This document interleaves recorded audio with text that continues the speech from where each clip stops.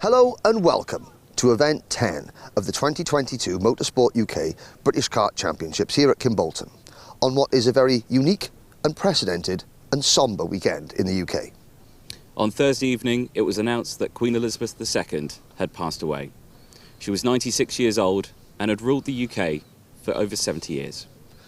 The United Kingdom has now entered a period of national mourning, but after extensive consultation and guidance from Motorsport UK, and in keeping with other motorsport events happening this weekend, the British Kart Championship goes ahead, although the paddock is very sombre and very quiet. This weekend, we are going to be live, but there are going to be some dramatic changes to the features that you see on the broadcast itself. But for wherever you are watching around the world, please sit tight and enjoy the racing you're going to see today. From Minimax, Honda Cadet, Senior Rotax, Junior Rotax, and of course, the championship decider for KZ2.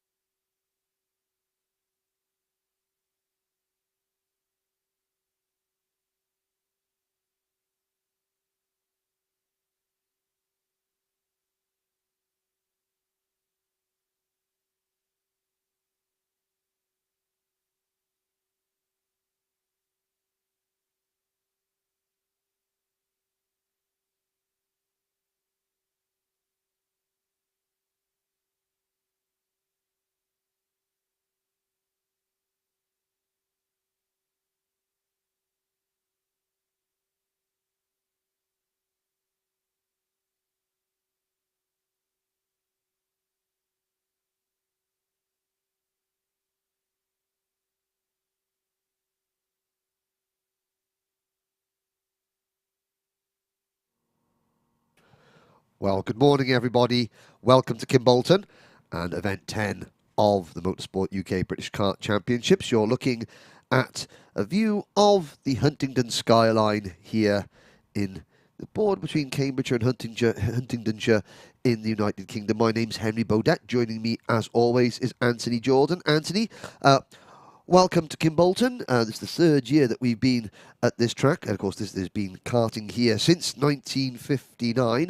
A very strange weekend, as we saw, but an event today. We've got 12 races for you, including the championship decider in KZ2. And yesterday, a very busy day, lots of exciting racing. Lots of exciting racing yesterday, of course, after Friday's practice day was cancelled. Obviously, a decision made by Motorsport UK. I think the right decision as well that was made. Of course, they had to work tirelessly through the night to bring out a brand new timetable to accommodate everyone's practice, qualifying and heat races in one day yesterday, which made it a very, very eventful day. But we saw some excellent racing nonetheless. Yes, indeed. Now, today we've got 12 races to bring you. The first race, which will be in about 5 or 6 minutes' time, that'll be the repechage for Junior Rotax. Now, we had 50 entries in Junior Rotax. And, of course, for Junior Rotax, Senior Rotax, Honda Cadet and Minimax, this is event 5 out of 7. Following today, we've got the double header, the final round of the championship at Wilton Mill in October. But 50 drivers entered. 28 have automatically qualified for the pre-final and the final following yesterday's heat races. There were 4 heat races in total. Each driver competed in 2 of them.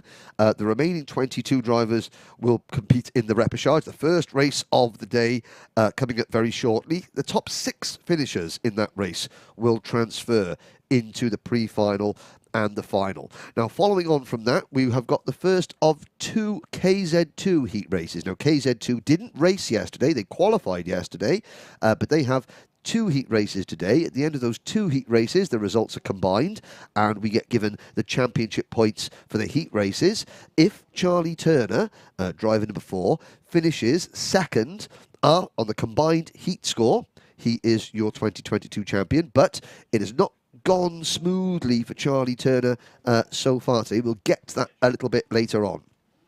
Once we finish the opening KZ2 heat race, then we're into the pre-finals. Pre-final for Minimax, pre-final for Honda Cadet, the pre-final for Senior Rotax, and the pre-final for Junior Rotax. Then we have the second KZ2 heat, and this afternoon, then the 5 grand finals. So it's 12 races. There's going to be some exciting action. This is a classic circuit. Like I said, it's been it was formerly the home of the US 379th Air Division in the Second World War. The Hunts Kart Club, one of the most established and venerable anywhere in the UK, and they've got a rich history here in the clubhouse. They pay homage to that very well indeed. In fact, of all the kart clubs in the UK that are based on former air bases, I think Hunts Kart Club pay the most homage to the history. Again, the corners here, you know, Stowe Corner, the Willows, Dan Weldon Corner, TKM Straight, Kestrel Corner, Kimbolton Corner, famous names in karting. The track surface is very old, the tarmac is very porous. Interesting in terms of the weather. It's set to be dry today. Yesterday, though, Anthony, it was a mix. It was a mix. Yesterday was very interesting because the weather itself, all the weather apps that we had, was saying that it was going to be pretty dry throughout the day, and then we got hit by, I think, 3 full bursts of rain, all at different parts of the day, which made it very challenging for some of the mechanics and drivers, and that actually caused a lot of issues yesterday as well. Yeah, there was one burst of rain in practice, one during the qualifying sessions, and one then during the heat races. Yeah. And I have to say, we saw so many drivers either not make it to the grid because of they were trying to change tyres, they missed the grid gate closing.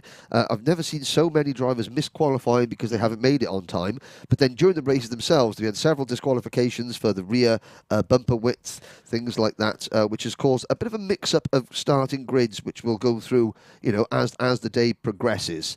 But looking on to Junior Rotax, okay, so Junior Rotax at the moment, in the championship standings, it is Brandon Carr who leads. Now, this is before drop scores.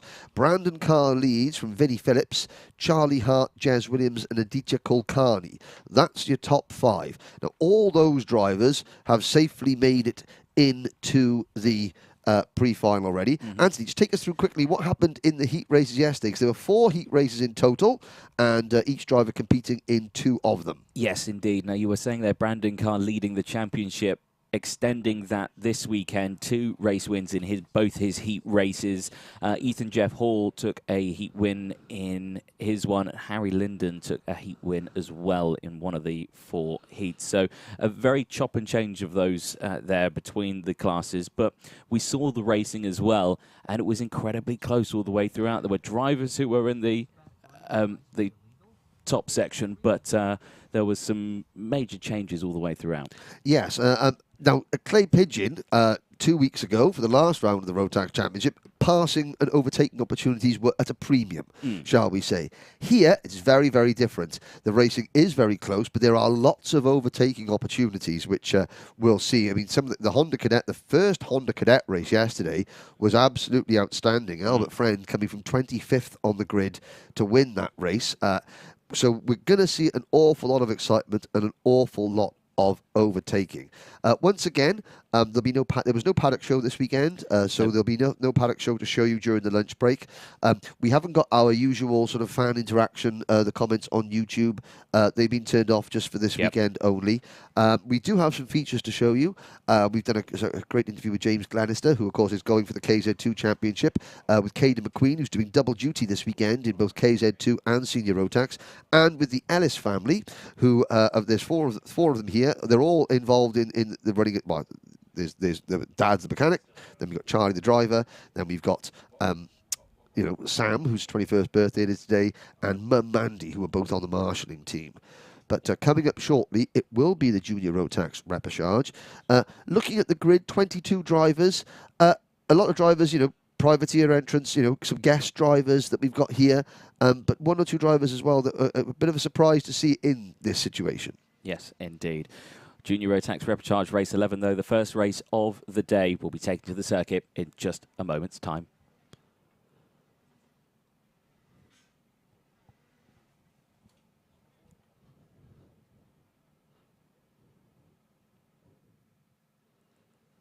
So, here we are then, the starting lineup for race number 11, the Junior Rotax repechage, 10 minutes plus 1 lap. Pole position, driving the number 80 kart for BKC Racing is Matthew Lambert. Daniel Sabulin, our privateer driver once again, starts on the outside of row number 1. Thomas Ingram Hill and Matthew Sayer on row 2. Deacon Russell will start from the 3rd row with Harry Mitchell alongside. Evie Poulane and Sam Longley will go from row 4.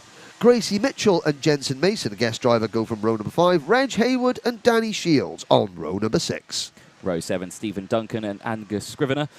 Joshua Camp and Ethan Bentley, they'll go from row 8. Row number 9, Kaiser Ryman and Leo Lacastro, Holly Miel and Alexander Zingarevich start from row number 10. George Allen and Isabella Franklin. I don't believe Isabella Franklin is on the grid, but 11 rows of karts will start the repechage. And, of course, the top 6 in top this race 6 go through. And, yeah, Isabella Franklin injured her wrist yesterday in a practice accident and I think has withdrawn from the meeting. So here we go, around Kimbolton corner.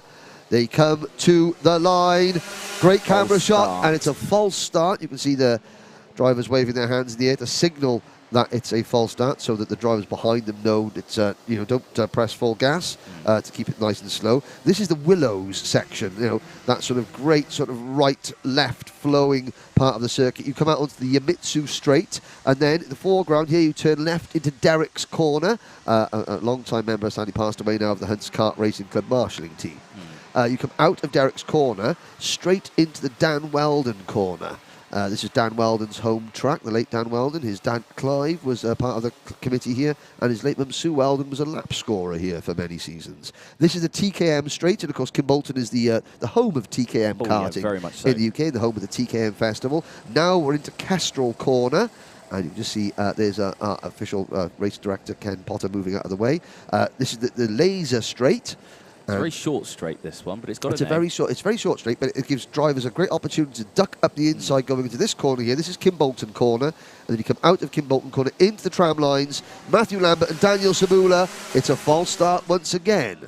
They've got to be careful now, because that's 2 out of 3 false starts they're allowed before the rule book starts to come out. Yeah, after 3 false starts, you might see the race directors, Nigel Edwards, Ken Potter, or he and Lee Manchester are all here. They would sort of bring the drivers to a standstill and admonish the drivers. The 2 front row drivers, it's their responsibility to bring the field to the start line in the correct order. So the BKC Racing Kart, number 80 of Matthew Lambert, the black crash helmet. Then it's Daniel Sabula in number 12. He's still got the Jack's Motorsport livery, but he's now running as a privateer. Once again, I think this is his only chassis. So he hasn't got, several chassis, so he's still running the Jack's Motorsport kit now. We'll see on the right-hand side of your screen, there's Ken Potter now. He's going to point his hands at the 2 front row drivers to say, come on, that you two, there we are, nice and slow. You must be in a line.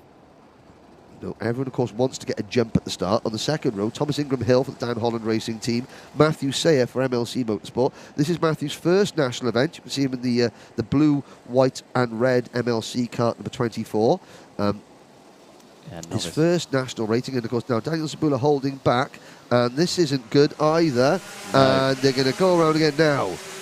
This is, and Daniel Sabula failing to get underway there. Now I wonder if we're going to see a change, because of course the race directors, it is at their discretion to put the front row drivers or one of the front row drivers to the back of the grid. Now you can see Nigel Edwards walking across, just giving them the thumbs up, saying, look, you need to be in a line.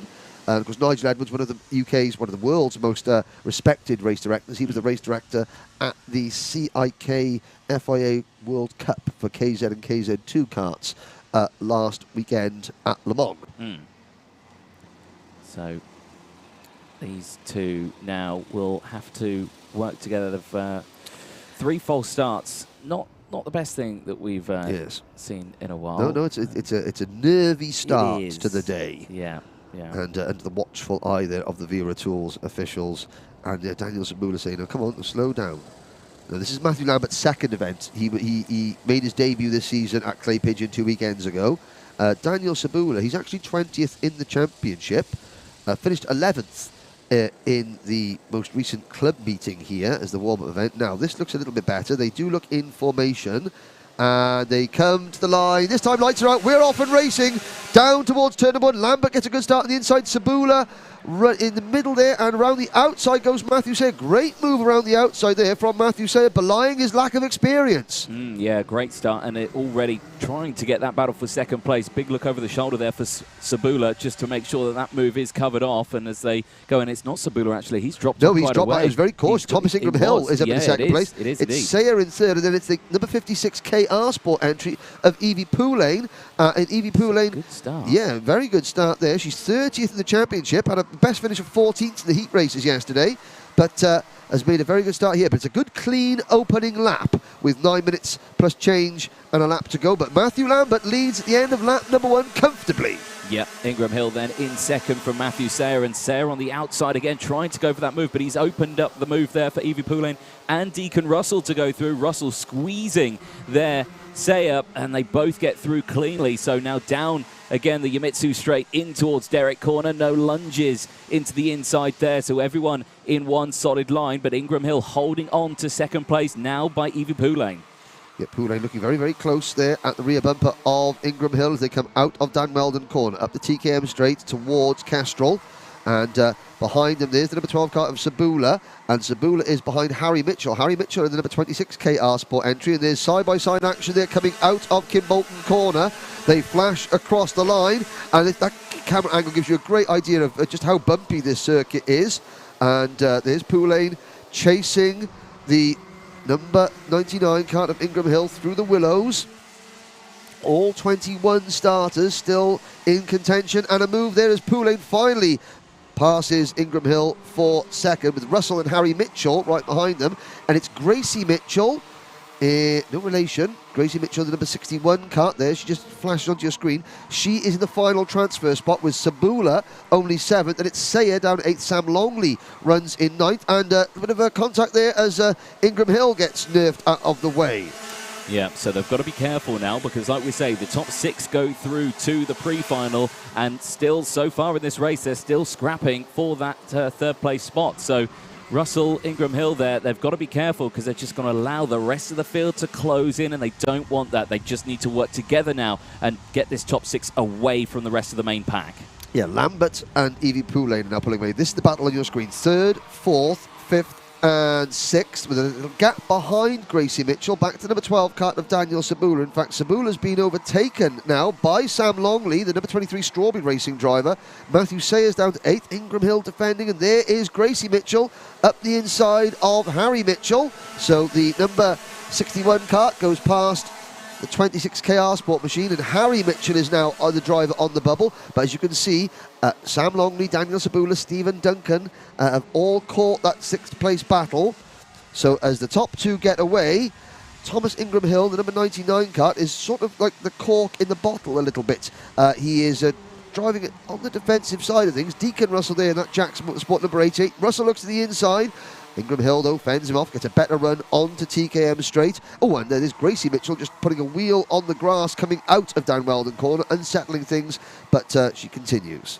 Yeah, now you can see this is really closed in now. Everyone coming into play now, and it's starting to scrap at the front as Evie Poulain's caught up to Matthew Lambert. Of course, that battle may happen, and they are going to scrap, and Evie Poulain is going to go for the race lead, but again, that's only going to be 1 extra position gained when they go into the pre-final later on today. Right now, these two don't need to scrap. They just, again, all they can do work together, really, but is that going to happen? They go into Derek. They go into Derek's corner on lap number 6, and Poulain was a little bit defensive there. Very, and you can see Lambert. They do have a 1 second advantage over everybody else, and you can see Ingram Hill there in 3rd, but the rest of the pack very, very closely behind Sam Longley, who is now in 6th position. It's Harry Mitchell 7th, Sabula in 8th, Stephen Duncan 9th, Reg Hayward up to 10th, followed by Sayer and Alexander Zingarevich. Now, of course, Reg Hayward had a problem yesterday. He retired from one of his heat races. Ingram Hill defending, so this is going to help drivers like Duncan, Sabula, Hayward, Mitchell and Sayer, because the driver in 3rd place is defending solidly, and that is causing everyone else to back up, as you can see there.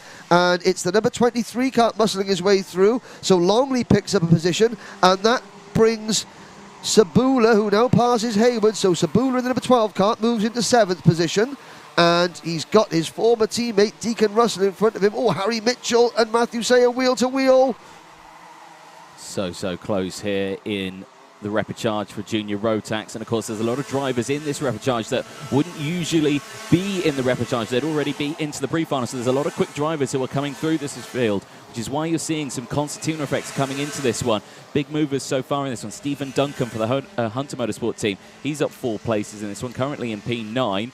Yeah, Stephen Duncan, 12th in the championship, only qualified 48th yesterday, but then had a 14th and a 22nd in his heat. Oh, Zingarevich has retired. No, he's not retired. He's still out on track, but he has had he's had a spin. He's had a spin somewhere, and he's gone back down into 21st place. So not the best weekend for the Argenti Motorsport driver. So there's Ingram Hill on your screen, number 99 for the Dan Holland Racing Team, running in 3rd position. Behind him, there's the battle of 4th, 5th, and 6th. 4th, 5th and 6th, it's Gracie Mitchell, Sam Longley and Deacon Russell. Then there's a gap now, there's an 0.8 of a second gap back to between Deacon Russell in 6th position and Reg Haywood, the Coles Racing number 73 who runs in 7th. Sabula is 8th. Then it's Harry Mitchell in 9th, followed by Stephen Duncan, Matthew Sayer, Angus Scrivener, Joshua Camp, Leo LaCastro, Kaiser Ryman, Ethan Bentley, Jensen Mason, Holly Meal, Danny Shields, who's had a time penalty, George Allen for the Air Kart team, and then it's Zingarevich at the back of the pack. There is number 61, Sam Pollard racing kart of Gracie Mitchell. She runs in 4th position, but she hasn't got much of a breathing space over Longley and Russell, who run 5th and 6th. Joshua Camp, the number 74 Thule Motorsport kart, has just received a 5-second time penalty as well, currently sitting in 13th place. It will drop down the order just a little bit more. Gracie Mitchell now with the fastest lap of the race, 42.040. So was extending that gap out. Sam Longley on the last lap did struggle slightly through the one section as down the inside, changing Ingram Hill and Lambert. So that's the battle of the 2nd place. Yep. And so Lambert slips back to 3rd. And if he's not careful, he's going to move back to 4th position, because there goes Gracie Mitchell into P4. Sorry, P3, so Lambert back to P4. And look at the gap between them. So the number 88 kart, that's Deacon Russell. And Deacon Russell at the moment is on the bubble in 6th position. Now, he did have a 1-second advantage over Reg Haywood and Daniel Sabula. That gap has come down. Here comes Haywood in the number 73 kart. Oh, Russell gets sideways. And that is going to bring Haywood and Daniel Sabula in the number 12, who sets a new fastest lap, 41.95 seconds. He's 7th and he's 8th at the moment, behind Haywood in 7th, and we've got 2 minutes plus a lap to go. Yeah, not much time left in this race, and of course the lap times around this track very, very quick, but this is only because it's a quick circuit. They can get to very quick speeds all the way around this track. Now, Deacon Russell there in P6 is chopping and changing, still happening on the side. Ingram Hill, a huge lunge down the inside there on Gracie Mitchell, but Mitchell fighting back straight away and holding back fast. So Matthew Lambert holding on to 4th place there, the number 80 kart. Sam Longley in 5th, pushing him along. And in 6th position is still Deacon Russell. Now, 7th is, up to 7th comes the number 46 Hunter Motorsport kart of Scotland's Stephen Duncan. And there is Duncan. So behind Duncan, that's significant, there's a gap back to Sabula in 8th position. And so Stephen Duncan can start making a move around the number 23 kart of Sam Longley, because Deacon Russell has gone past. Oh, there's the number 74 kart. That's the Thule Motorsport kart. Joshua Camp making his seasonal debut. Raced in Minimax in the British Championship last year, but making his debut this year in Junior Rotax, and he has spun back to what is 21st position. All 21 starters still running. The battle is between the 23 Strawberry Racing kart of Sam Longley and the number 46 Hunter Motorsport kart of Stephen Duncan.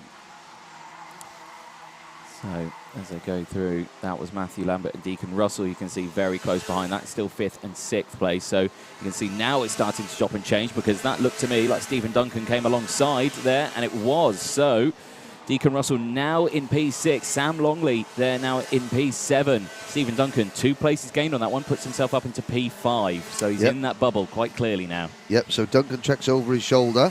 And again, driver who's 12th in the championship, but qualified 48th.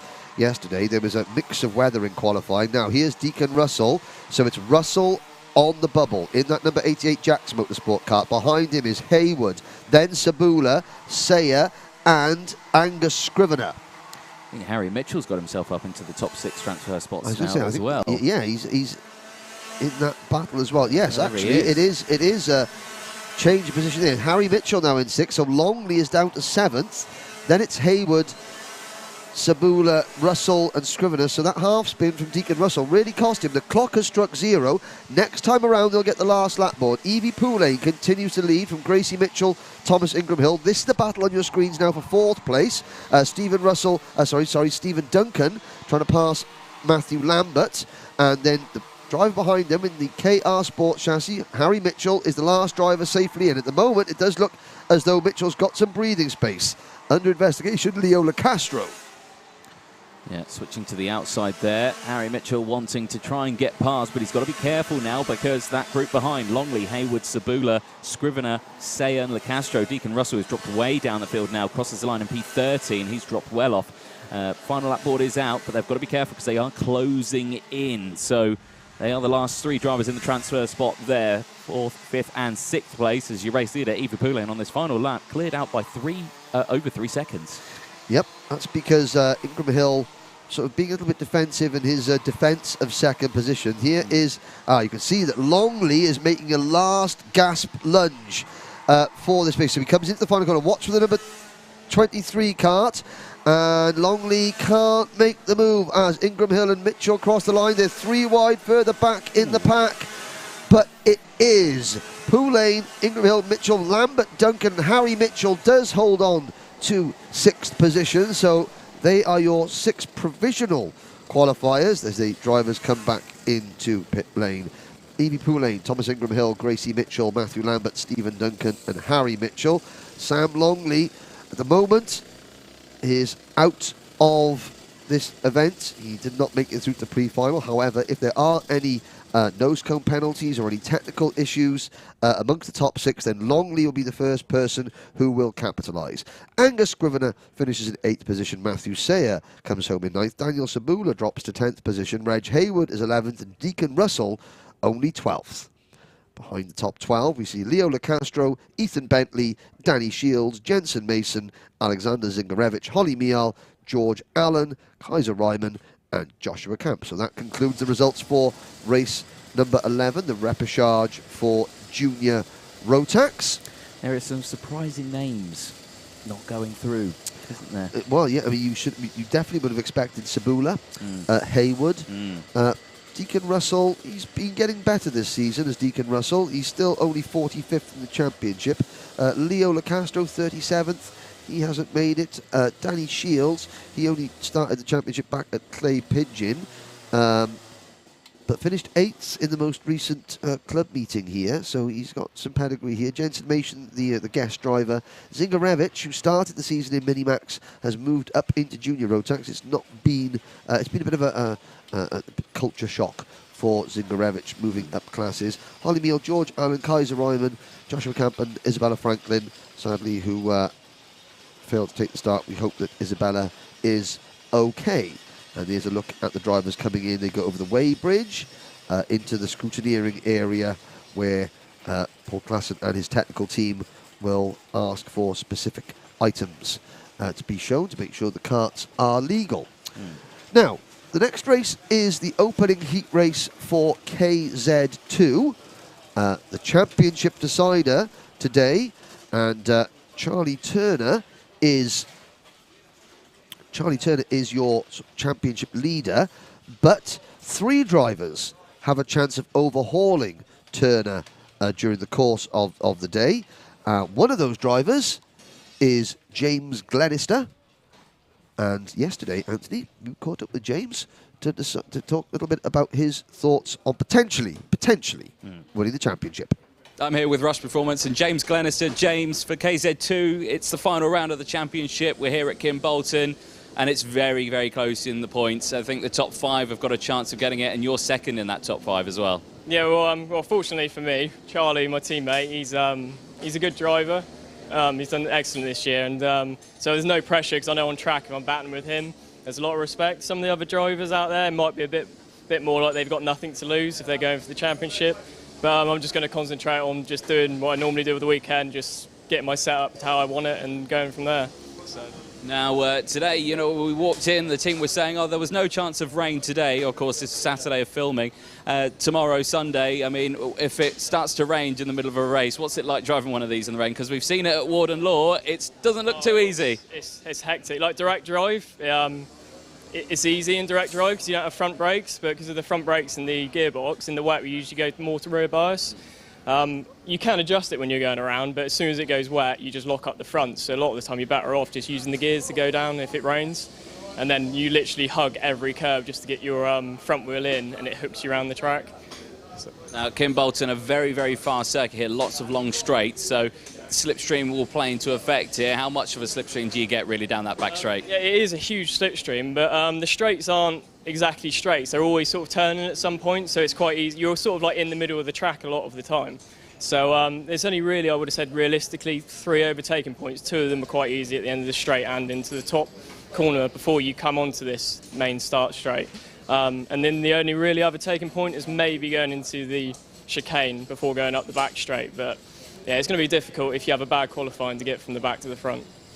When it comes to the racing, obviously tomorrow, if you've got the opportunity to get past, say, Charlie, your teammate, to gain those crucial points that you would need to win, will you go for them, or is it work together? I mean, what sort of mindset are you going into this weekend with? I'm same with Charlie. I should imagine I'm going into it, as I do all the time, I want to win it. But I'll be sensible about it. I'm not going to be like ridiculous and go for a move that's non-existent. It's got to be 100% on for me to do it. So that's going to be the main thing for it, isn't it? I mean, we've had a great season so far. You know, to see KZ end so close, we saw it end closely in 2020 and this year as well. You know, it is going to be fantastic to see. We wish you all the best of luck for it. But just predictions, what do you think? What do you think? Charlie, I think all he's got to do is just be sensible, keep his head in it, don't worry about too much and finish. And I think he's pretty much got the championship secured. Obviously second place is a bit more, I've got to really go for it to keep the second place, so I'll be doing that. We'll wish you all the best of luck, James, and best of luck this weekend. All right, thank you.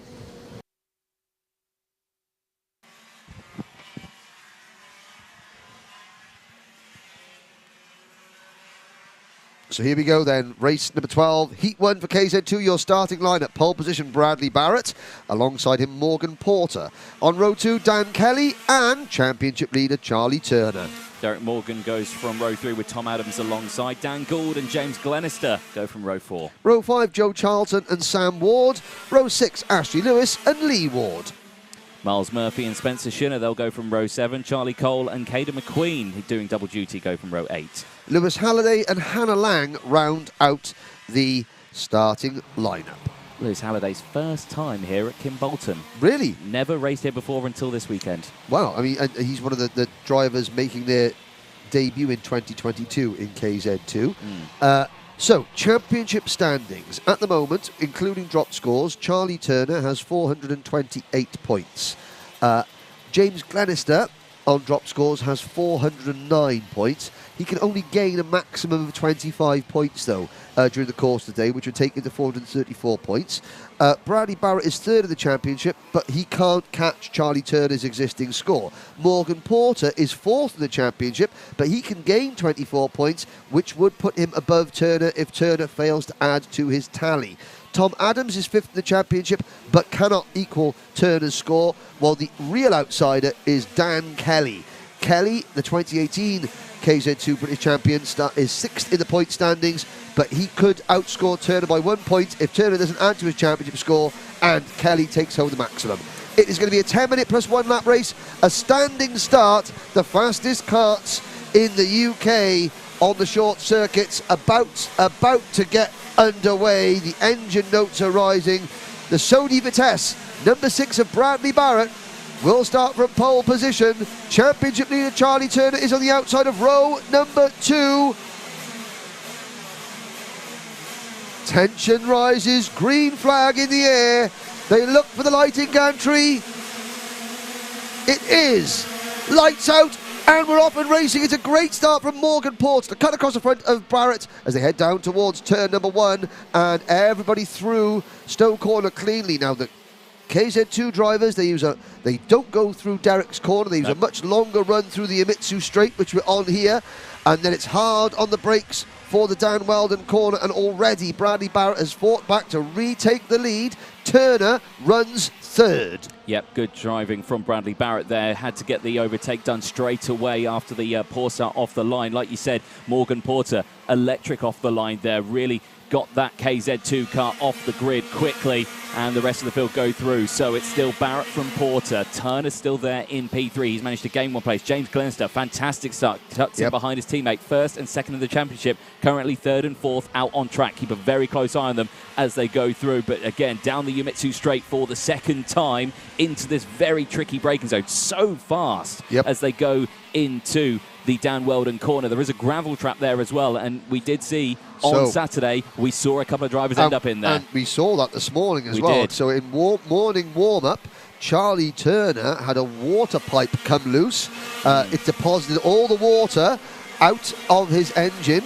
Luckily, he was able to coast home before that engine overheated, but it was right to the Dan Weldon corner, and I think 3 of the next 4 karts that came along hit that water and skittled off into the gravel trap with the tyre barriers. Luckily, everyone was okay, but nervous moment. So Glenister in the number 22 kart, the 2 teammates from Rush Performance. Glenister needs to get ahead of Charlie Turner. Now, championship points aren't awarded on this result alone. It's a combination of the 2 heat results. So we'll try and make sure that we keep you informed of that. But Glenister, who at the start of the weekend was suffering with some food poisoning, he says he's feeling better today, but he certainly has had to dig deep and sort of to really kind of put the pressure on Turner. They go down the Imitsu straight into Dan Weldon corner, and all Turner has to do is sort of hold the inside line. He's going to make it very, very difficult for Glenister to get past. Behind them, Tom Adams in first place. There's the move. So that's significant. James Glenister moves ahead of Charlie Turner into third position.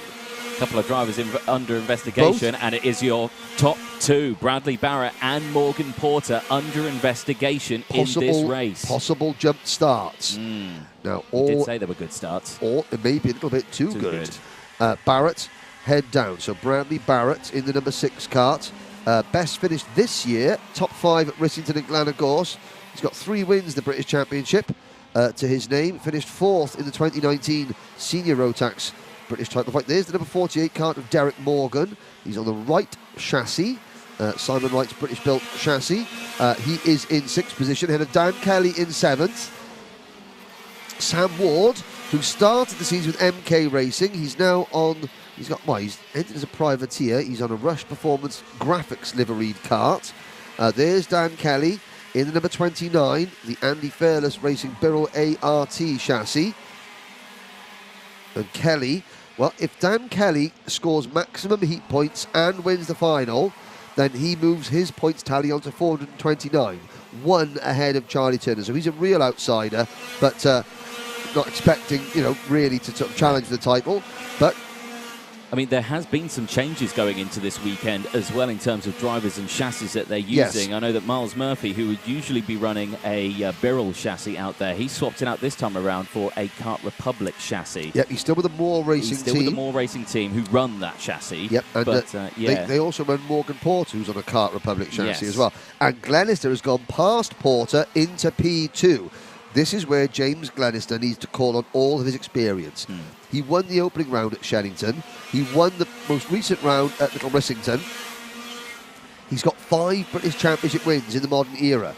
Now, Porter, meanwhile, Spencer Shinner and Tom Adams all competed in the KZ World Cup at Le Mans in France last weekend. It was a learning experience for all of them. None of them made the final, but again, a fantastic experience. And Charlie Turner now trying to attack Morgan Porter. So Turner, does he err on the side of caution, or does he continue and be as aggressive as he normally would be? Porter defending at the moment. We're halfway through this opening KZ2 race.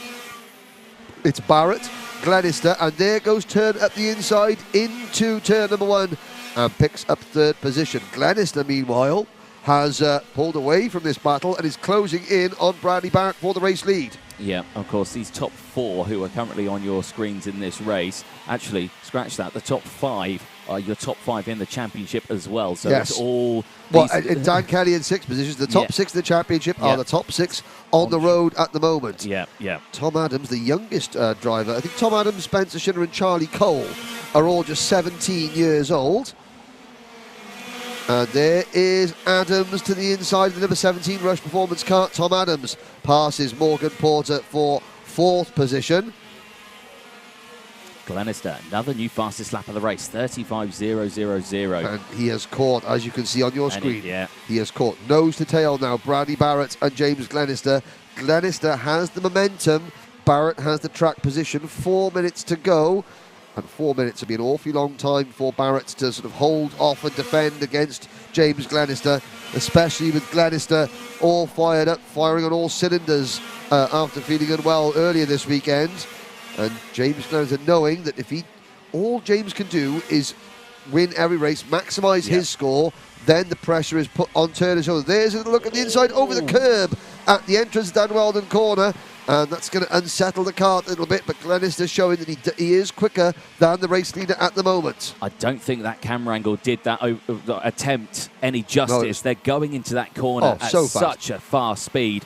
And it doesn't really look like they're hitting the brakes much. I mean, they go into the corner and they can carry so much speed and back down the inside here into turn 1. Now Glenister goes to the move, but Barrett's going to hold it around the outside, but can't quite do it. Glenister closes the door as they go through the willows and down the Yamitsu straight. Keep an eye on Barrett, though. He might immediately fight back down the slipstream, but I don't think he's got the waft out of the corner. Well, so at the moment, it does look as though the Glenister has the extra speed. Turner beginning to close in 3rd position. Adams is 4th. 5th is Dan Kelly. Morgan is up to 6th. Morgan Porter has dropped to 7th. Sam Ward runs in 8th position. Then it's Charlie Cole in 9th. Joe Charlton 10th. Lee Ward, Dan Gould, Miles Murphy, Spencer Shinner, Hannah Lang, Ashley Lewis, Caden McQueen and Lewis Halliday. Here is a battle between Adams and Kelly for 4th position. Adams, the number 17 Rush Performance kart, holds on to the position. Dan Kelly, after making that, trying to make that move, then loses momentum, is passed by Derek Morgan and is repassed by Morgan Porter. Yeah, Morgan Porter struggled in this latter half of the race, so maybe tyre pressures was a player in this one because he had the pace at the start, but it seems to have dropped off now in this latter part. 2 minutes to go, still a long way left of this race, but that gap increasingly opening up between Glenister and Barrett. But keep an eye on Adams here because he's slowly reeling in Turner. Of course, the two teammates out there both fighting for the championship. You know, we were speaking to Glenister in that interview. I asked the question itself, if it came down to the overtake, would you go for it? And he said, yes, I would, but it had to be clean. It had to be spot on. I wouldn't do it if it wasn't. We saw Glenister do that earlier. Is it going to be the same for Adams, though? Well, I mean, I have to say that the KZ2 drivers, by and large, on the whole, have got there's a great deal of camaraderie and respect between the drivers. Okay, there are some little niggles between certain drivers, as you would expect in any competitive championship. But by and large, they are a very close-knit community. And Kelly and Porter battling over 6th position. There's Adams and Morgan, that's your 4th and 5th place karts. There's the 6th and 7th place battle. Sam Ward in the number 63 kart, tailing them, and then it's the second of the Birrell ART karts of Charlie Cole in kart number 66. 1 minute to go, 1 minute, and Charlie Turner closing in on Bradley Barrett, but not significantly, and is not within range of being able to make a move on the last lap. Well, for the last couple of laps as we get into the final minutes of this race. I say there's still 47 seconds left to go, and the last lap for these guys, 35 seconds. Yeah, so, they've still got a couple of laps left in this one. So, I reckon there is still time for Turner, but, I think you have hit the nail on the head. He is closing, but it's going to be close. It's going to be very close to see if we can get another position in this one. Have noticed Bradley Barrett looking over his shoulder a couple of times, just to see, that might mean that he's a little bit concerned about the setup on that number 6 Sony Vitesse kart sort of dropping off a little bit. There's Turner through the willows. He has got no pressure from behind, so he can just focus all his energies on catching that number 6 kart in front of him. So Charlie Turner comes around the Dan Weldon corner, checks over his shoulder, looks ahead now, sees Barrett's kart getting a little bit larger in front of him, through Kimbolton corner as they start their final lap. James Glenister leads by over a second. Into turn number 1, Stowe corner. There's Turner. I don't think Turner is close enough. I think he's settling for 3rd position, but it's Glenister, Barrett, Turner, Adams, Morgan, Kelly, Porter and Ward, your top 8. Half a lap to go.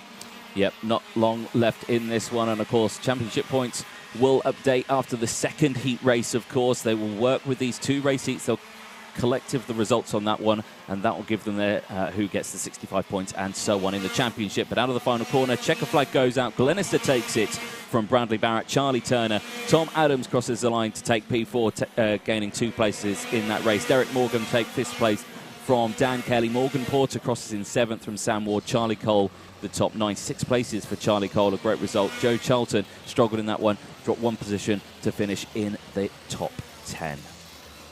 So, James Glenister, well, that's the first of, sort of 3 parts. He had 3 goals to win every race, win both heats and the final. So that's the first part of his mission completed.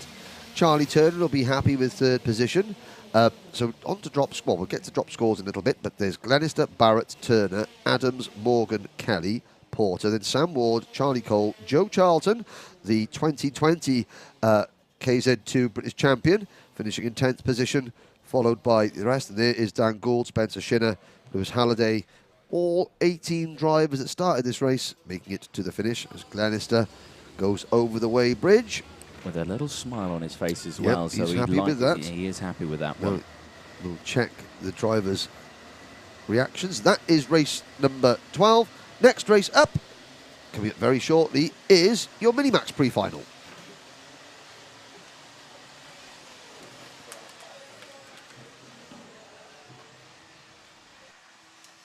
So a very, very quick run through the starting lineup for the Minimax pre-final. Pole position will be new championship leader Noah Wolf, who was 13 yesterday. It was his birthday yesterday. Sebastian Minns on the outside of row number 1, with Scott Marsh and Harrison Whitcomb sharing row number 2. Harry Bartle and Ollie Wise go from row 3, with Hugh Moulton and Finn Leslie up next. The top 10 rounded out by Joshua Graham and Josh Turnbull. Then it is Daniel Amore, William Murtagh, Josh Salvadori, Josh Smith, Thomas Min-Spearing, Joe Anderson, William Murphy, Brandon Truman, Michael Dalton, Michael Walker, Noah Pikes, Matas Mizanskis, Ruben Dan, Devon Nolan and David Vishkor. And the lights are out, we're off and racing. Noah Wolf leads them into turn number 1 in a concertina effect with 3 and 4 wide. 1 driver in the back of the pack, that is Matas Mizanskis, the Lithuanian driver, a driver that is new to the championship, but you're familiar with him from his club meetings at Wilton Mill Kart Club, Anthony. Yes, indeed, yeah. So this here is a guest driver, his first time here. Well, not his first time here at Kimbolton. He's raced here at Kimbolton before, but, of course, new first weekend with the British Championship. Yeah, so, to be fair, he started the weekend very strong. Extremely, qualified 2nd fastest. Didn't go so well in the heat races. Of course, you know, there's a difference between being able to put in 1 fast lap in this company and then a whole race distance with all the other things going on around you. But certainly good experience for him nonetheless. So it's Wolf. Noah Wolf in the number 45 kart, 2 heat wins yesterday. That's after qualifying only 7th. To extend his lead in the championship over Scott Marsh to 5 points. No, sorry, to 7 points. Obviously, championship standings are in play in this race, of course. The pre-final, it also determines where they are going to start for their final later on today. In terms of championship standings, Noah Wolf is leading that one by 869 points from Scott Marsh's 857. So there's not many points in between it at all. So it's all going to be down to what these drivers can do. It's a mental game as they go through. It's a mental game in the paddock as well, as Marsh down the inside gets past Finn Leslie. Does he? Yes, he does. Yes, he does. So gets that done. Again, crucial in terms of points, but he's got to get in front of Noah Wolf. Strong move there from Scott Marsh, who of course started the season with 2 wins. There's Sebastian Minns making a move on Finn Leslie. Marsh started the season with winning the opening 2 rounds at PFI and at Larkhall. Then was only 6th at Warden Law, and here comes Harry Bartle passing Hugh Moulton, and the number 88 kart going with him as well. That was Joshua Graham. So Graham picking up another position. But after the first 2 rounds, Marsh only 6th at Warden Law, 4th last time out at Clay Pigeon, and that's coincided with Noah Wolf really hitting like a purple patch in terms of his form. Noah started the season with a third at PFI, second at Larkhall, and has won the last 2 rounds at Wardenlaw and Clay Pigeon. And again, won both heat races today, but Marsh is with him. He has closed in, and Marsh will now follow. Let's see if he can... will Marsh be content to sit behind Noah Wolf, or will he go for the move straight away and drag Noah into a bit of a dogfight?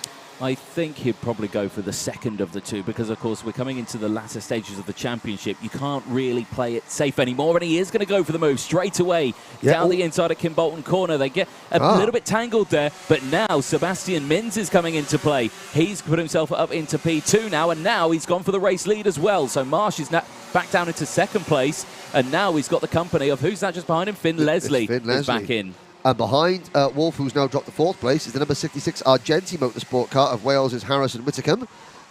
Harrison, again, drove very, very strongly. Only qualified 15th yesterday, did Harrison, but drove very, very strongly in the heat race. Got an 8th and a 3rd place effort. There's the Cadet Motorsport GP play of Finn Leslie.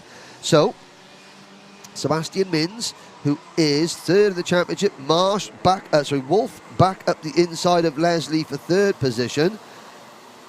Now, you may think he's opened up a gap there, though, but Noah Wolf knows how to close a gap here at Kimbolton. And you can get a good slipstream here at Kimbolton in these Minimax karts. So there's Harry Bartle and the Crop Promotions number 73, side by side with Harrison and Whitcomb for 5th position. Whitcomb has that place at the moment. Bartle behind, and then it is Josh Graham, the number 88 Argenti kart. Then it's the 2 Coles Racing entries of number 83 Josh Turnbull and number 51 Hugh Moulton. Out to Dan Weldon corner we go. The Project 1 kart of Joshua Smith is next up in kart number 23. A good run so far for Joshua, who finished 5th in the last club round here, even though he's only 21st in the championship. As Marsh has caught Mins for the race lead. Yep. Will we see Marsh go for it? Because Noah Wolf is also inexorably closing in as well. Yeah, Marsh has got to go for the move straight away. Oh, yes. Looking like potentially going into Derek's corner. He's closing. Looks to the inside and gets it done. So, yeah, Derek's corner, probably one of the most favourable places to overtake around the Kimbolton circuit. You can get a great slip through the willows, great slipstream down the Yamitsu straight, and you can just send it down the inside and towards Derek's corner. Not going defensive this time around. That's crucial, can hold the speed, but Noah Wolf now go back down the inside of Sebastian Mins. Wheel to wheel. Sebastian Mins getting squeezed there. Yeah, squeezed right to the outside, over the curbs and almost into the tyre barriers. So Mins now losing momentum, and he's been passed by Finn Leslie as well. So Mins down to 4th position and under pressure from Harrison Whitcomb. So the race leader is now number 2, Scott Marsh, with Noah Wolf back. And here comes Mins, fighting back straight away into P3. Leslie down to 4th. Whitcomb there in 5th position, with the NASA panel of that number 66 kart looking quite low, exposing the steering wheel just a little bit. Bartle is next in line. Then it's the number 83 of Turnbull, the 51 of Moulton, Graham, Smith, Mins spearing, Murtagh, and there is Harrison Whitcomb lunging up the inside of Finn Leslie. Runs wide though at the exit of Kimbolton corner, and Leslie retakes the position. Yeah, it was a great attempt, but you just carried too much speed there, and the kart washed out wide, and that just allowed Leslie to just go back down the inside there to retake that position. All kicking off a little further up now as well, because Noah Wolf has closed right into the back of Scott Marsh, and that battle is going to be heating up very, very quickly as well. But Marsh is going to have to do everything he can to try and hold that position. Here it is on your screens. And like we say, as soon as a driver catches up at the front of this one, they're going to go for the move straight away. Looking over the shoulder there was Noah Wolf. That's crucial. Probably expect to move now into Kimbolton corner. Yep, he's realised he's got nobody directly behind him, so that he can afford to start making it looking for an offensive manoeuvre without getting snookered from behind. Mins and Leslie, Whitcomb in 5th. Then it's Bartle, Turnbull, Moulton, Graham, Smith, Spearing, Murtagh, Murphy, Wise, Truman, Amore, Walker, Anderson, Dalton, Nolan, Dan and Vishkor. All 25 drivers still running. Now, crucially there, you saw some Defensive there, driving from Marsh, but then Wolf with the hand signal saying, no, go, don't worry about it. Yep. But again, that's a mental game. Will Marsh believe him? There's the signal again, and Marsh saying, okay, let's think. Let's go. Now, let's see, does Scott Marsh respond and drive like non-defensively? Well, no defending manoeuvres going into Kimbolton corner. Crucially, so, no sense by Wolf either. Yeah, well, Wolf, it's to Wolf's advantage to pull away. Yeah. Because, you know, even if Scott Marsh takes the win and Wolf finishes in second place, there's 65 points for a win and 62 points for finishing second. Yeah. So Marsh would only be gaining 3 points on Wolf, and Wolf would retain the championship lead. If they battle and Mins, Leslie, Whitcomb, etc. catch them, and Marsh wins and Wolf finishes 6th or 7th, then Marsh can retake the championship lead. Oh, very wide there. Very tightly poised. Bartle in the background there in the number 73. Yeah, no, you're exactly right there, Henry. I mean, it's 866 points currently so far for Noah Wolf as he sits there in P2. Scott Marsh, 862 points. 4 points separate the top two in that one. And, of course, it means going into the final. If they finish in these same positions, they'll go into the next round at Wilton Mill with 1 point separating the two of them. But Wolf would still be ahead. But Wolf would, crucially, still be ahead. So, yes. Yeah, that's the main thing you can take away from that one. But, you know, going into the race, there's still plenty of time left. One in this race as well. Anything can happen. And, of course, because you have to say, Sebastian Mins, he's not he's closing in, I would say. The gap's 1.2 seconds, but he's pulled away from Finn Leslie behind as well. Yes. Clear air in front. Yeah, there's Mins can just get his head down and try and join the slipstream of there. And there's Harrison Whitcomb passing Leslie for 4th position. This is going to continue to help Sebastian Mins because the more these drivers battle, the further away in front Mins gets. And still, Marsh and Wolf work together. So Mins, it's going to be very difficult for Sebastian Mins to close in working on his own without the aid of a slipstream, while the two drivers he's trying to catch are working together at the moment. However, 3 minutes to go. At some point, Wolf is going to try for a move. You know that, and Marsh will defend. So Mins will be thinking, I'm not out of this one just yet. There's Bartle, sandwiched between the two Coles racing carts of Hugh Moulton and Joshua Turnbull. Yeah, they're having a good little scrap. 6th, 7th and 8th place on track. Of course, all these drivers that you are seeing on your screens right now, rookies this year, aren't they? So, Leslie, yeah. Moulton, Bartle and Turnbull, they are British Championship rookies, yes. Yeah, so it's their first year in the championship. First full That's season all of the that British means. Championship, yes. So they may not be rookies. No, they've obviously got lots of definitely experience in other forms of karting. Harry Bartle, for example, came through the Daniel Ricciardo series. Yes, there we go. And Finn Leslie, of course, GP plate. He's won Kartmasters, so he's not a slow driver, despite the fact that he's a rookie. Yes, and that's with a new team. He moved to Cato Motorsport halfway through this season. He did indeed. So there's Turnbull. Josh Turnbull in the number 83 kart. His best result so far this season, the 7th at Lark Hall. Hugh Moulton, his teammate, the number 51 kart. He's got two top 6 finishes. 6th at PFI, 5th at Clay Pigeon. Finished 4th in his opening heat race yesterday, so Moulton has the pace as well. But as you can see, the fact that Marsh and Wolf continue to work together, they've now extended their advantage over Sebastian Mins to 1.7 seconds. Although Mins, to his credit, is keeping his nose ahead of the Whitcomb Leslie Moulton battle. Now we're beginning to see Marsh defending a little bit more. 90 seconds plus 1 lap to go, and I know it's into Derek's corner last time around. Marsh started to move to the inside line, so that gap between the top two and Mins should start to come down. It did extend a little bit now. Here we go. Watch for the switchback here as Wolf's going to have the power on the exit and gets the overtake done before they even get to the start-finish line. That just shows the exit speed you can gain out of that corner. And again, here comes Marsh back down the inside. He's going to try and copy that manoeuvre at turn 1, but this time can't quite do it. So now Wolf holds on to that lead. But Marsh, he's not going to drop back from this one. He is going to fight back. And already Mins has got the gap down from 1.8 seconds to 1.4 seconds. As Wolf and Marsh begin to ratchet up their battle. Moulton is moved into P4 ahead of Whitcomb and Leslie. Marsh right on the rear bumper of the race leader into Kimbolton corner. But Wolf is able to keep himself in front. Of course, it was Noah's 13th birthday yesterday. And now he defends. Oh, Marsh does the crossover. Oh, what a move. Great move. What Absolutely a fantastic. beautiful move there from Scott Marsh. He timed that to perfection.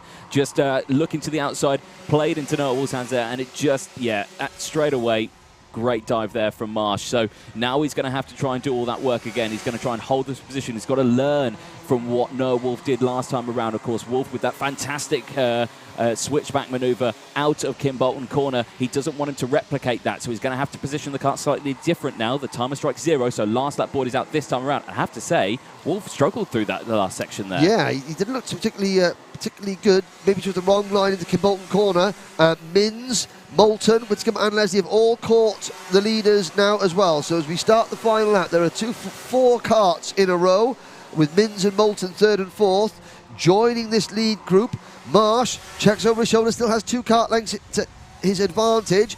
No move from Wolf going into Derek's corner, but now it looks like Noah's sizing up for a move, if not coming into Dan Weldon, but maybe on the exit of the Dan Weldon corner and on the run down this straight, TKM straight into Kestrel. You've got to be careful now because, yes, you could go for the move, but it could all end in tears if it doesn't work out well, and he switches to the outside here. And again, watch for the switch over. It's going to be side by side as they come, but he hasn't got the momentum, and it will be Scott Marsh across the line, but it was side by side for second, but it's still Noah Wolf who takes it from Sebastian Mins and Hugh Moulton, the top 4. Very, very close. 0.4 of a second separated the top 4 out there. Yep, with Harrison Whitcomb coming home in 5th position. Finn Leslie in 6th, then it's Harry Bartle, sorry, in 7th, followed by Joshua Turnbull, Thomas Bean Spearing, and number 88 kart of Joshua Graham rounding out the top 10. Will Murtagh, William Murphy 11th and 12th, because William Murphy on the podium the last time out at Clay Pigeon. Ollie Wise finishing in 13th, followed by Daniel Moore, Josh Smith, Michael Walker, Joe Anderson, Brandon Truman, Devon Nolan, and David Vishkor. And that's David's first finish of the weekend. Australia's Ruben Dan finishes 21st, followed by Michael Dalton, Matas Biazanskas from Lithuania, Noah Pikes, and Josh Salvadori, the last kart across the line. So that is race number 13. Completed our first pre-final. Next pre-final is Honda Cadet up next.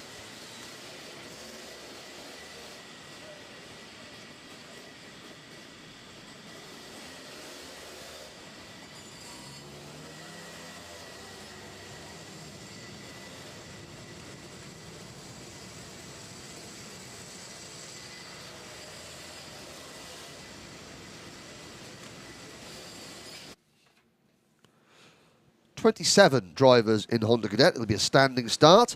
And your pole sitter, the returning Cole Denham, Luca Holmes-Ballock is second on the grid. Kenzo Craigie, winner last time out at Clay Pigeon, starts 3rd alongside Jarrett Clark.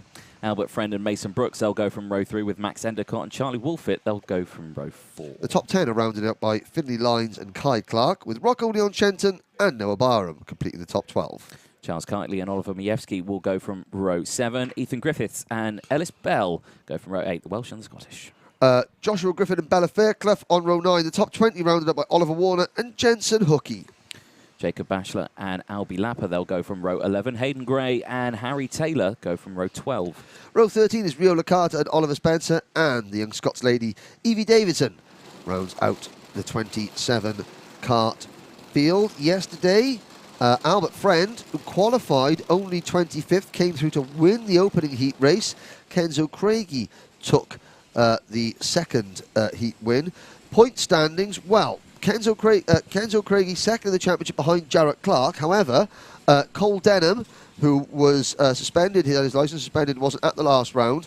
He's back now. He can use that as a dropped score, however. So even though at the moment, on paper, Cole Denham is down in 12th in the championship, he's still right in the thick of the title chase when drop scores are taken into account. 1 or 2 drivers there just getting moved around ever so slightly.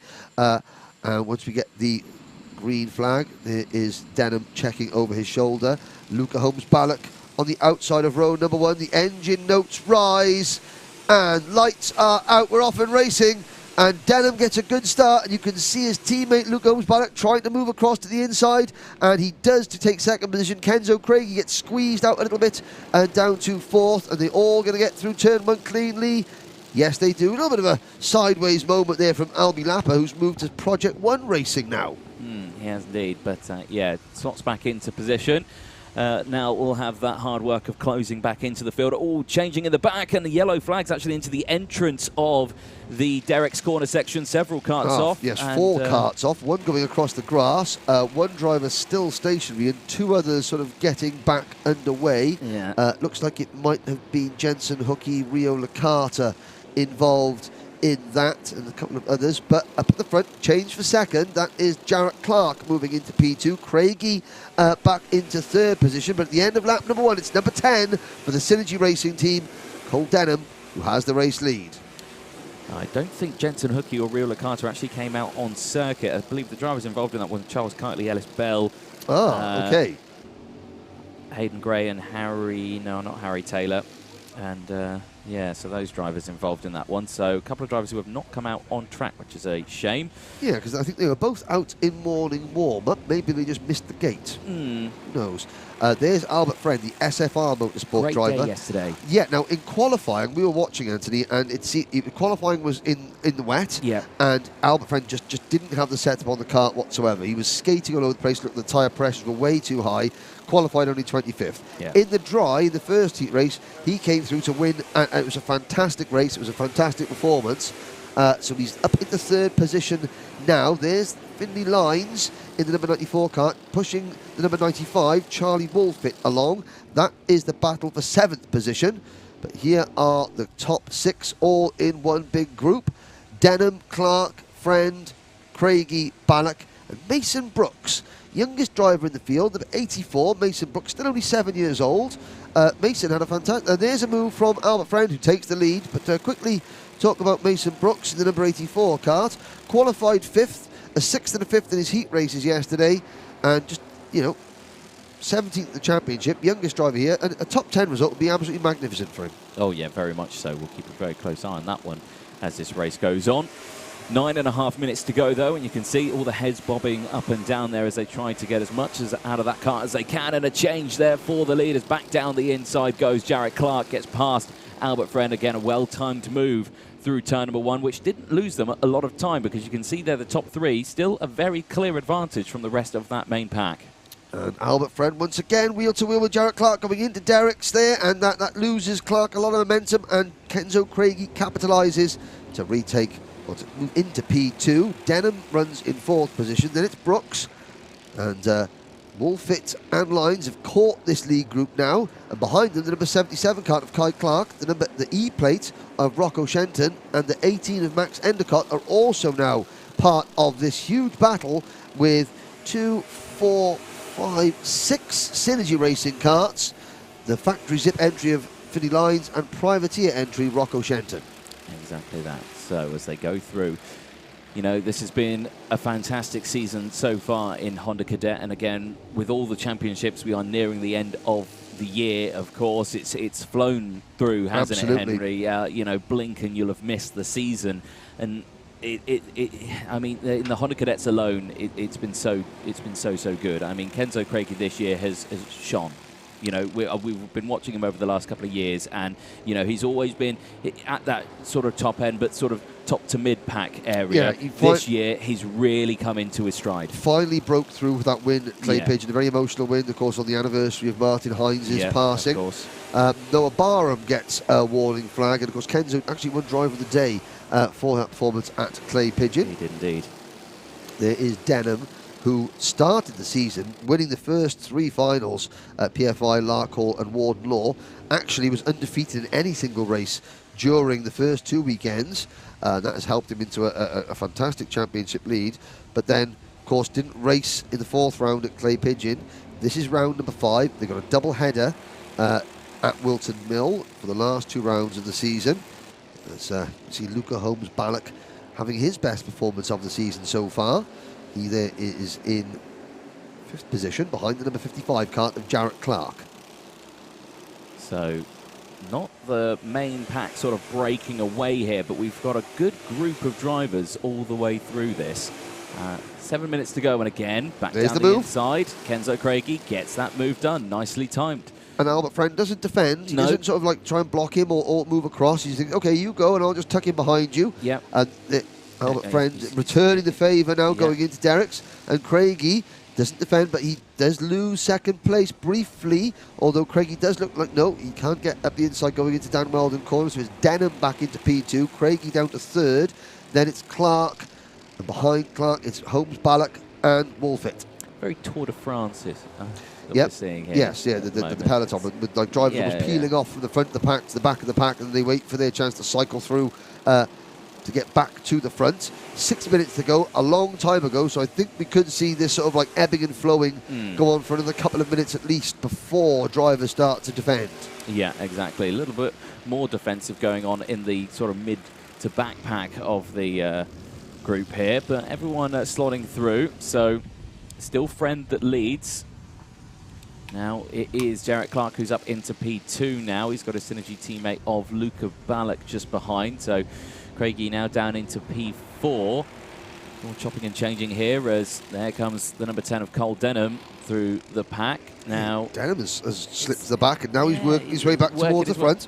So again, just chopping and changing all the way through there, and you see this all the time in Honda Cadet. It's one of the groups that they can race so close together. It doesn't even look like they've gone for an overtake, but they've actually gained 4 places in one corner.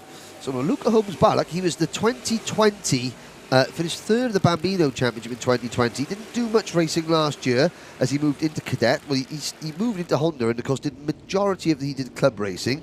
This year he's tackling the British Championship. Bit of a rough start to the season for Luca, but he took a 10th at Lark Hall, a 5th last time out at Clay Pigeon. Pole position yesterday, had a 2nd and a 4th in his 2 heat results. There he is, the number 23 kart, currently in 3rd position, ahead of the GP plate holder Kenzo Craigie. And again, GP plate, so Kenzo won Kart Masters the first weekend in August. Here we are now in the 2nd weekend of September, and that win at Kart Masters really sort of, spurred Craigie and the Zip Factory team on, and they took their first win in the British Championship 2 weeks ago at Clay Pigeon. And here comes Jarrett Clark for his turn in the race lead, and Albert Friend just moves to the outside and drops back to 5th position. Yeah, again, from 1st to 5th in one corner. So everyone changing through there. Kenzo Craigie into 2nd and instantly goes pointing, no, don't defend, go, but everyone holds that inside line as they go into Derek's corner. And again, Kenzo's just trying to get past, and you've got to be so careful because things like that will happen when you're racing so close within each other. Yeah, and of course with the fast direction changes, if you just make the slightest bit of contact with another driver, that can really throw you offline. You've got to get out of the gas, onto the brakes. You lose so much time. As Craigie now losing another position at Kimbolton corner. In fact, he's losing 2 places, possibly 3, with just under 4 minutes to go. It is Clark, Denham, Friend, Wolfit. So Charlie Wolfit moving closer towards the front, slowly but surely. Then it's Kenzo Craigie, Kai Clark, Mason Brooks, Luca Ballack now at the back of this lead group. Only 1.4 seconds off the race lead, even though Luca is in 8th position. Behind the top 8, there is a gap to Max Endicott in 9th, and then it is Joshua Griffin rounding out the top 10, Finley Lyons 11th, Rocco Shenton 12th, Noah Barham, Oliver Spencer, Bella Fairclough, Oliver Majewski, Oliver Warner, Ethan Griffiths, Albie Lapper and Hayden Gray, your top 20. Of the 25 drivers that started, all 25 are still running. Good to see. You just saw there Joshua Griffin, the Scottish driver for the SFR Motorsport outfit, receiving a 5-second time penalty out on circuit. So he's going to have some work to do to try and open up a gap between himself and anyone behind, but that's going to be difficult to do. All kicking off here, though, at the front, because now round and up and not over, but getting nerfed out slightly wide there, I think was the 77. I think that was Kai Clark, yeah. Yeah, and they're still side by side going into Derek's corner to allow the top 3 to pull clear. Here they are on your screens now, and it is Denham, Friend and Jarrett Clark. They've now got some breathing space. Jarrett Clark's going to get a good run out of the Dan Weldon corner, up TKM straight towards Kestrel corner, but can he do anything about it? No, because Denham is defending. So is Friend, and this is bringing Craigie, and it's bringing Wolfit, and it's bringing Ballack, and it's bringing Mason Brooks back into play.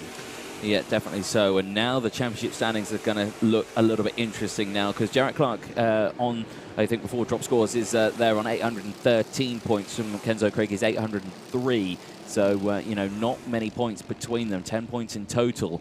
So, and in Honda Cadet, like you say, you lose one position, you can lose several, and that can be 20 points you lose. And of course, Cole Denham still not showing in play in terms of the championship because we haven't got onto dropped scores yet. But when you do take drop scores into account, Denham is right in the thick of the title fight after winning the opening 3 rounds of the season. I have to say, Mason Brooks, what a fantastic weekend this young man's having, although he's bounced back well because in warm-up this morning he had an incident and bent his axle quite badly. Yes, he did. Yeah, I saw that kart limp back to the pit lane. Yes, so the good work there from the Synergy Racing team to get that kart back out and ready, but also still at the same speed it was before. So 1 minute to go, and Craigie trying to go around the outside at Stowe Corner. He is going to run wide there into the Willows, loses second place. Albert Friend for the SFR Motorsport team moves into P2 behind Scotland's Cole Denham. Yeah, nice chopping and changing here. So less than a minute to go on the timer for this pre-final. Of course, championship points up for stakes in this one. 65 points for a race win. And Friend and Denham there side by side. And unfortunately, Friend getting swamped and swallowed by the main pack and gets pushed out wide onto the grass. And debris will kick up onto the track and he drops right to the back of this train. Now, with 30 seconds plus a lap to go, Albert Friend did not want to get pushed to the back of the pack. That's why he sort of carried on, sort of defending his position. And it was just that little bit of wheel-to-wheel contact. As we can see going through there, the hand signals going out. Cole Denham frantically telling his teammate, Jarrett Clark, come on, work with me, work with me. 17 seconds to go. Jarrett Clark thinking to himself, well, I've got title ambitions as well. So maybe Denham can't rely on his teammates to not attack him.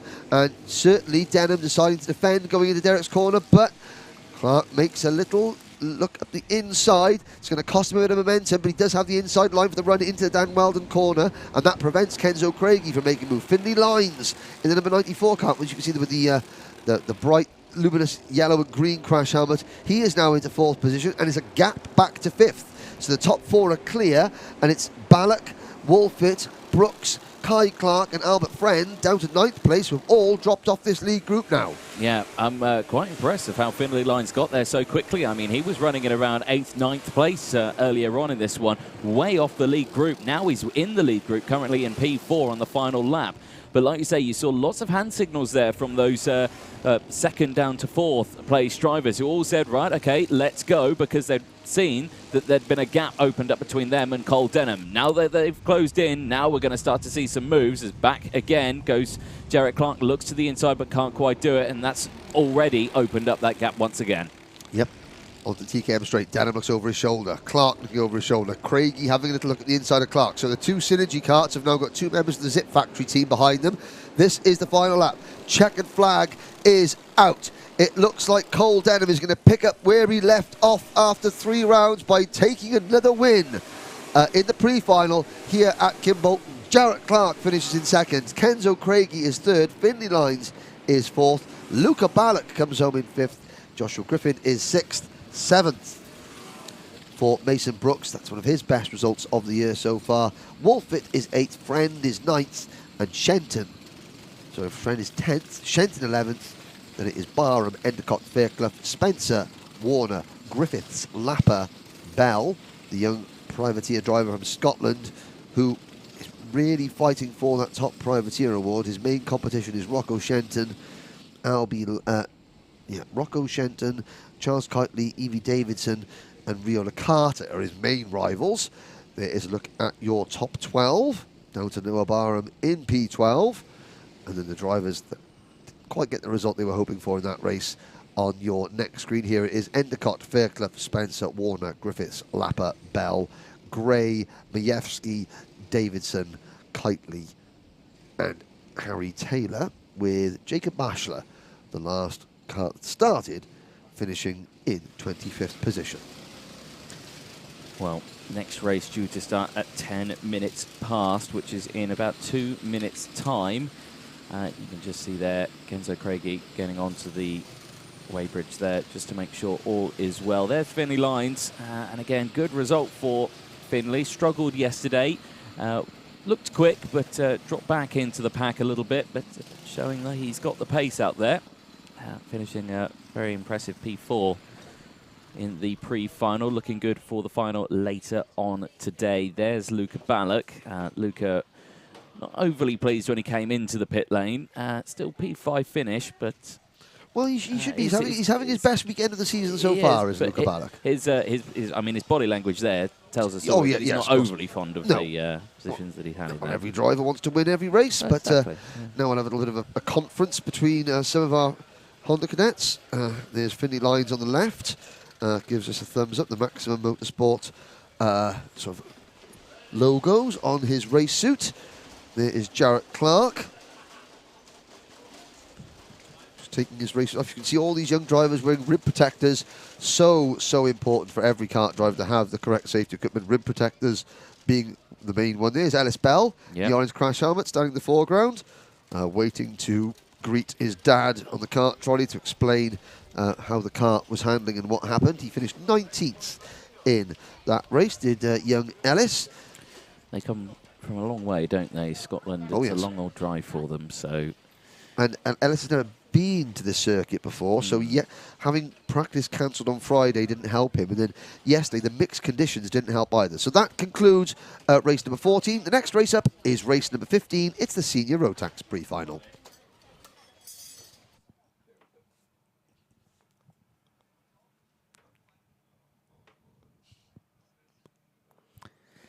Senior Rotax race 15 pre-final is coming out onto the circuit in just a moment. Here is how they're going to line up for said pre-final. Callum Bradshaw and Sean Butcher, they're going to go from the front row. Lewis Gilbert and Kai Hunter, he's fighting for that championship. He's going to be starting from row 2. Archie Walker and Guy Cunnington go from row 3. Caden McQueen and Jack Stedman on row number 4. Row 5, Ben Folland and Sam Gornall round out the top 10 from Leo Henderson, and Louis Harvey going from row 6. Row number 7, Ronnie Smith and Charlie Rippin, then James Jackson and Daniel Armstrong. Ryan Willis and Teddy Pritchard Williams go from row 9. David Alejna and Alex Moody round out the top 20. On row 11 is James Lowther and Gabe Balanka from Australia, then it's Scott Lapsley and Matthew Higgins. Lorenzo Cordell and Jamie Pirelli go from row 13. Lucas Ivaskevicius and Charlie Ellis round out row 14. Harry Barlow and Charlie Pritchard complete the top 30 with Declan Russell and James Johnson on row 16. Brandon Klein-Nangelvoort and Matty Hingley round out the entire grid of 34 cars. So yesterday, a lot of controversy in Senior Rotax. I mean, Callum Bradshaw started the day, he won everything. He put it on pole, won both heat races. Sean Butcher, a very close second in both heat races. There was a raft of disqualifications. So the last heat of the day yesterday was held in the wet, and several drivers, 8 of them in total, got caught out by the rear bumper width rule, which made things, we got a false start, which will allow us to go through a little bit. So among the drivers that were excluded from the heat race yesterday, and Alex Moody's not gone out. He had a crash this morning in warm-up with his teammate Lorenzo Cordell. Yeah. So maybe they couldn't get the number 88 kart repaired in time. But among the drivers excluded yesterday in the second heat, Matthew Higgins, Matty Hingley, Brandon Nagelvoort, James Johnson, Jamie Perilli, David Aulejna, all falling foul of the rear width rule. Now, there were a raft of nose cone penalties as well.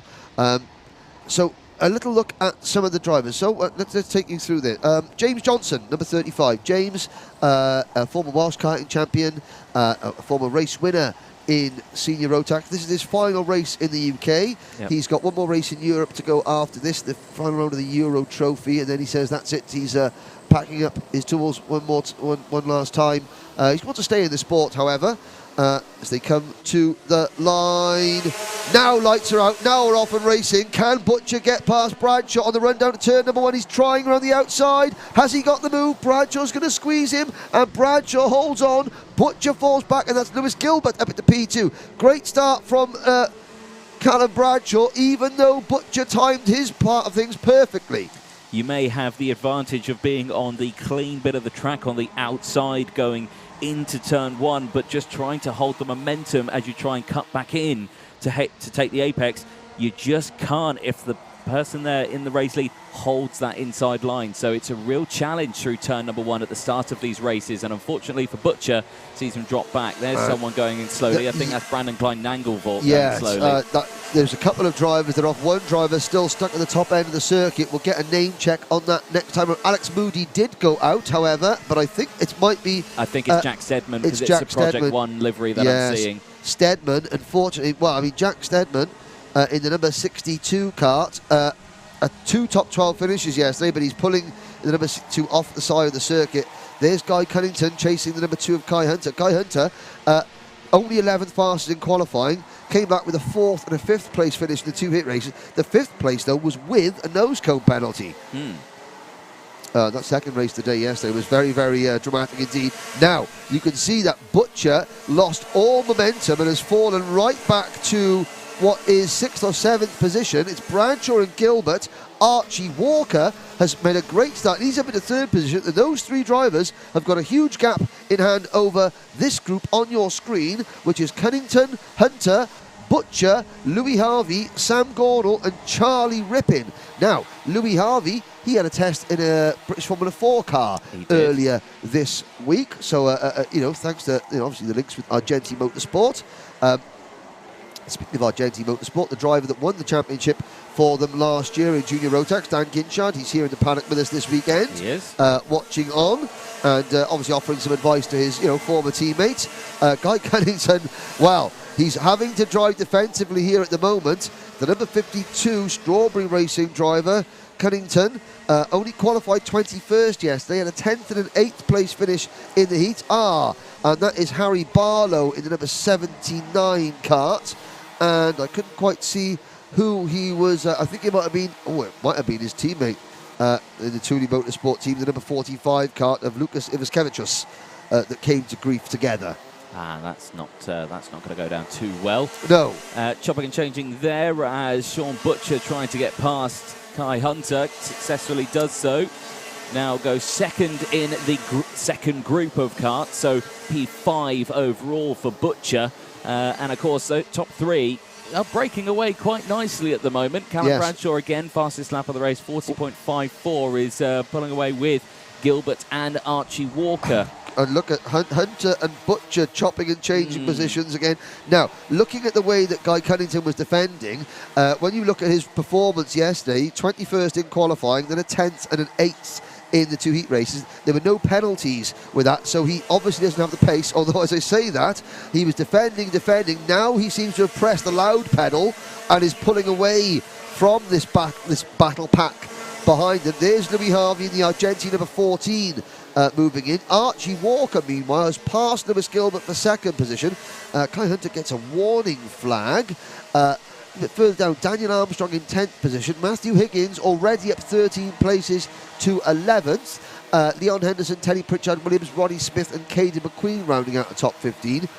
Ben Folland in the number 81 Thule Motorsport kart has dropped back to 18th place. This is Ben's first time out in seniors. I mean, this race isn't going particularly well, but yesterday he was superb.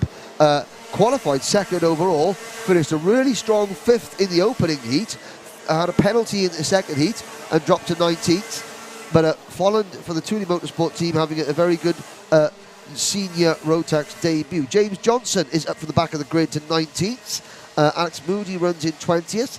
A little bit further back, Charlie Ellis. Good to have Charlie back in the back. We've got a lovely feature that we'll run a little bit later on Charlie and his family.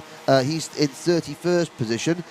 Harry Barlow has joined Jack Steadman on the list of retirees, sadly. 32 karts running. Also with a 5-second time penalty added onto that one. Change again once more for P5. Sean Butcher getting back past Kai Hunter. It seems to me that Kai is struggling with pace here. I mean, he's still quick out there, but you've seen him. He's not managed to break away from that pack behind. And it all stems from not having a great qualifying. Yeah. You know, and he just hasn't. And even though this is a circuit where overtaking is possible, there's Charlie Rippin now being monstered by Matthew Higgins. Higgins, the Welshman, only, again, such a mixed bag yesterday. Went out on the wrong tyres in qualifying, so we qualified 32nd. Then battled his way up to 9th in his opening heat. and I think finished in the top 5 in his second heat, but then was excluded, one of the 8 drivers to be excluded in the second heat for a rear bumper width, and so he had it all to do again, and he's still passing people and moving forward at every opportunity. Yeah, definitely so. 6 minutes to go in the Senior Rotax pre-final in terms of championship points.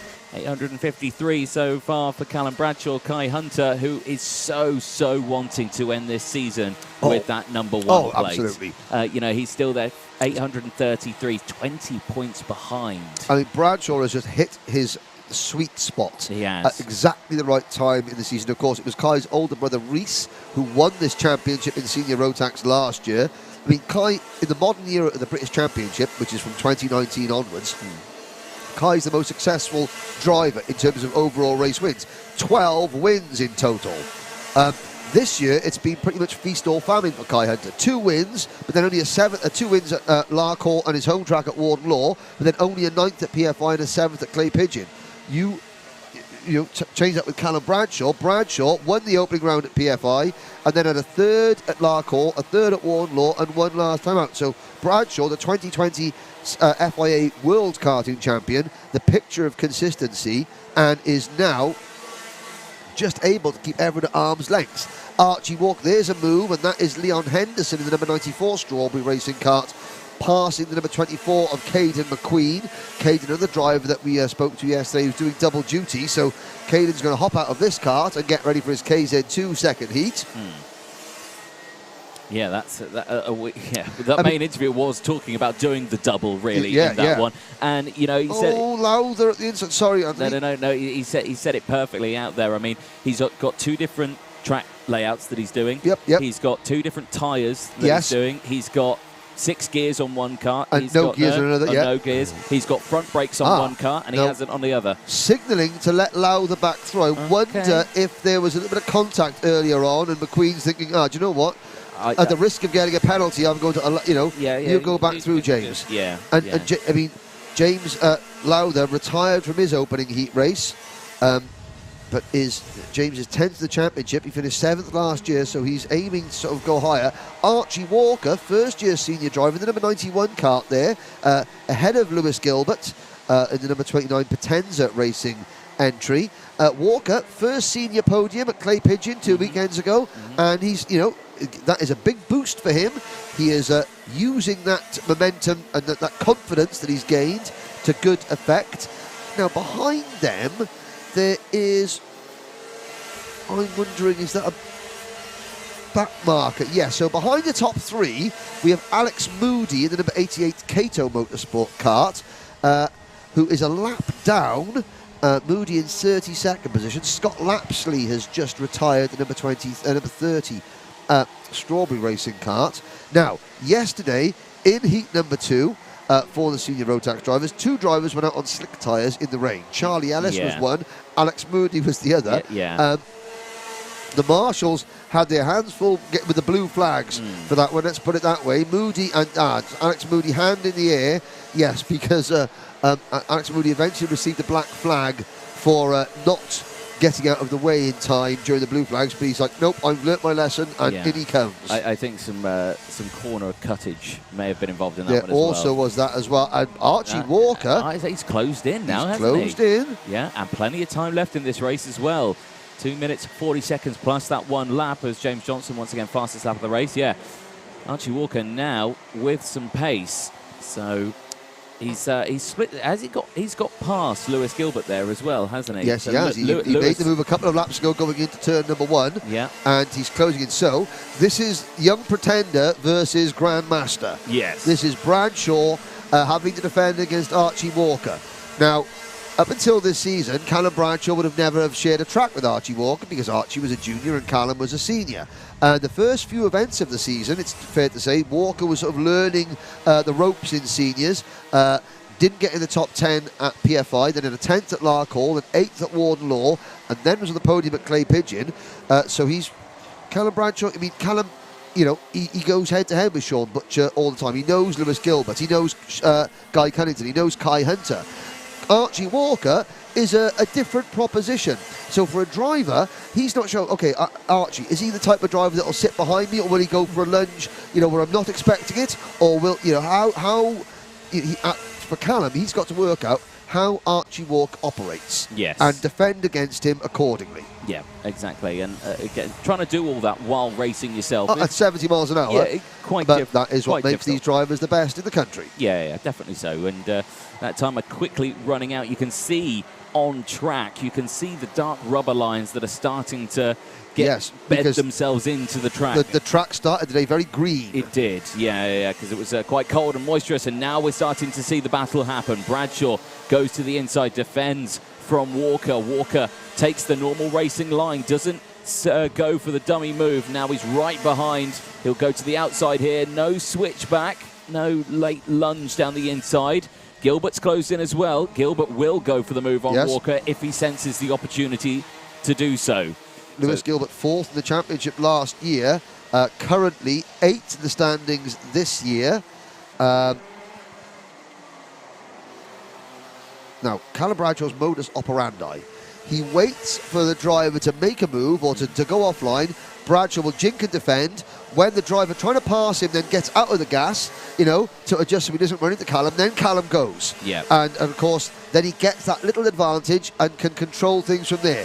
That's what he did to Sean Butcher beautifully yesterday in the opening heat race. Will the same tactic work on Archie Walker in this race as the clock strikes 0? Next time around, it'll be the last lap board. And you can see that Butcher went for a little move into Stowe Corner at the start of this lap. And Bradshaw has got that advantage now.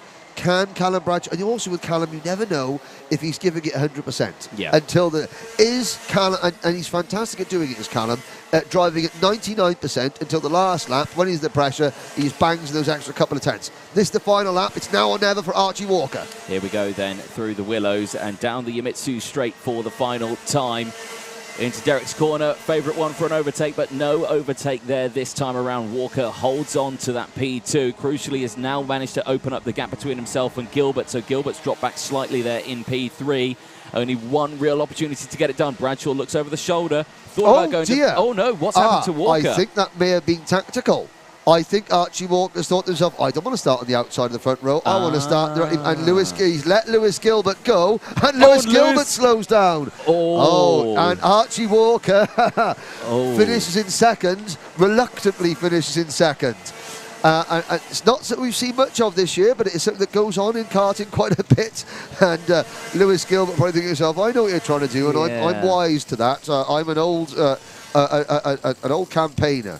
So just as Lewis Gilbert and Archie Walker slowed down too early, he gave Lewis Gilbert that opportunity to do that. Yeah, interesting. So Bradshaw continues his perfect weekend.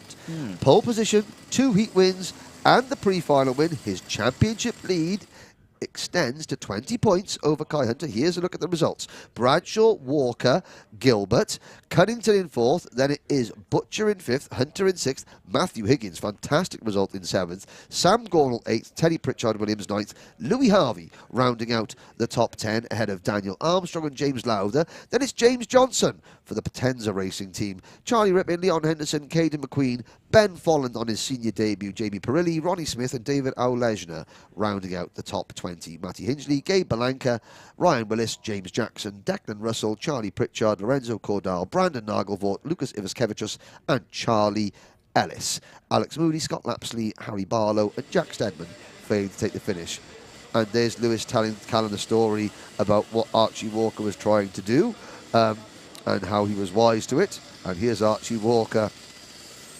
Well, I'm sure we'll give his 2 pennants. A quick chat. I mean, we may get a chance to talk about it later on. But James Johnson, just want to say a few words about James, really, who started his career down at Landau and has raced at Dunk as well, and Rissington. Has raced for several different teams. Raced for Strawberry for a while. Raced for Darren at ProTech Racing. Has raced for Dan Holland Racing. His dad Ian always does his mechanics for him. And James is saying he did a bit of commentary with me in the Brazil, the Rotax Grand Finals for a little bit. And he's got 2 young kids now. He's got a young family. And he said, no, that's it. I'm going to do this round. I'm going to do Wackersdorf. And then, I want to stay in the sport somehow. But, I think it's time, it's time to pack things up. It's been a great 10 years. The one thing he said to me, which was really struck home, and I think is the most thing you can say about James as a person, he says, the thing I get on with every single driver on the grid. Yeah. After 10 years racing wheel to wheel, he is one of, if not the most popular driver amongst his peers in the paddock. And that says so much about James as a person and his family. And so thanks for the memories, James. Good luck in the final. But yes, maybe we'll see you on a different side of the camera. There's Archie Walker just shaking hands with Callum Bradshaw. There just as in, my plan was foiled. And I think Archie's dad realised that they're good, they realise what's going on. There's Lee Taylor, Callum Bradshaw's mechanic, going through, and Archie again, good camaraderie. There's Luke Hughes, Lewis Gilbert's mechanic. A good race in senior Rotax, a very good race indeed. And we've got one pre-final left to go.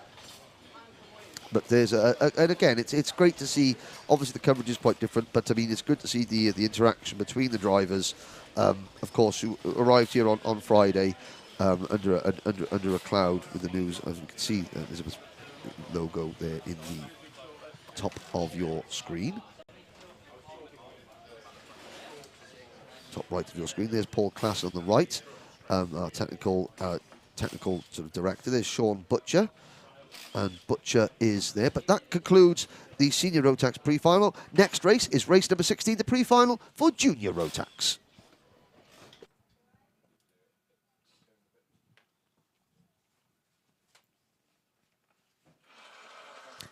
So, as Henry said, Junior Rotax race 16 of the weekend about to take to the circuit. And Brandon Carr is going to start from the front row with Harry Linden alongside. Neo Clark and Ted Bradbury, they'll go from row number 2. Gabe Fairbrother, the GP plate for the Ultimate R team, goes from row 3 with Jez Williams alongside. Gustav Uzakovs and Charlie Hart will go from row 4. Joseph Rippin and William Antrobus round out the top 10 on row 5, from Thomas Behrman and Reese Lomax on row 6.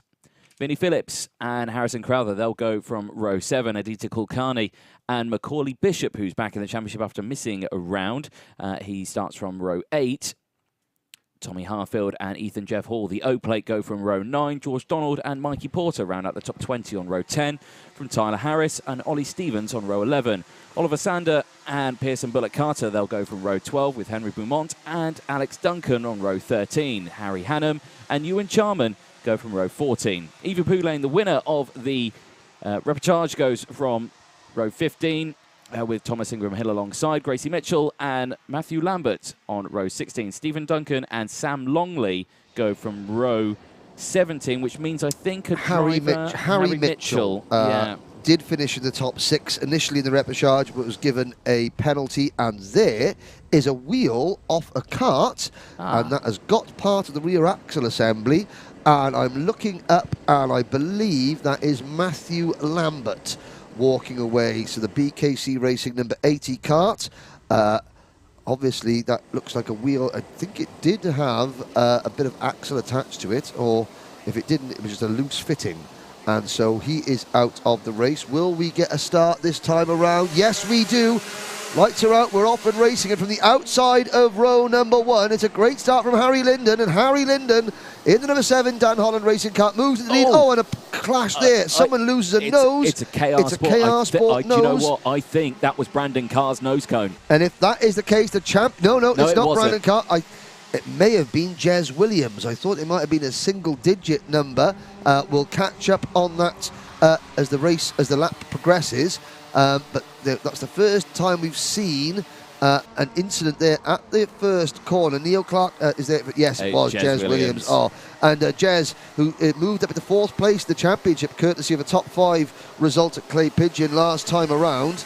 And Jez, just as he was sort of coming into form, things go badly wrong in the pre-final. So he'll be starting at the back of the grid for the main event. There's a battle for the lead. It is Lyndon Carr and Ted Bradbury.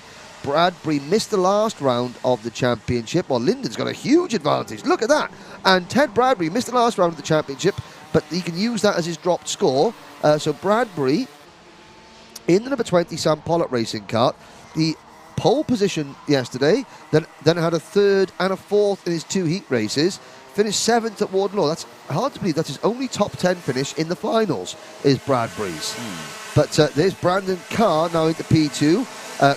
Neil Clark is 3rd, and it's a huge battle for 2nd position. But Harry Linden, at the end of lap number 2, leads by 2 seconds. Yeah, that's quite an impressive start. I think it all happened at that start there where you just saw 3 karts going wide. Obviously, Jez Williams being sandwiched in the middle of that one, his nose cone flying off into the air, just allowed Linden, who got the great breakaway through turn 1, to just open that gap up, and he's managed to hold that so far. But like you say, 10 minutes left in this pre-final.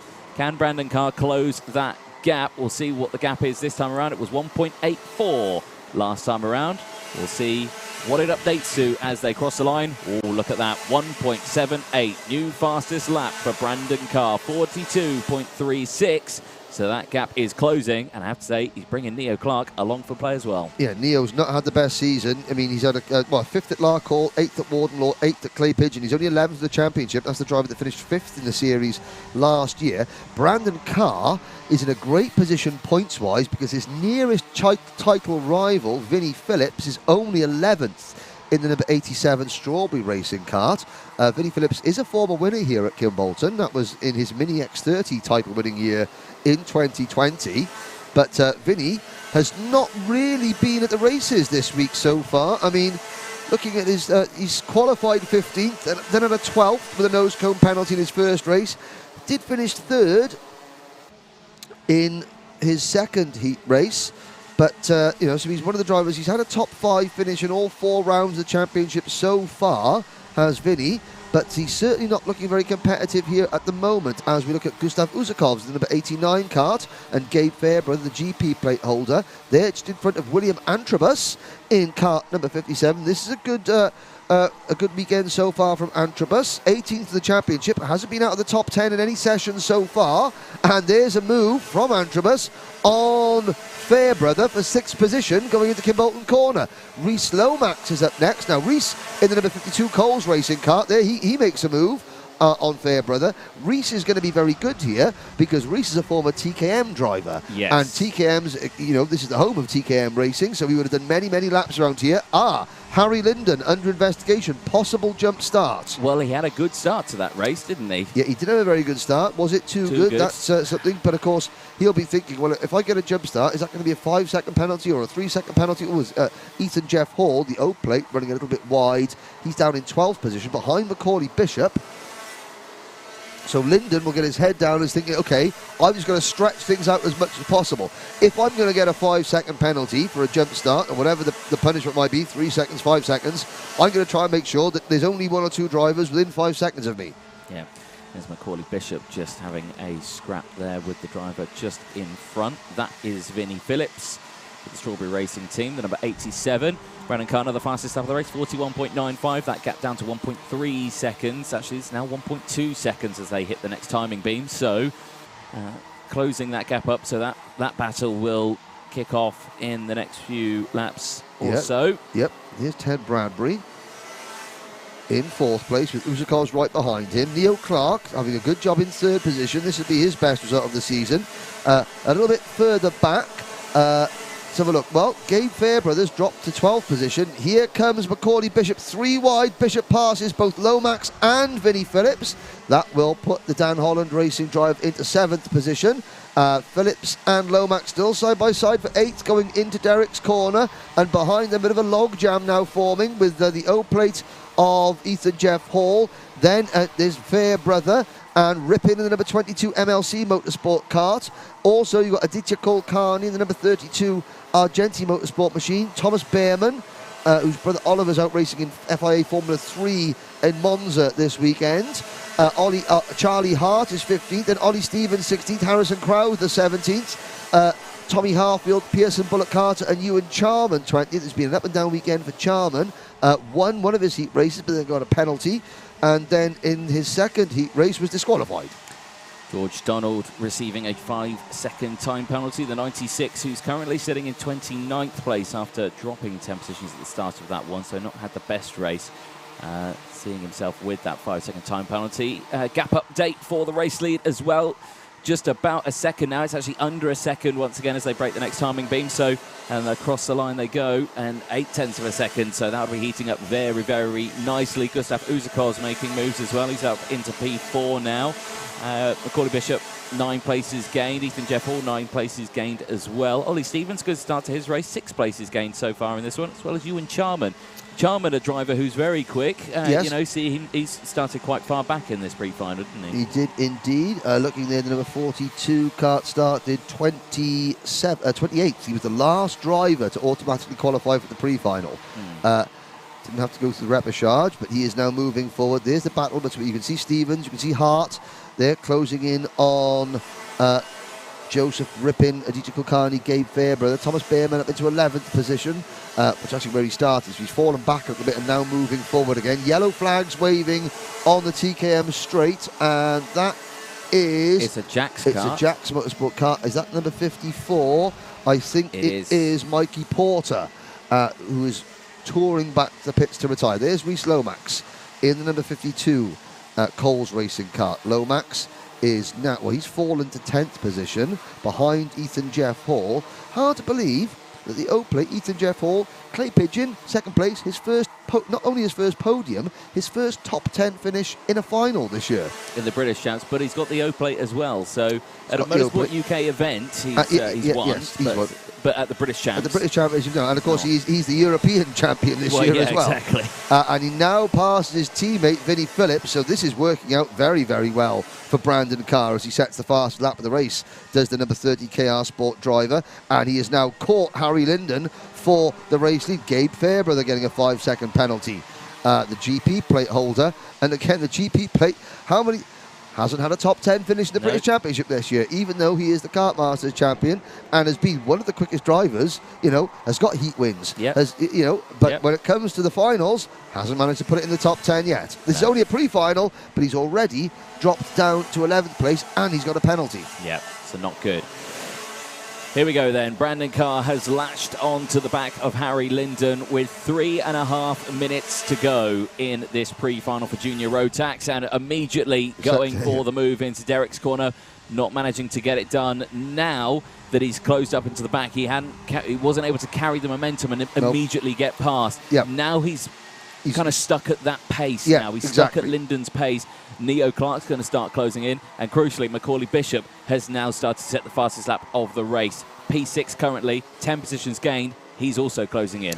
Yes, now I think Neo Clark's the only driver really close enough to threaten the two leaders. There's a 2.5 second gap back to Gustav Uzakovs and Ted Bradbury, who are battling over 4th position.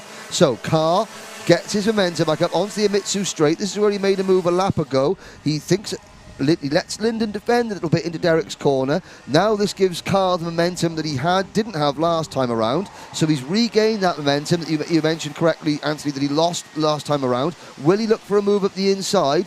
And you're right, Anthony, that radiator looks a little bit skewiff. As though maybe, and there is a move, and you can see the radiator wobbling about. The bracket might have broken a little bit. Now, that might not be an instant performance deficit, but it's going to be a distraction. Oh, definitely a distraction, because you'll hear it rattling around behind you, and you'll think, what is that that's loose? Well, he'll know what's loose, and he's now worrying, is it going to fall off? Yeah. So he's got to be careful. Let's not bounce over the curb, as he just clouts a curb coming out of the willows. But, it's going to be on Harry Linden's mind. Neo Clark closes in as Brandon Carr, now the new race leader, and this is going to extend his championship advantage to over 60 points over Vinnie Phillips, who continues to be mired back in 9th position with 90 seconds to go. Is that potentially a technical flag? Don't know. Possibly, but I mean, I'm not sure. I think it's still attached. Obviously, the water pipe is still attached. The bracket holding it may have broken. And here comes Neo Clark. I think it's definitely affecting the performance of Linden's kart, however. Or maybe it's a psychological thing as well. But Brandon Carr has passed Linden and pulled away. Linden now fights back over Neo Clark. Side by side out of Derek's corner. And you can see the radiator sort of just dangling, but you can see the pipe. That black pipe is attached. The water pipe between. That's the thing that's holding it. Yes, and that's all that's holding it together. Yeah. Now, there will be a Jubilee clip on that, and that Jubilee clip is... working overtime. Side by side for second place. Neo Clark almost off the circuit. Linden squeezing him. Clark has to fall back in line. And now Clark's going to get the undercuts coming out of Stoke Corner into the Willows, just as Usakov's, Bishop and Bradbury close in. 30 seconds to go. This battle's not over yet. And Clark having to defend. Now Linden's going to get side by side, but he's going to be on the outside line. And of course, even though the Dan Weldon corner is a right-hander, when you come out of Derrick's, if you're on the outside line, the way that the circuit sort of curves round to the left before the right-hander means you cannot just dive up the inside. No, you can't. And it's got a lot of positive camber through there as well. Yes, so it does. You can really carry the speed, which is why it's difficult to actually get an overtake through there. Oh, Ewan Charman, 5-second penalty. He's 17th at the moment. That's going to drop him back outside the top 20. The clock has struck 0. Brandon Carr will get the last lap board next time around. Well, this strange race. We start the race with Harry Linden having a huge lead. We end it with Brandon Carr having a huge lead. Yeah, that gap now over 2 seconds. So, done a sterling job has Brandon Carr. Eyes under this one as well, because... Oh, and there's Ethan Jeff Hall and Ted Bradbury fighting. Bradbury getting 2 wheels off the end of the exit of the circuit, coming out of the Dan Weldon corner and settling the kart as Carr starts his final lap. There is Neo Clark defending from Harry Linden. Harry trying to go around the outside. He'll try and stay on the outside line into the Willows. He's got to be careful because Usakovs and Bishop are there. Bishop, not a championship contender. He is focusing on Junior X30 this year, but doing Junior Rotax again, just to keep his confidence up, to keep it, in seat time for the Dan Holland Racing team. And of course, it does help, having a Bishop in the team helps the regular drivers such as Harry Linden, who's sort of like the only DHR driver in Junior Rotax at the sharp end of the field, should we say? Yeah, definitely so. One more corner to go then. Brandon Carr out of the final corner. He is comfortably in the lead and takes the checker flag in the pre-final, cleared by over 2 seconds from Neo Clark, who manages to just hold on to second place from Harry Linden. Macaulay Bishop finished in P4 from Gustav Usakovs for the Hunter Motorsport team. Ethan Jeff Hall in the O-Plate crosses in 6th place from Vinnie Phillips. Ted Bradbury, William Antrobus and Gabe Fairbrother, despite the fact that he has got that 5-second time penalty, finishes in the top 10, but he will drop down after that 5-second to about 15th, 16th place. Yeah, so his quest for a first top 10 in the final for the GP plate holder will start from right in the middle of the pack, which is not where you want to be. Here's a look at the provisional results. You can see behind Fairbrother Joseph Rippin, a teacher called Carney.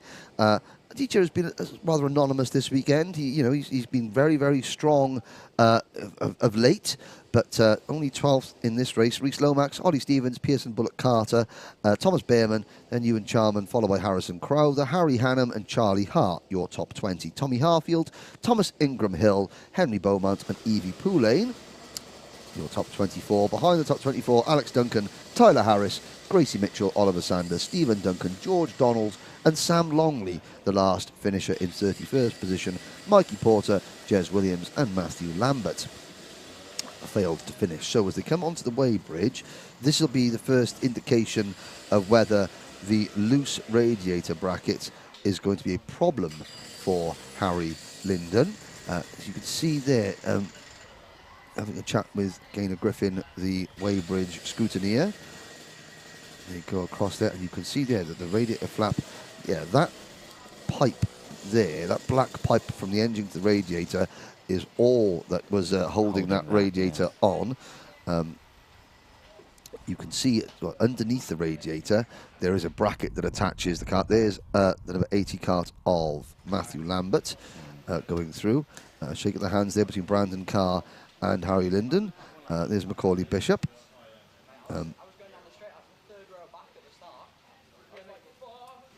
So apologies for a bit of choice language there. Like I said, we are, there's Macaulay Bishop chatting with them. One more race to go before the lunch break, of course. And these guys obviously always, it's one of the parts of the race, isn't it? Yeah, I mean, again, we apologise for a little bit of fruity language. Now, let's have a look there. So the bracket should be attached. There's a silver sort of like thing there at the bottom there, attached to the chassis panel, that is not there. You can see on the number 7 kart. Now there's another Jubilee clip, but around the side there, I mean, that's there's there just behind the clear pipe there. That silver Jubilee clip there. That's the one that has potentially saved Harry Linden an awful lot of money and an awful lot of time. Because if that radiator came off, the engine will get very hot very quickly, and things would get very expensive very quickly if one of the engines go bang. So yeah.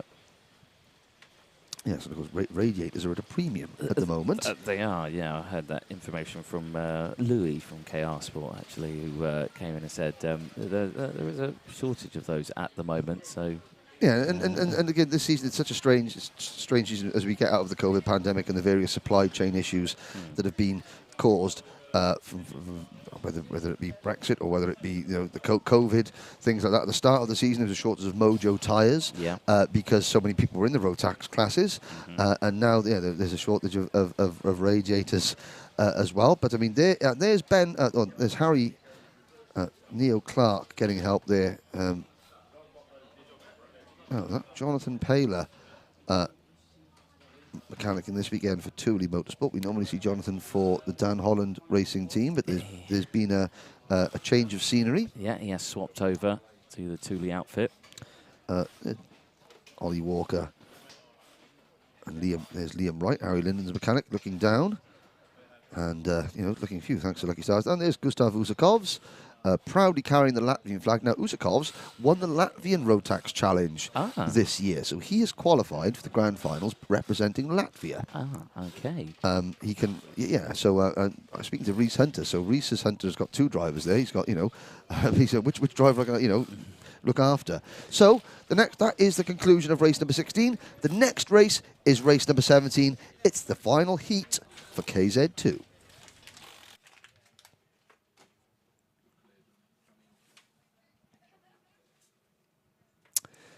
Now, this is where things do get interesting in terms of the championship standings. The grid is the same as heat number 1. Bradley Barrett and Morgan Porter start from row number 1. Dan Kelly and Charlie Turner start from row number 2. Derek Morgan and Tom Adams, they start from row 3. Dan Gould and James Glenister from row 4. Row number 5 is Joe Charlton and Sam Ward. Then Ashley Lewis and Lee Ward on row number 6. Miles Murphy and Spencer Shinner will go from row 7. Charlie Cole and Caden McQueen start from row 8. Lewis Halliday and Hannah Lang round out the fields. Now, Anthony, can I ask you on your laptop there to bring up the Heat 1 results? I can indeed. There they are for you. So James Glenister won the opening heat rate from Bradley Barrett and Charlie Turner. Tom Adams, Derek Morgan, Dan Kelly and Morgan Porter. At the end of this race, the 2 heat results are combined to create an intermediate classification. The driver at the top of the intermediate classification gets 65 points, second gets 62, third gets 60, then we drop down in increments of 1, so 59, 58 for 5th, 57 for 6th, and so forth. Charlie Turner his next worst score he drops is a 54, which is the equivalent of a 9th place finish. So if Charlie Turner finishes in the intermediate classification, anything higher than 9th, he does gain a point. So if he finishes 8th, he gains 1 championship point. He's dropping 54, you get 55 points for finishing 8th. So if he finishes 8th, he gains 1 point. If he finishes 7th in the intermediate classification, he gains 2 points. So that's critical because he's on 428 points. Glenister can finish on a maximum of 434 points. Porter 431 and Kelly 429. So Charlie Turner will eliminate Dan Kelly from the standings if Charlie Turner scores 1 more championship point. Right. He'll eliminate Morgan Porter if he scores 3 more championship points. If Charlie Turner finishes 2nd in the intermediate classifications, after this race, he is effectively the champion. Joe Charlton, the 2020 champion, has got a problem there, the Energy Core chassis. Not going to go out. So Barrett and Porter on row number 1. Charlie Turner at the moment is third. At the moment, he's not champion. If he finishes third in this race, the order is the same. Oh, and a slow start for Spencer Shinner in the number 55 kart, who gets away. But Barrett leads them into turn number 1. Glenister, is that James Glenister in kart number 22? Or, no, it's Tom Adams. Great start from the youngster Tom Adams. Porter is third. Glenister is fourth. Turner, slow start, down to 6th or 7th position. I think it's 7th place. It's not been a great start from Turner. Tom Adams, great move from Tom Adams. And again, Tom was one of the 3 drivers in this race who went out to the World Cup at Le Mans. Yep. And he didn't qualify for the final. There's 123 entries there, and Tom was one of the youngest there, one of the least experienced drivers there. Great learning experience though for Tom. Yeah. He finished every race. He got quicker every race. His team were happy with him. And battle is on for the race lead. Adams, Barrett, Porter and Glenister, the top 4. Kelly in 5th, and Turner sort of just holding back a little bit in 6th position. Yeah, thinking it could all kick off in this race. And of course, Morgan Porter started well in his first heat earlier on today, but did fade in the second half. This time around, it's still a good start there in P3. Has got Glenister behind. Glenister knows he can get through this pack as well. Dan Kelly still there just behind also. So, chopping and changing all the way through this field as again down the inside defensive, and Morgan Porter on Bradley Barrett gets that move done, and Glenister tries to make the move as well, but holds off into P4, cannot gain as well. So Glenister had to really ease out of the throttle in a hurry there, and here comes Glenister again. So Glenister has to make moves. Kelly is next. Turner and Derek Morgan round out the lead pack contenders. You can see Lee Ward in the number 8 kart. There's actually Miles Murphy getting very crossed up coming out of the Dan Weldon corner. So Glenister now has to start making moves. Let's have a look. So Adams finished 4th in the opening heat. So at the moment, Adams would have 4 heat points.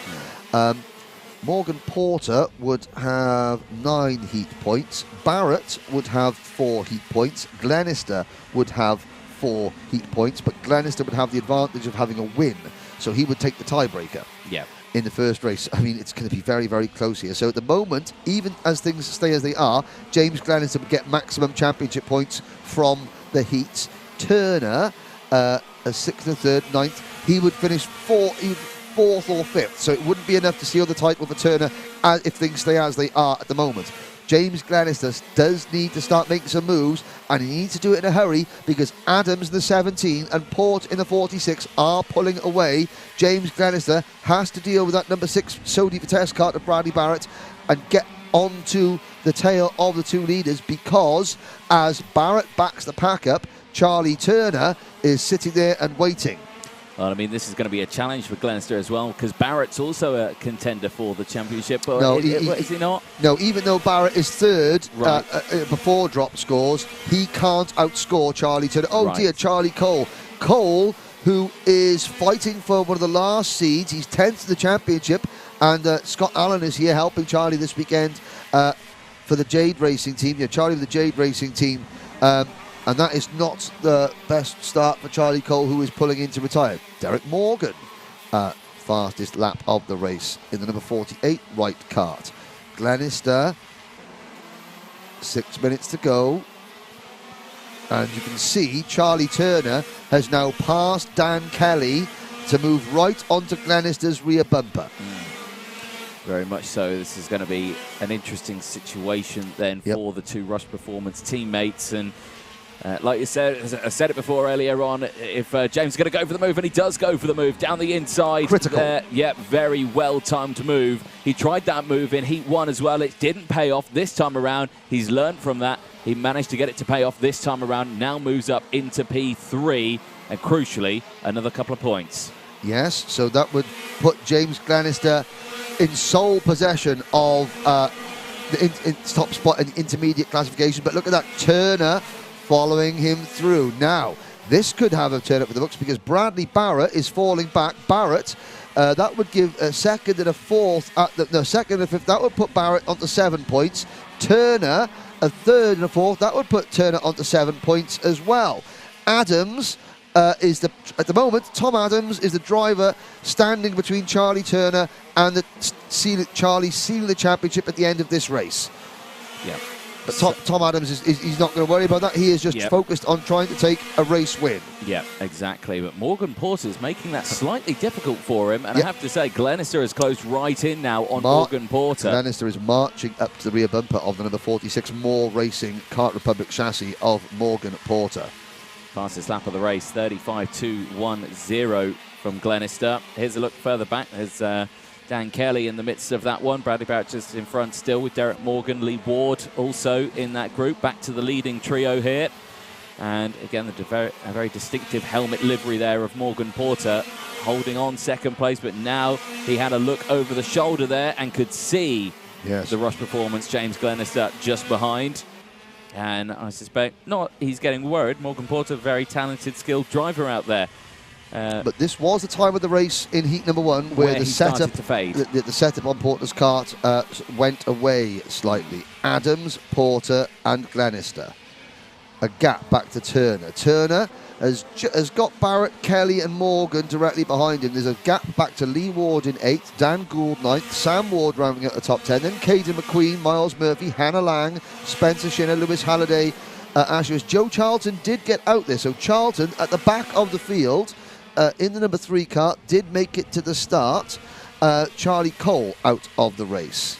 I suspect he will have started from the pit lane because he is still on that lead lap as well. And Morgan Porter down the inside. That's crucial because that's going to allow Glenister to take advantage here of Adams and get past. But so far not managed to get that move done. So now Porter, where we were saying in heat 1 at this stage of the race, his setup started to fade away. This time around it seems to be coming into effect as down the inside goes James Glenister on his teammate Adams. Adams fights back but gives away the position, and Glenister now up into P2. Another championship point.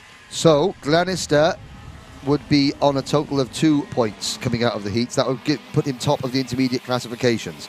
Here's one for the mathematicians. As things stand, Morgan Porter leading this race, he would have 7 heat points. Tom Adams running in 3rd place would have 7 heat points. Charlie Turner running in 4th place would have 7 heat points. Bradley Barrett running in 5th place would have 7 heat points.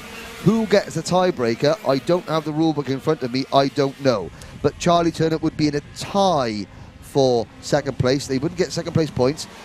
You're looking at me. Do you know? I think it goes from the qualifying results. Qualifying results. And that would put Barrett, Porter, and then Turner. So Turner would be 5th in the intermediate classifications. He would gain a couple of points. He would gain 4 points, and that would eliminate effectively.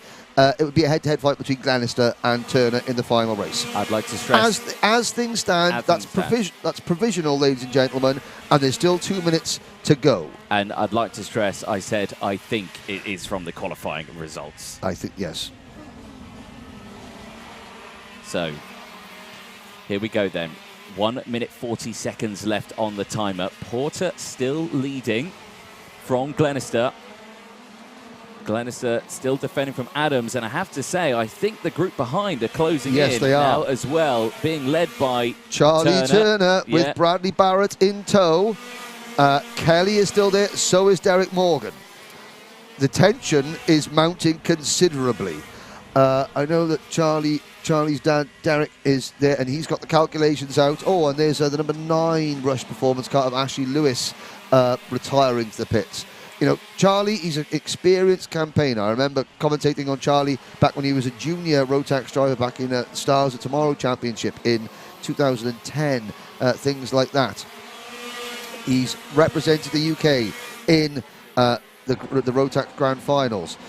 Charlie, he didn't race in the British Championship in 2019 and 2020. He tried to go to cars, it didn't quite work out. He came back into car racing into karting in 2020, did a few rounds here and there, and then last season got into the KZ2 Kart, finished 4th in the championship last year.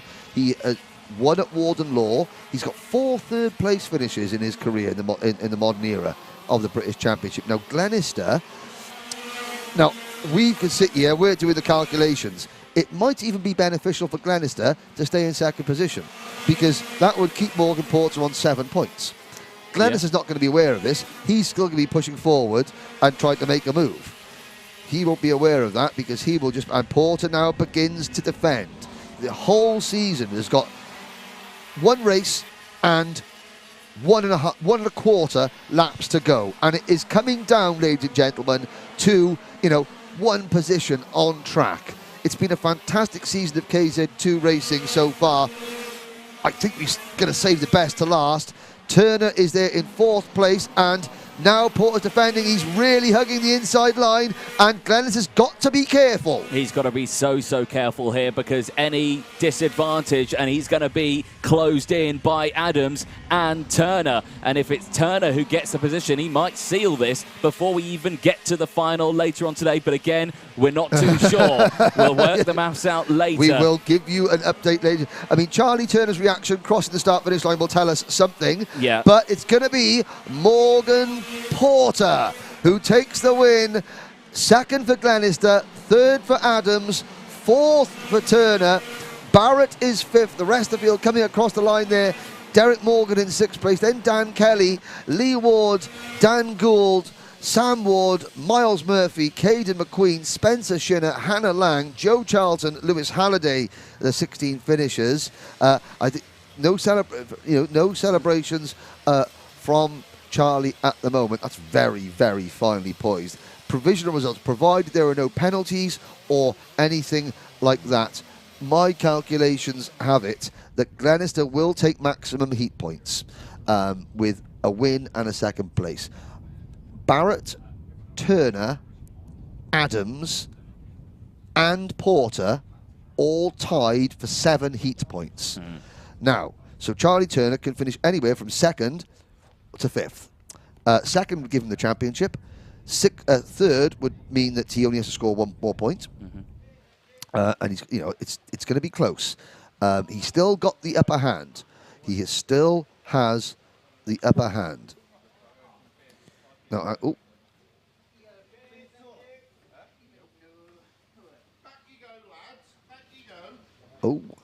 now. Is he underweight slightly? Was that a...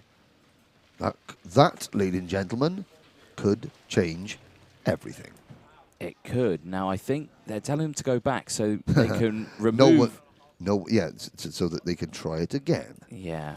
And of course, this, ladies and gentlemen, is completely unofficial and provisional. Oh, yes. We don't have this. There's Tom Adams, Charlie Turner waiting, a sort of a pensive smile from Turner. Nobody will begrudge. No, he's trying to go through again. And he's being pushed off now. Well, so he's either good. He's either good or he's not good. So James Glenn's now saying, right, fingers crossed, going through. Turner again. Who knows the calculations? But certainly with that result, I believe that Dan Kelly and Morgan Porter are now out of title contention. We do have the time at the moment is coming up to 1:05. Just to remind everybody who is here at the circuit listening to the live stream, at 1:30 we have a 2-minute silence for the late Queen Elizabeth II. That is for everybody here at the circuit. 2-minute silence at 1:30 local time. And it's worth remembering as well, this is September 11th, and the Hunts Kart Club Kimbolton have got ties to the US Air Force as well, and we're remembering all those that were lost on 9/11 in 2001. So, thank you very much for joining us here this morning, ladies and gentlemen.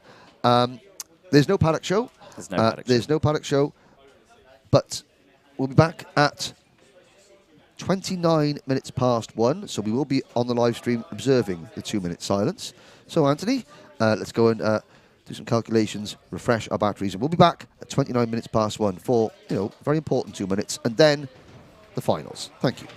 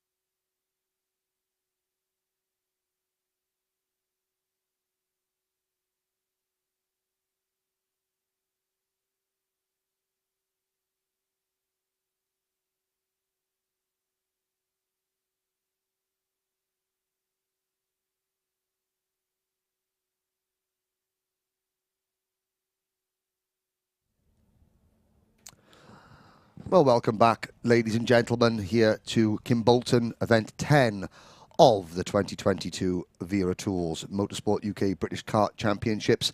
The finals will be getting underway in approximately 20 minutes, but of course, we are currently gathering out on the start-finish line. The vast majority of the paddock here very shortly will have a 2-minute silence in remembrance of Her Royal Highness Queen Elizabeth II, who passed away aged 96 on Thursday after 70 years as our reigning monarch, the longest serving monarch in the United Kingdom, and her passing has been felt, you know, by everyone around the world, but especially here in the British Kart Championship paddock. You can see various members of the officials, the drivers, mechanics, parents, all gathering here. When we arrived on Thursday evening to set up, that's when the news broke from Balmoral that the Queen had passed away. All track activity was cancelled on Friday as a mark of respect, and we weren't sure that the event was going ahead, but again, a big thank you to Motorsport UK for, you know, providing guidance and consultation with the championship. There are other motorsport events going on in the UK this weekend. I know that some sporting events have been cancelled, others are going ahead, and of course everyone has got, you know, whether that's right or wrong, it's irrelevant at the moment. We're here, but as you can see, obviously we're doing things very differently. Myself and Anthony Jordan, normally part of the British Championship weekend, we, you know, like to laugh and joke with you, the viewers, you know, on the live chat, you know, especially with the drivers, the mechanics especially, but not this weekend. That would be insensitive this weekend, especially while there are, you know, certain events aren't taking place. This one is. We hope that we have, certainly this morning's broadcast, and we'll make sure that it happens this afternoon, that the tone of the broadcast, although the racing is very exciting, we're going to crown a champion, our first champion from 2022, very shortly in KZ2. We do hope that the tone is in keeping with the mood of the nation, and Nigel Edwards will address the paddock. Show of appreciation, really. I know you do follow things like, you know, royalty, etc. Whether we do or we don't, I think it's sort of perhaps touched everybody, you know, how, you know, that 70 years or whatever of the Queen's life has gone. She's seen all sorts of things happen. Probably we're a bit the same in our sport. Obviously we've been here a few years and we've seen lots of things change. The good news is, and I know this weekend's been a bit traumatic one way and another, obviously not being here Friday as well, other things maybe for the weekend. Some things are good, some things are not so good. It's not always right, but at the end of the day, we are all in it together. We're all here for one thing. From our point of view, that's our sport of karting.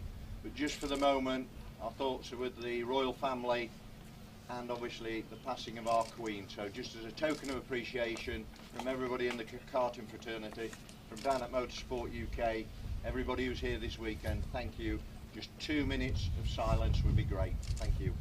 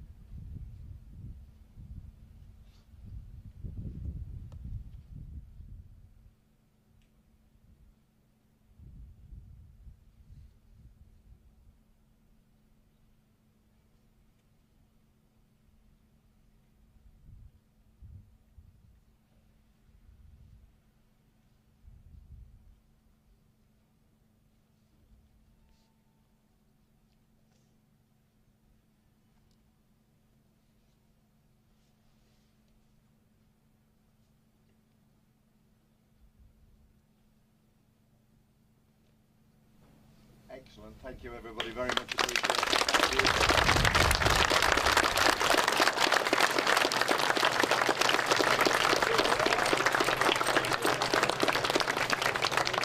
Great afternoon, guys. Enjoy your finals. Thank you. Well, there we go, ladies and gentlemen. And it's one of those things, you'll never forget where you were when you heard the news that the Queen had passed away. And for a lot of these drivers, you know, they'll never forget this weekend as well, you know, when people gather together, different teams, different classes, they battle and fight with each other. But then for a moment like that, we're all really as one. And you know, that's a very fitting tribute. The racing will commence again shortly. Now, karting is, there's lots of families, and I've been here. In fact, I was talking to Ian Rogers from Motorsport Timing.co.uk. We both started our sort of full-time commentary career here in 2007. And in that time, whole generations of drivers have come and gone. A lot of the cadets that were racing that day in 2007 are now mechanics, team managers, etc., etc. So karting is a family sport. And this weekend, we got caught up with a very special family. You can see just in the foreground there with the AIR stickers on his back. That's Nick Ellis. And just to the left of Nick, in the orange tabards, two members of the Orange Army, the most important people in racing, the marshals. That's Nick's wife Mandy and his eldest son Sam. We caught up with them yesterday. Karting has always prided itself on being a family sport, and this is no more evident than this weekend at Kimbolton with the Ellis family.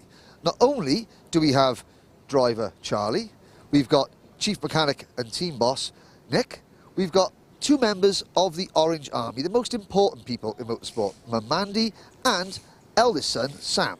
And this weekend, it's a very special weekend, is it? Because it's Sam's 21st birthday. Well, on behalf of everybody at the Motorsport UK British Kart Championship, happy birthday. Okay, yeah. Now, Sam is a registered marshal, you're a licensed marshal, as well as Mandy. You are on the end of the grid, aren't you? Yeah. Yes. And so, as a family, how does it feel then, Charlie, to have Dad on the spanners, Mum and Sam marshalling? Yeah, I think it's really good because it's more like a family sport. You see all the big teams, they got payment for mechanics. You don't really get that feeling. You know, we like to spend the whole weekend here. Me and my dad, we feel really close when doing karting because we're always together. I'm always like one team, and it's really good to see my brother being able to get involved. We like to promote diversity in motorsport, so it's really good that we can get people with special needs, special abilities to finally get themselves somewhere on the grid. Excellent, thank you very much. Now, Mandy, obviously being a marshal, what's it like not being around the paddock, or when Charlie's on track? What's going through your mind? I hate it really, but I have to blank it off and completely just be a marshal and be impartial, and and just I'd hope for the best for Charlie, but everybody's equal out there. Exactly. So, Nick, if we can sort of come round a little bit, you've got the whole family here, but it's just you and Charlie sort of like on the karts. What's it like having the whole family spread out around the venue? It's bizarre. We started this journey just Charlie racing, and it's just grown, and Sam and with Mandy, HKRC, we're a part of their family as well. It's not hard to come here. No matter what happens during the day, we love coming back and can't wait to come back. But yeah, sometimes it's difficult. Time pressures can be there to make things difficult, but when you enjoy something, you don't work a day in your life, do you? Oh, exactly. And regarding with Sam, you're spending your 21st birthday at a kart circuit. What better place to spend your 21st birthday? Okay. Yes, and for you guys to have Sam involved and for motorsport to be accessible to all, how does that make you feel? You must be very, very proud of this young man. I'm really proud of him, and the karting community have welcomed him with open arms. He's just part of the team. He's part of the marshal team as well. He's treated just as equally as everyone else. It's brilliant. Now, there's one thing that we're not supposed to mention, but is there going to be CAKE tomorrow? there might be. Yeah, but we don't really want to say that because it might get him excited. No, exactly. That's why we got just between you and me.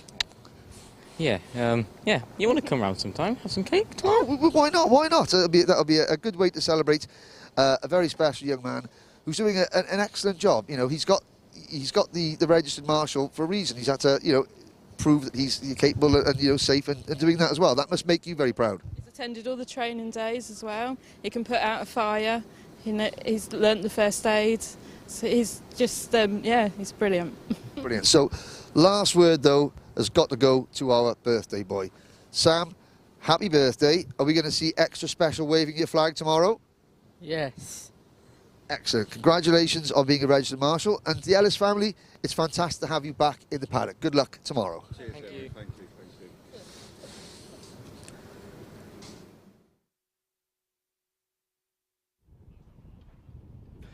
Well, what a great story, and it's great to see the Ellis family back in the paddock. But now the Ellis family are a very busy family here this weekend. But Anthony, you caught up with perhaps the busiest driver. Oh, yes. Yeah, Cade McQueen. He's doing the double senior Rotax and KZ2, two completely different karts. We had a chat with him.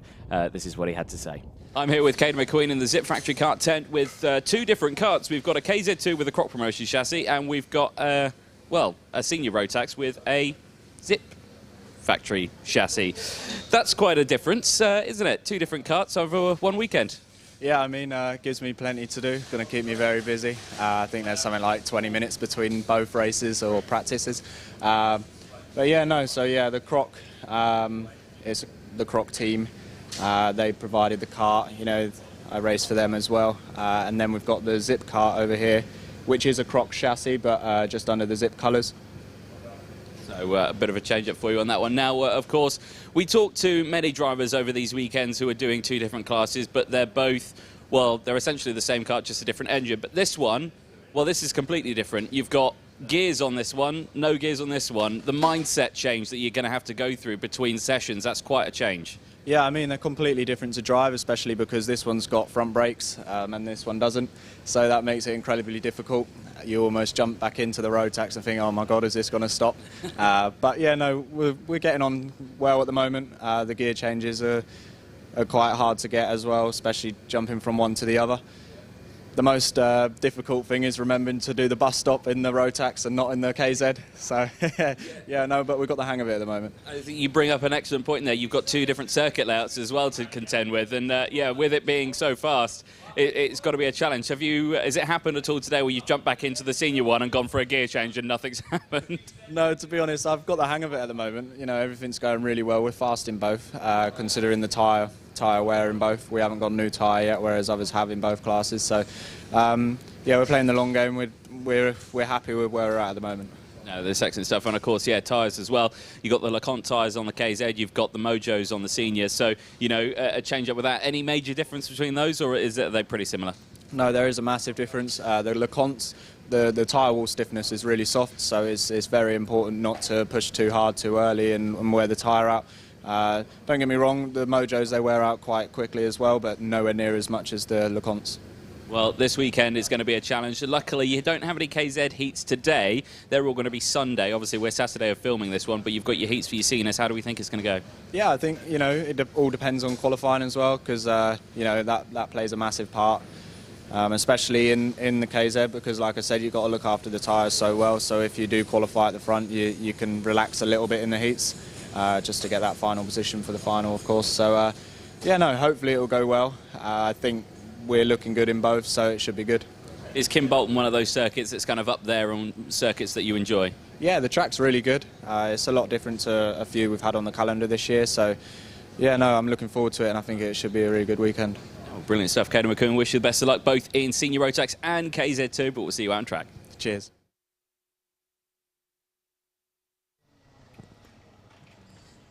Well, welcome back, ladies and gents. Finals are about to take to the circuit. There you can see the first final race, 18 Minimax, getting themselves primed and ready. But, Henry, like you said yesterday, you had the interview with the Ellis family. And, of course, one member of the Ellis family who takes pride in his role in the marshalling team is Sam, right there, 21 years of age today on his birthday.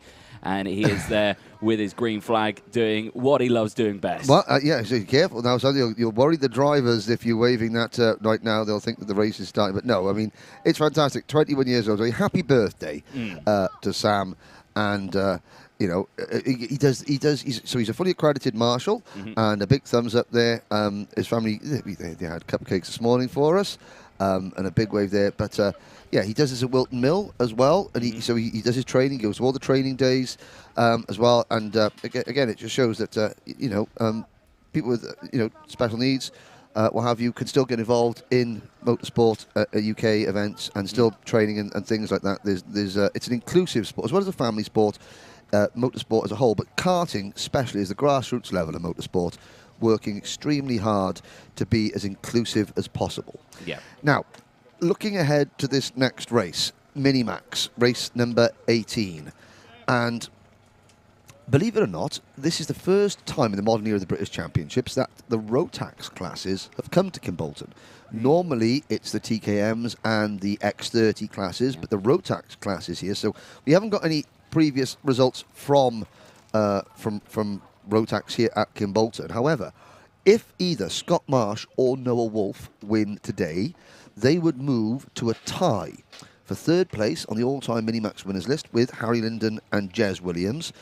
Archie Kitching and Ethan Jeff Hall, 4 Minimax wins each.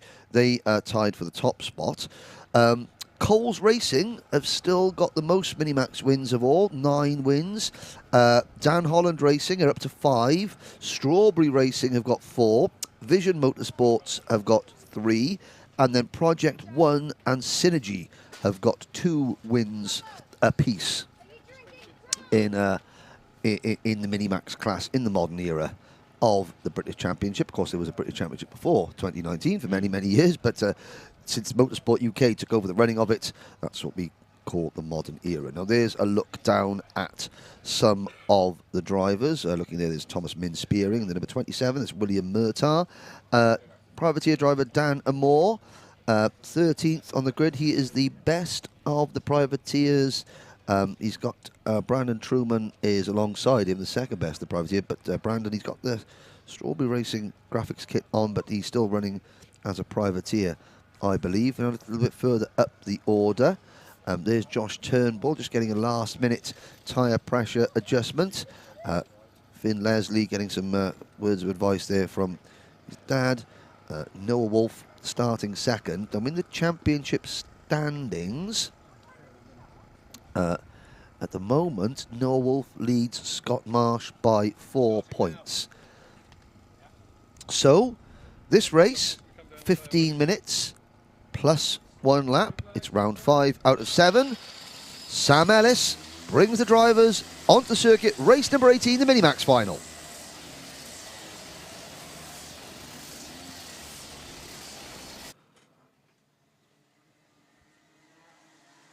Yes, indeed, Henry. Minimax race 18 final taking to the track. Here's how they're going to line up then for the final of their race. Scott Marsh and Noah Wolf will go from row 1. Sebastian Mins and Hugh Moulton go from row 2. Harrison Whitcomb and Finn Leslie start from row 3 from Harry Bartle and Joshua Turnbull on row 4.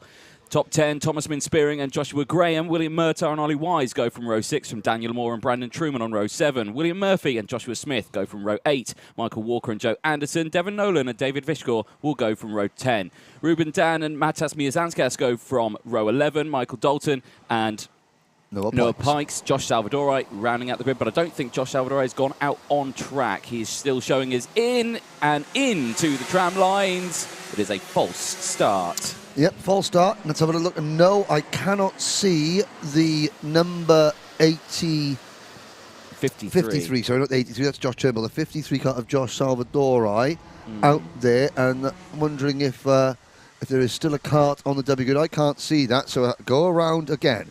Championship positions. Noah Wolf leads by 4 points over Scott Marsh.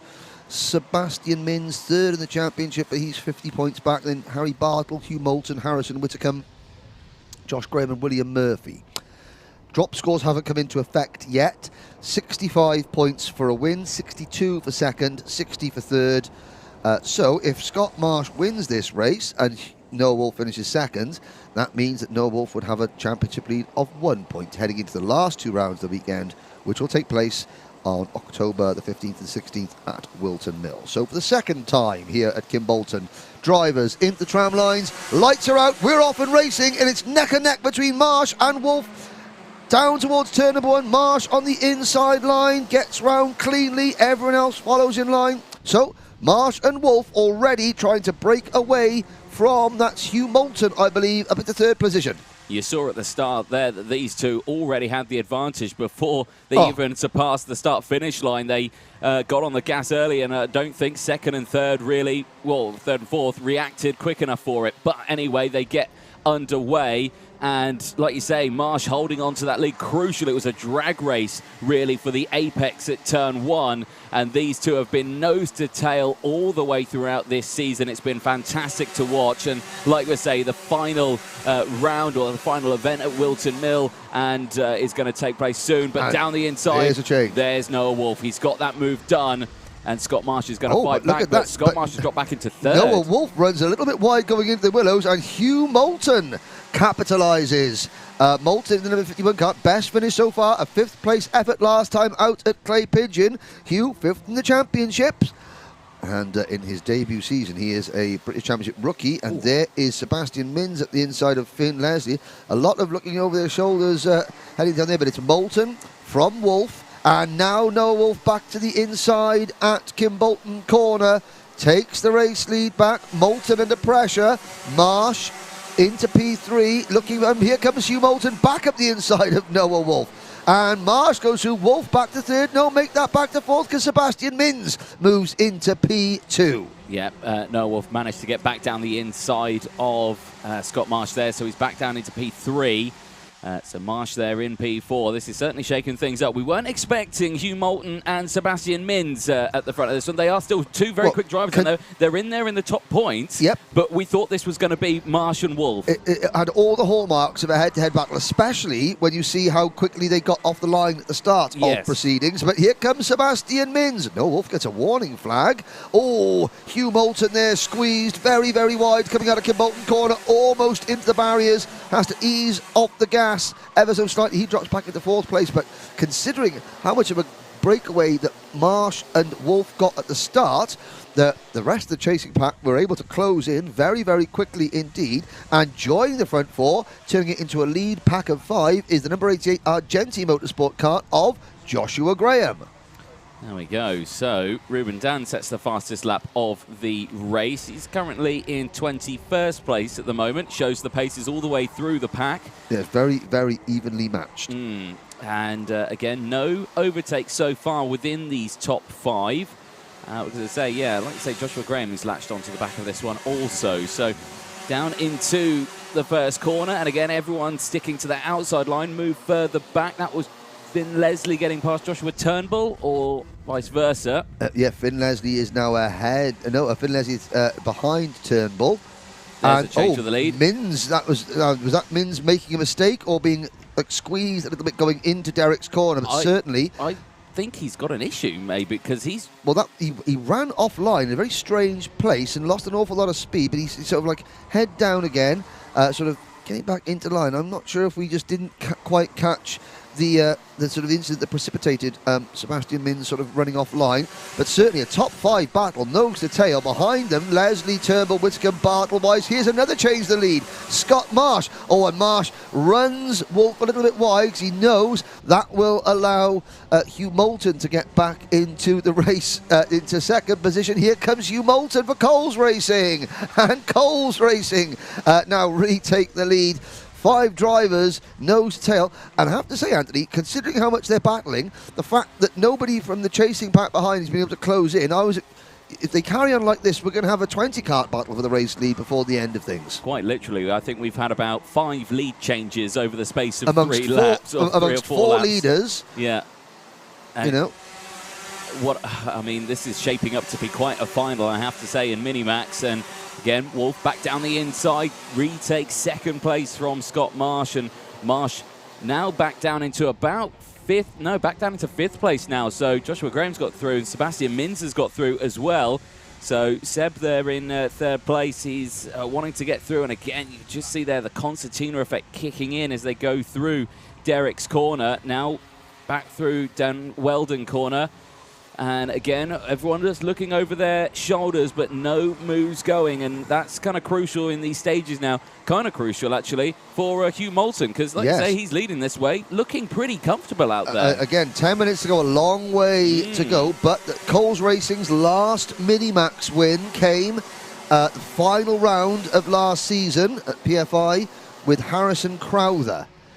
They haven't won in nearly 12 months in this class. Moulton under pressure going into Derek's. Mins in third place. Wolf putting that pressure on Moulton now. Out of Derek's into Dan Weldon corner. Marsh in fourth. Graham back to fifth. Leslie and Whitcomb, 6th and 7th, beginning to close in. Turnbull in 8th. Ollie Wise runs in 9th. Then it's Murtagh, Bartle, Min Spearing, Murphy, Amore, Smith, Walker, Anderson, Nolan, Dan, Truman, Vishkor, Dalton, Mizanskis, and a new change. Well, another change. New leader, Noah Wolf, number 45, Synergy Racing Developments. Yeah. So as these go through, again, Hugh Moulton looking back down the inside. He's done him. So I don't know what's happened over the lunch break. I mean, look, okay, yesterday was a different day, but yesterday you and I were looking at, there was one Minimax heat took place in the dry and one in the wet. Yeah. Both races, Noah Wolf was able to just close in, pass, and pull away in the lead. Yeah. Now, different day, is that on their mind? Are the drivers like Hugh Moulton and Sebastian Mins conscious of the fact that if they give Noah Wolf a lap or 2 laps at the front of the field, he can get that break again? So they're considering, right, if we have to fight back. The minute he gets the lead, we can't run the risk of letting him get the breakaway. Yeah, definitely. I think you could be right there, Henry, because I mean, those two, Mins at the inside, and now this is going to slow them down. Mins, Graham, and Marsh tripping over each other, and that is going to bring Leslie and Whitcomb back into play. And again, we mentioned happy birthday to Sam Ellis, who's 21 today. Noah Wolf, 13 years old yesterday. Happy birthday to Noah. James Glenister, 32 years old today in KZ2. Oh, what a birthday present that could be, fighting for a British title. Marsh passes Mins. Now, alarm bells will start ringing for Scott Marsh. Noah Wolf, I think, has realised, okay, there's no way that this kid in number 51 kart is going to let me lead. So the best thing I can do now is push him away so that at least I'm not going to lose lots of places if we start battling. You know, it's just one-on-one. No, exactly. So keep a close eye on all of these drivers all the way throughout. But like you say, yeah, they did trip over each other at Derek's corner the last lap. Yes. You just saw the concertina effects in. Heads went forward, heads went backwards, and all sorts. So, you know, these drivers have to be careful. They do need to try and work together, because I have to say Hugh Moulton and Noah Wolf are pulling away from these two. The gap's opening up. I mean, they cross the line now. And there's a driver off circuit. That is Matas Miazanskis, the number 12, the guest driver. And he does look, I'm just looking at, he's in a bit of discomfort. Now he sort of gets out of his car. Yellow flags, excuse me, waving. Oh dear. And a Battenberg flag's come out, and there's a bit of chopping and changing. Yeah, well, Scott Marsh had gone for the move, and see that, and then he backed off. There was certainly a flag waving, so the Battenberg flags, and Sebastian Mins there saying, hang on. Yeah, because I think Harrison Whitcomb. Yes. Well, let's see if they sort themselves out. Harrison Whitcomb has let Mins go again. Right, okay. So, I mean, I think that we are in the same order that we were before the Battenberg flag went out. And I think that was again, there should be a short interlude. Now, Moulton does have to slow down and back the pace up. As you can see, the field is still quite spread out. Yeah, he's still nearly at full race pace, I'd say. Now, a championship rookie leading a race for the first time in the British Championship. It's probably the first time that he's been in the lead of a big race where there's Matas Miazanskis again holding his left wrist as he walks off there, being accompanied by one of the marshals. Green flag comes out again, and we're off and racing. Marsh to the outside here, looking to get the switchback potentially on all three. can't quite get it on any of them. Sots back there into P4. No positions gained or lost. But through we turn do one. have, let's have a look, let's count them. There is now 2, 4, 6, 7 drivers in the lead battle. Oh, yes. Make that 8 or 7 and a bit, because you've got in 8th position Ollie Wise for KR Sports. He is doing his best to try and close in the number 55 car. It's been Ollie Wise 12th in the championship. Has gone about things very kind of quietly and calmly, you know, almost unnoticed. But I know Ollie does racing in Europe. He's driving the E20 class in the Deutsche Electronic Kartmannschaft, the German Electric Kart Championship. That's the Rotax E20 karts. And yeah, Ollie, yeah, top 10 all day yesterday. And you can see Noel pointing to Humo saying, "No, go, don't defend." Yep. 4.5 minutes remaining. Like I said, it's in Noah Wolf's interests to push Hugh Moulton away. And Hugh Moulton is sort of, he doesn't really matter either way. Hugh's just thinking, I'm leading and I'm going to do everything I can and I'm going to run my own race. Graham in 3rd. Josh Graham, number 88, he's been knocking on the door of a race win all year. Got on the podium at Lark Hall. He's currently 7th in the championship. But Noah Wolf, I believe, the only driver to finish on the podium in every single round of this year's Minimax Championship. Yes, and so far they're in P2. That will stay the same. Yep, if things continue as they are. Scott Marsh, now, championship positions at the moment. It would be a 7-point advantage for Noah Wolf over Scott Marsh. Really is a head-to-head. Hugh Moulton is this is putting Hugh into 4th place in the championship. There goes Marsh up into P3. That will trim Noah Wolf's championship lead by a couple of markers, by 1 point. 1 point. So it's now a 6-point advantage for Noah Wolf. 3 and a bit minutes to go. Yeah, he needs to close that gap up now. Work with Graham and Mins. And these drivers know how to work together, and I suspect they will do so. Hugh Moulton, of course, rookie this season, first season in the British Championship. You know, he's doing a fabulous job this year and in this race that we're currently seeing right now. But Wolf, crucially, has not gone for the move straight away. But now Marsh has started to pull off the group just behind him. Yeah, Noah Wolf will be checking over his shoulder. You're getting signals from around the circuit as well. Yeah. But Wolf will sort of, you will see him check over his shoulder at some point just to see. There he is. He has a little glance over his shoulder there. He did catch it on camera. I was looking out the commentary box window as Whitcomb now passes our Argenti Motorsport teammate Josh Graham for 5th position. Marsh has now caught Noah Wolf. So Wolf, I don't think Wolf's going to have time to make a move before Marsh catches him. No, he won't. So now Noah Wolf is sort of the meat in the sandwich, as it were. And he's gone for the move. He realised the danger he was in and has gone for the race lead. Takes it with 2 minutes to go. We start lap number 19. As we do, Marsh goes down the inside as well, so Moulton drops back down into P3 now, into the clutches, of course, of the waiting Sebastian Mins, Jensen Graham and Harrison Whitcomb. And as they go through, Marsh looked like he was going to go for the move there into Derek's corner, and I know someone who's gone for a move, and that was Sebastian Mins, but he has to concede the spot. He holds on to it, but Hugh Moulton goes wide. Wide goes Moulton, and Whitcomb and Mins goes through. Finn Leslie goes through as well. So Moulton dropping down the order very, very rapidly here. Sebastian Mins is going to get a great run onto the start-finish straight. He's going to get a great run, but the leaders are covering the inside line. Can Sebastian Mins get the undercut coming out of Stowe Corner? Here comes Scott Marsh. We're 3 wide for the lead. Marsh runs a little bit wide. Wheel to wheel. Here comes Harrison Whitcomb into 2nd position. Mins to 3rd. And that move from Scott Marsh, it ended up costing him down to 4th. A minute to go.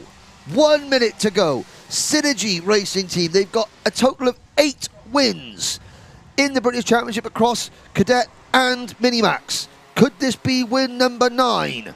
Argenti Motorsport, 7 wins across the Rotax classes. Could this be win number 8 in a first win for? Sebastian Mins up over the curb there into, he didn't make contact with Whitcomb. Technical flag for Michael Dalton. 30 seconds to go, and suddenly Noah Wolf has got the gap that he's been working on and craving all race. It's finally happened, with Mins and Marsh second and third, now frantically trying to work together to close in on Noah Wolf, but time is running out. Yep, the last lap board will be out this time as the timer now strikes 0. So no time left in this one as everyone else just scrabbling for track position and positions as best they can. And there's a nose cone off, and it's a Synergy nose cone. That would be from the second Synergy kart of William Murphy, yeah, who was in 12th and will now have to retire to the pit. And you can see Scott Marsh still signalling as they start the last lap, saying, no, you've got to push, you've got to push.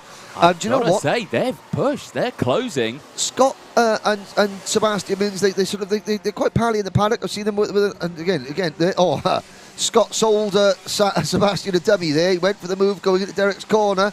Into second place. Is time ticking out? Noah Wolf's gonna have to make a mistake coming out of the next corner, and I don't think it's gonna happen. Marsh is giving it absolutely everything though. 2 corners to go, through Kestrel corner, up Laser Straight, down towards Kimbolton corner. Noah Wolf will take his 3rd consecutive race win. It's win number 9 for Synergy in the British Championship. For Noah, it is win number 6 in the British Championship provisionally, and that would put Noah in a tie with the likes of Vinnie Phillips at the very top of the British Championship rankings overall. 6 wins provisionally, of course, as Wolf, Marsh and Mins your provisional podium. Josh Graham finishes in 4th place, Finn Leslie is 5th, Harrison Whitcomb in 6th, Josh Turnbull in 7th, Hugh Moulton, after a fantastic drive, only comes home in 8th position. Ollie Wise, and a first top 10 in the British Championship, a 2nd consecutive top 10 for privateer driver Dan Amore. William Murtagh, Thomas Min-Spearing, Josh Smith, Harry Bartle, William Murphy. In fact, William Murphy will have to be removed from that because he was given a technical flag late on. There is a look at Noah Wolf crossing the weighbridge. Now, we saw at the start, at the end of this morning's part of the broadcast, Morgan Porter having a few issues getting over the weighbridge. He was excluded, which has had a slight impact in the KZ2 point standings, but we'll get to that later on. That's the last race of the day, the championship decider in KZ2, and the championship has gone down to the final round. Anthony Jordan will be catching up with Noah Wolf, Scott Marsh and Sebastian Mins very shortly. So again, that is Noah's 3rd straight win in the Minimax British Championship. Synergy now have 3 wins in the class. They move to a tie with Vision Motorsport in 4th in the overall rankings. Dan Holland Racing, they've got 37 final victories. They're second to only Fusion Motorsports, who've got 40 wins. Another podium for Dan Holland and for KR Sport as well, who are, I believe, they are 5th. Oh, so they're 4th. Fusion Motorsport, Dan Holland Racing, Strawberry Racing and KR Sport, the 4 most successful teams in the modern era of the British Championship in terms of race wins across all classes. Believe it or not, privateer drivers have accounted for 30 overall race wins, which shows you that even at this level of British karting, there is room for a privateer driver, a family-run team, to succeed in this sport. But again, as we look at some of the mechanics families watching from the Spectators grandstands here, there's good to see a good crowd here as well this weekend at Kimbolton, the Hunt's Kart Racing Club. But again, we will have a quick word from our sponsors.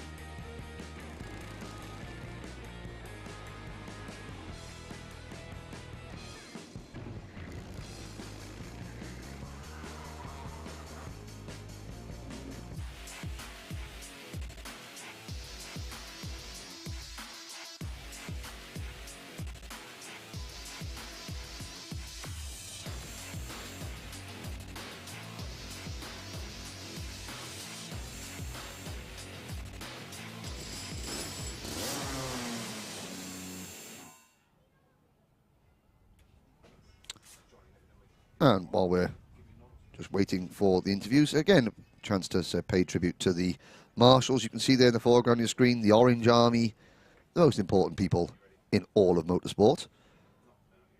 And again, this weekend, as always, here at Kimbolton, they've been extremely good, very quick to get to every incident, but Anthony Jordan is down in the pits.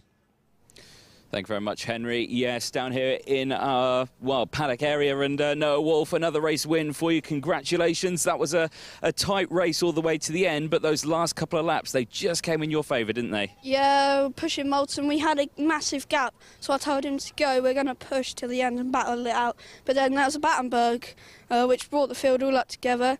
I pushed Moulton for a few laps. We got a little bit of a gap, and then they started catching us. They got near us, and I went in for the overtake, and I defended a lap, and then I pulled away. I mean, a cracking result for you, and of course all done on your, well, birthday was yesterday, but a nice way to celebrate your 13th, isn't it? Yeah, great way. Well, talk us through, I mean, we lead the championship now by a couple of points, and going into the final round at Wilton Mill, it's still all to play for. Are we still feeling confident? Yeah, very confident. I'm very good at Wilton. Excellent stuff. Well, anyone you'd like to thank? My dad and my family, Sam, our mechanic, everyone that helped me, and good commentary. Oh, brilliant stuff. Well, Noah Wolf, congratulations on P1. Sebastian, let's get Seb in P2. Obviously, a couple of changes in this one. I think a couple of nose cones, Scott Marsh and Joshua Graham, both with nose cone penalties in that one. Sebastian, you come across the finish in P2 in that one. Cracking race and a good result for you. Yeah, P2 is not bad, but I think I should have won, but should have been, would have been, could have been, really, so... It was a tight race. Talk us through what happened going into the Kimbolton corner, because we saw you go for the move on Harrison Whitcomb, but you clipped that inside curb by quite a way. It was quite a late move, and I kind of clipped the start of the curb, so I kind of launched up in the air, but... From our point of view, it looked quite painful. From your point of view, was it all right? No, it was really, but I felt like I was going to do a backflip, so... You got away with it a little bit there, but you know, P2, good points, but final round at Wilton Mill coming up soon. You looking forward to it? Yeah, I'm quite good round there, so should be able to do. Who would you like to thank? My mum, my dad, my sister, my dog, my team manager Ash, my mechanic Steve, everybody who helped me really, so. Yeah. Brilliant. Well, Sebastian is there, and we'll chat to third place GP plate Finn Leslie. Finn, obviously Kart Masters champion, but this time around P3 in a British Champs final. That's a nice feeling. Yeah, it's a very good feeling. Just good points. It might bring us up a bit in the championship. So yeah, quite good. I mean, Kimbolton's probably a favourite for a lot of people. How does this rank in terms of circuits for you?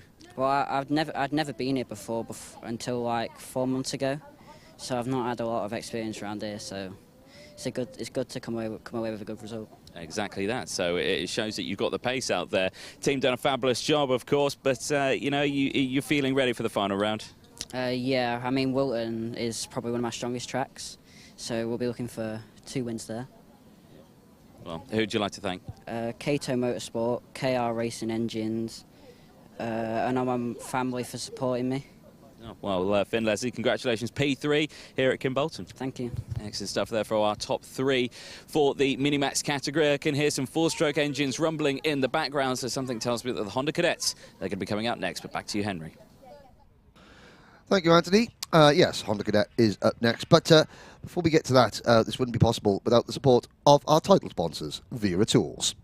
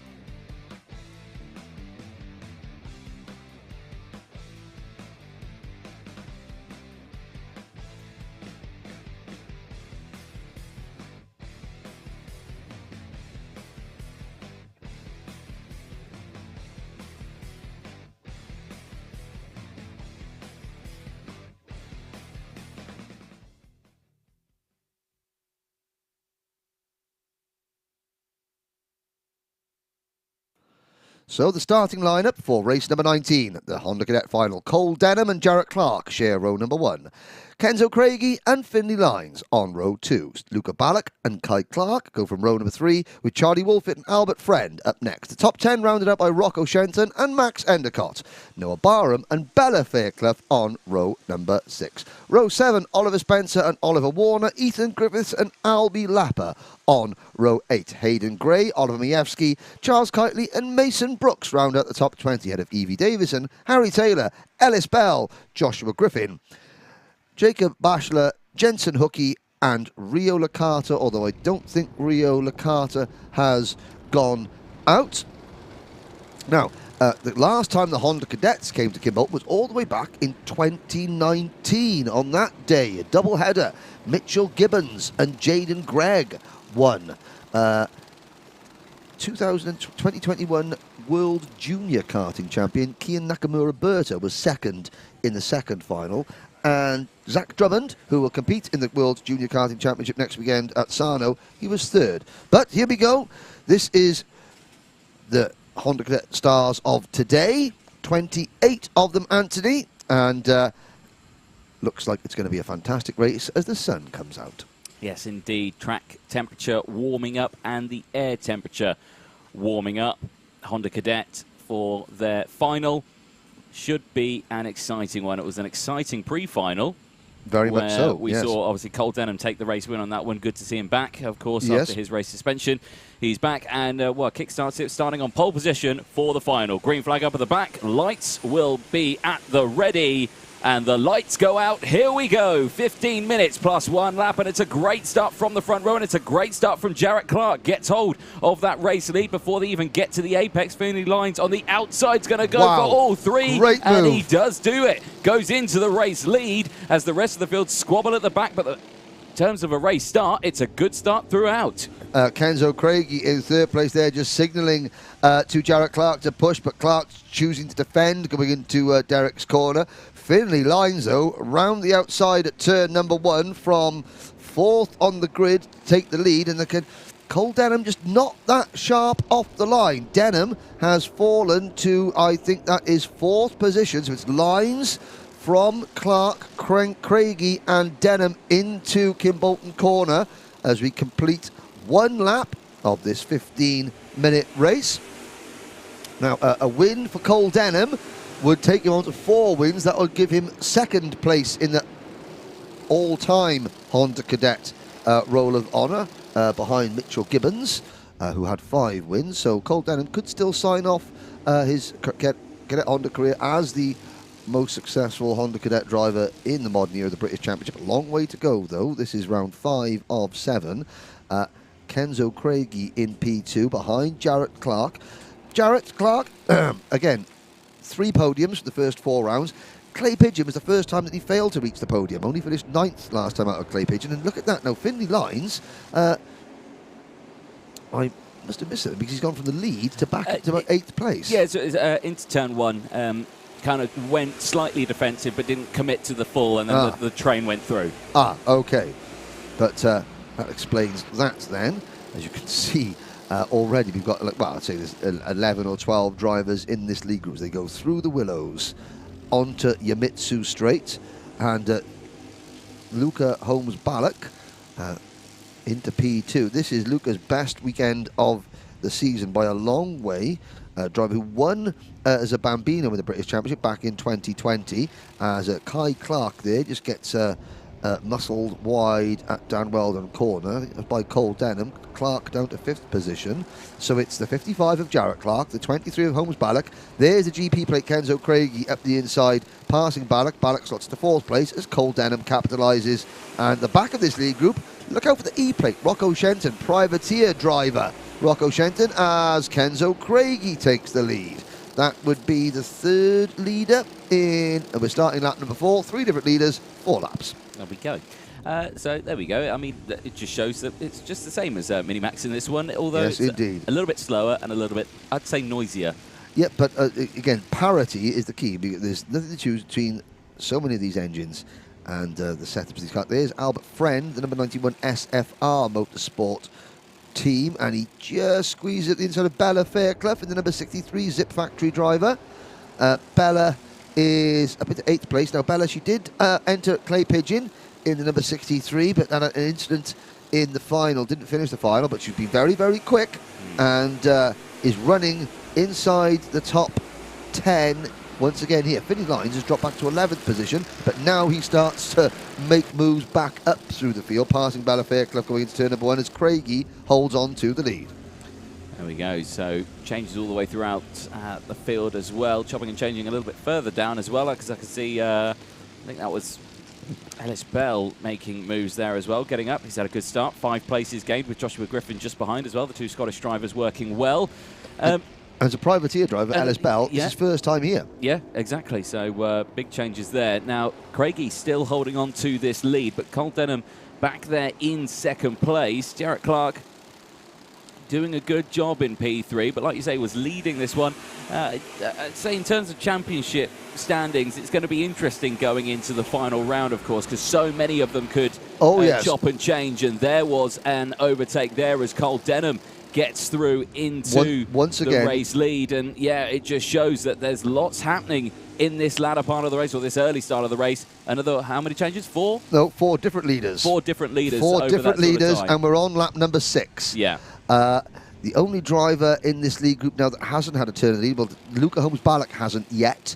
And I say yet because there's a long way to go, 10 minutes. And, there's certainly not... Now, you'd normally expect sometimes you'd have drivers just in a line, following, working together. Not the case in this race. It is every man and woman for themselves at the moment. Quite literally, yes, as the timer goes under 10 minutes. And I have to say, I was going to say, has Kenzo got breathing space? No, not at all. Cole Denham back down the inside, and he actually gets freight trained there. 3rd, 4th, 5th place. Yeah, he slots back in. Still offline, going through the willows. It's going to affect his momentum coming up the Yamitsu straight. And 2 more drivers go back. So Kenzo Craigie goes from 1st to 7th. Finney Lines under investigation. Potentially for the start, it was a very good start. It was a very good start. I mean, it might have been Tram Lines. I mean, he was obviously starting on the 2nd row of the grid, so he couldn't have jumped the start, but maybe out of position. Well, I mean, it was a standing start, of course, so he may have jumped the start. We'll have to see. There's Rocco Shenton. Now, hard to believe that Rocco's 3rd place at Clay Pigeon was his first, not just his first podium, his first top 10 finish of the season. Yes. Oh dear, and that was, oh my word, that was close. Yeah. Kenzo Craigie, wheel-to-wheel contact with another unseen driver going through Kimbolton corner, and Craigie had to get on the anchors very suddenly to avoid going into the barriers. Now that has put Kenzo back to 11th, but believe it or not, 11th place is still only 2.3 seconds behind the race leader. Albeit that's still going to be a lot of work to get back up to that front section. So, but he's got plenty of time to get that done. 8 minutes 40 seconds left on the timer, so plenty of time left in this race. 2 new contenders at the front, number 77, Kai Clark, number 95, Charlie Wolfett, Noah Barham in kart number 22. So, looking down, so I mean, of the drivers that we did have Luca Ballock, he's dropped to 8th. Finney Lines has dropped to 10th. Kenzo Craigie has dropped to 11th, and they've just been replaced. So, I mean, Synergy Racing Developments are 1, 2, 3, 4, 5, and now they start to work together. Albert Friend in the number 91 SFR Motorsport car, running in 6th position. And he has got to try and rustle together some support from any non-Synergy driver around him. He's got Rocco Shenton, privateer driver. Then he's got 2 more, Endicott and Ballock next in line. Then the first 3 Zip Factory drivers, Lines, Craigie and Majewski, 10th, 11th and 12th. And you can see... That's Rocco Shenton in the background, yeah. And you can see Majewski is a little bit off this lead group in 12th position, but certainly this pack here going around Kimbolton Corner, Kenzo Craigie, the GP plate holder, at the back of that lead group. So that is effectively still 11 karts in contention. Very much so. Gap starting to form, though, out there. I mean, you can see as they go through... The timing says the top 11 are in that one big group. Yes, of course, but there are still bits of real estate in between. Yes. I mean, Albert Friend has got 7 tenths, 8 tenths, 7, 8 tenths, yeah, behind Barham. So, you know, there are gaps starting to form. There's Finney Lines. He's tucked in behind Luca Ballock and Max Endicott, a little further behind. So Still work. I think this is the first time we've had the top 5 synergy I'm sure there's been at some point, but at this point of a final, yes. Yes. I think that's right. At this point of a final, just quickly looking at the rules, we've had 2 complete synergy racing clean sweeps. Lark Hall and Warden Law were synergy racing clean sweeps of the podium, the top 3. But the thing that gives me hope that this will be a full 11 kart battle for the race lead before this race is over is the fact that the 10th and 11th, Rocco Shenton and Kenzo Craigie, are amongst 2 of the... we've got a smoking kart. That is Joshua Griffin, I believe, pulling off to the side of the circuit. No, it's Albert Friend. Oh, no, Albert Friend. And you can... that is the left rear tyre has moved in and is fouling against the chain guard. You can see that red Tillet chain guard there leaning across. Now, it does look as though the tyre has moved in because it's inside the rear. So that maybe a hub has broken or something like that. Albert Friend out of the race. So we're down to 10. And, if that tyre is about to come off the rim. I think that it has popped. Yes. And that is, maybe the bead has come out of the thing. So technical flag for Albert Friend. He pulls in. That is unfortunate for Albert Friend. Here is the 11th place battle, now being led by the number 13 SFR Motorsport kart of Joshua Griffin. And behind Joshua Griffin is Oliver Warner, Oliver Mievsky, Hayden Gray, rookie leading privateer, second place in this race, but leading the championship, Ellis Bell, Charles Kitely, Mason Brooks, Ethan Griffiths, Oliver Spencer, Bella Fairclough, who's fallen back a little bit. But at the front, there's now 2 distinctive groups of 5. Yes. There's the second group of 5. Which is Endicott, Ballock, Lyons, Craigie and Shenton. Top 7 now, all Synergy Racing development karts. That is very, very impressive. And even though, you might think to yourself, but these bigger teams, they've got more drivers, of course they're going to go quicker. To get 7 drivers all at race winning pace at the same time is very, very difficult indeed. And this year alone, we've had the Zip Factory team They've, at the sharp end. They've won Renaissance. finals. We've had the SFR Motorsport team up at the sharp end. We've had Privateers up at the sharp end. This is the first real time, I think, this season we have seen a major grouping of one team at the front in Honda. Yeah, yes, without any interlopers, without any sort of single kart from another team sort of getting involved. The gap between 5th and 6th at the moment is 1.3 seconds. We've got 4 minutes to go. Kenzo Craigie sets a new fastest lap of the race. Now, Craigie follows Finley Lyons past the number 18 kart of Max Endicott. So the top 7 is now gone. It's now a top 5 with 2 Zip Factory drivers, Lyons and Craigie, 6th and 7th. And there's the signal being given. Right. Let's go. Let's catch up. Now, Kenzo Craigie just hit the fastest lap of the race, so we know he's got the pace. Has he got the time? 3.5 minutes. That's going to be the question, really, in this final. 3.5 minutes is a long time in terms of karting, but, I mean... it's track position. You've got it's Finny Lyons and Kenzo Craigie. It's not just getting past 1, it's getting past 5. Cole Denham, Jarrett Clark, Kai Clark, Charlie Wolfett, Noah Barham, your top 5. It could take them that 3.5 minutes to get to the back of the pack.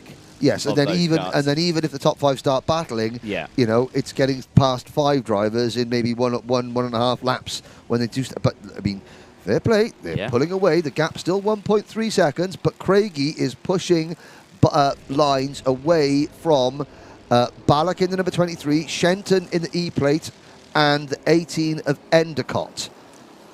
Oh well.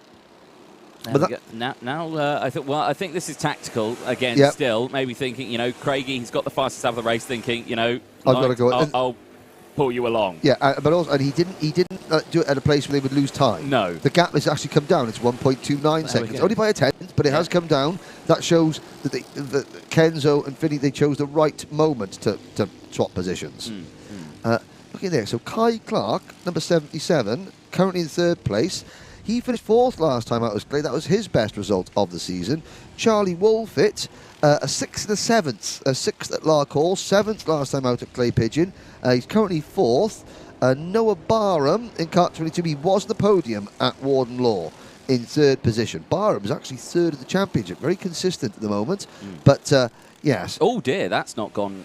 That's the number 64 kart of Charles Kitely. The bottom NASA panel bracket has broken. Yeah. NASA panel, he was able to push it down, but will that trigger a technical flag? I suspect it will. 90 seconds plus 1 lap to go. The gap between the top 5 and Craigie in 6th is 1.21 seconds. So they're closing, but only by hundredths. And they need to do that more. The question is, when will Cole Denham start to defend? Jarrett Clark is your current championship leader by 18 points over Kenzo Craigie. Cole Denham is a factor, but of course he missed that round. He can use it as his dropped scores, so Denham is almost right in the thick of the championship hunt as well. The only thing working against Cole Denham is the fact that he won't gain the 20 bonus points for entering every round. That's the one thing. And will that be potentially the championship clincher in that? Well, that could be. But, I mean, Denham's championship score at the moment, I mean, he's got one non-maximum score. Yeah. From the pre-final at Warden Law, where he finished 4th. Everything else, maximum score, which will be pretty hard to defend against. But, of course, he is giving away 20 points to everybody else. Yes. And we've got 30 seconds to go. Jarrett Clark, Kai Clark, there's the move. So, Denham did come across to defend. Now we're 3 wide, but Denham holds on to the lead. That spoils Jarrett Clark's momentum. It puts Kai Clark into P2. 13 seconds to go. Next time around, it'll be the last lap board. And suddenly, Craigie and Finn Leslie. Finney Lines. Oh, Finney Lines, sorry, yes. They're 1 point. They're closing in. They're closing in. I got that name completely wrong. I do apologise. Timer has struck 0, and yeah, like you say, they are starting to scrap now that top 5, and that's really going to, cause them to close in. And we see this time and time again. We see this in, I have to say, in the other cadet class that we race in the British Championship, of course, the IMA cadet class, when it is dominated, and by the Fusion or the ORM team, they'll work together all the way through the race, and then come the last lap, it's all bets are off. Yes. So the clock strikes 0.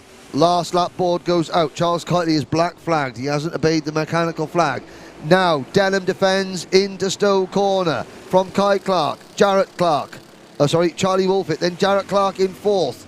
And Noah Barham in 5th. Craigie and Lines, I think they're going to be just a little bit too late to the front, and they're not going to be able to make an impact. But Denham is defending into Derek's corner. Watch the number 22 of Barham. He's got the best run, but he can't get past until coming out of Dan Weldon corner at the earliest opportunity. Craigie and Lines have caught them. It's a 7-kart train. Denham has the lead. What can Kai Clark do? Let's find out then into the final section. One more opportunity to overtake down the inside here into Kimbolton corner. It happens in the background, but doesn't happen at the front. And to the checkered flag across the line, it will be Cole Denham who takes it from Kai Clark and Charlie Wolfett. So a 4th win for Cole Denham. Provisionally this season, and that moves him to 2nd behind Mitchell Gibbons on the all-time Honda Cadet winners list. And again, even with that one race suspension, here we go. There's Charlie Wolfett. There's a big celebration there. Wolfett on the podium. That's his first. Just double check that. That is his first podium. It's Kai Clark's first podium, and it's a 4th win for Denham. Jarrett Clark finishes in 4th position. He retains the championship lead, but when dropped scores come into play, Cole Denham will be right back on top of things. Kenzo Craigie comes home in 5th position ahead of Finley Lines, then Noah Barham, Luca Ballack, Rocco Shenton, Max Endicott. Another fine result for Scotland's Ellis Bell in 11th position, gaining 12 places there on what is his first trip to Kimbolton. Joshua Griffin comes home in 12th, and then, as you can see, some of the drivers that finishing down the order. Sadly, Albert Friend and Charles Kitely there at the back, the only drivers not to finish. And Cole Denham, Scotland's Cole Denham, well, that's Kai Clark, you can see on your screens there. But Scotland's Cole Denham is already by P1, the P1 board. Kai Clark will put his number 77 Synergy karts, and that is a top 4 clean sweep, provisionally, of course, for the Synergy Racing team. It is their third podium clean sweep of the season, and it's their 7th win in Honda Cadet overall. That puts them just 1 win behind Ambition Motorsport on the all-time Honda Cadet Roll of Honour. That is 2 finals, 2 provisional victories for the Synergy Racing team, and that would give them a total of, that's their 10th final win, and that draws them in line with Croc Promotions, who have got 10 wins, just 1 behind Oliver Rowland Motorsport, who have 11 wins. As we look at now the tarmac in the foreground, you can see the racing surface, but that tarmac in the foreground, that is the original runway here at RAF Kimbolton, home of the US Air Force, the 379th Bomber Group in the Second World War. I would advise anybody who is visiting here at Kimbolton at the Hunts Kart Racing Club to go into the clubhouse, look at the cabinet full of trinkets and various bits of ephemera that have been found over the years here from the Second World War. The photographs, the history, the stories behind some of the planes and their crews who battled in the Second War is quite moving indeed. Anthony Jordan, however, is down with our podium. Thank you very much, Henry. Yes, here with our top 3. All Synergies, all looking the same, but our man here who's back in the paddock, Cole Denham. Cole, congratulations. Good to have you back and kick-starting it off with another win. Yeah, it's been good the last couple of rounds of the British, but not the last one, but it's all right. It's all right, is it? Yeah, no, it's all right. I mean, championship points are still looking good. It's going to be close going into the final round. Do we think the maths is there? Do we think we've got the capability of winning it this year? Hopefully. All I need to do in the last round is hopefully just win it and hopefully come out on top in the championship. Well, fingers crossed for that one. But this weekend at Kimbolton, a tough weekend. You had to fight for it, but you came across the line with 4 other teammates to take a top 5 for Synergy. So a nice achievement for you and the team. Thank you. Brilliant stuff. Anyone you'd like to thank? My mum, dad, Synergy Kart Racing, everyone that supported me over the weekend. Brilliant. Well done, Cole. Let's head over to second place, Kai Clark. Kai, again, another brilliant race for yourself, working well with your teammates there. But, you know, anything you can take away from that one going into the final round? It was hard, but it was a fair race. So fair race all the way throughout. I mean, tough when it is racing with your teammates, of course, because the last thing you want to do is be involved in anything with a teammate. But you know, you've still got to race fair. But you know, a good result for yourself, P2. You can be happy with that. Yeah, really happy. Who'd you like to thank? My dad, and my mum, my dad, and Synergy. Synergy, perfect. Well, congratulations, Kai Clark, P2. Let's head over to third place, Charlie Wolfit. Charlie, great result for yourself. You can smile. Thank you. There we go. You're on the podium, of course. You'll be enjoying the trophy a little bit later on today, but a tough weekend.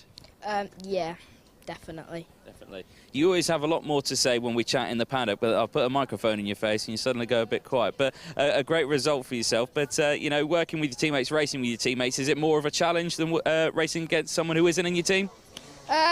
Well, yeah, definitely, because you don't want to upset them or do something to them and then go back in it and all be a massive scrap at the awning, but you don't want that. You want to push with them and get the win with them, so...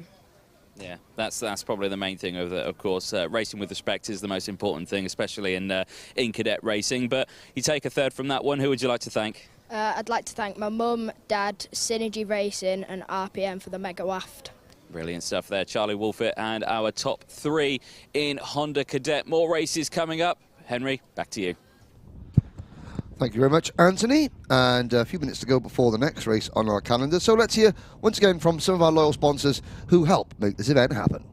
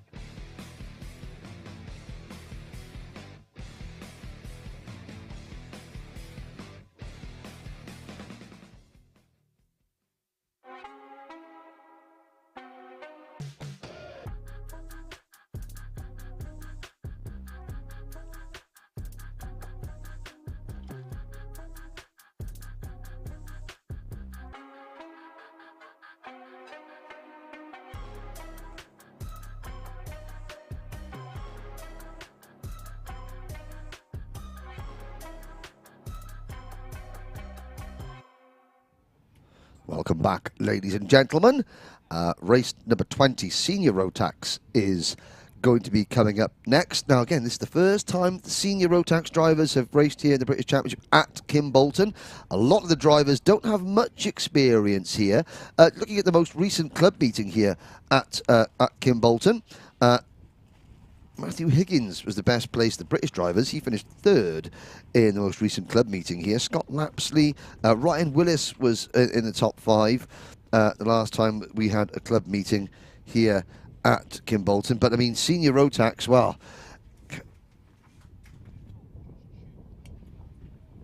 Callum Bradshaw will start from pole position, and it's race 20 coming up now.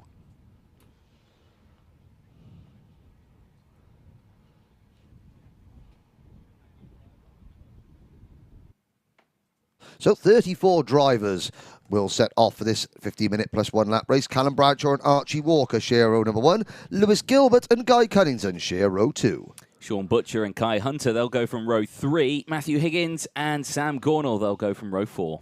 Terry Pritchard Williams and Louis Harvey round out the top 10 ahead of Daniel Armstrong and James Johnson. Charlie Rippin and Leo Henderson go from row 7. Ben Folland and James Lowther start from row 8. Jamie Perilli and Caden McQueen on row number 9. Matty Hingley and Gabe Belanca round out the top 20. Ryan Willis and James Jackson go from row 11. Declan Russell, or Declan Russell I should say, and Lorenzo Cordell go from row 12. Row number 13, Brandon Klein-Nagelvort and Ronnie Smith with David Olejna and Charlie Pritchard. Lucas Ifiskavicius and Charlie Ellis go from row 15 and rounding out the top 30 from Alex Moody and Scott Lapsley. Then the final row, Harry Barlow and Jack Stedman, who round up the thing. Ben Folland, what a debut weekend in seniors the number 81 driver has had. Second fastest in timed qualifying.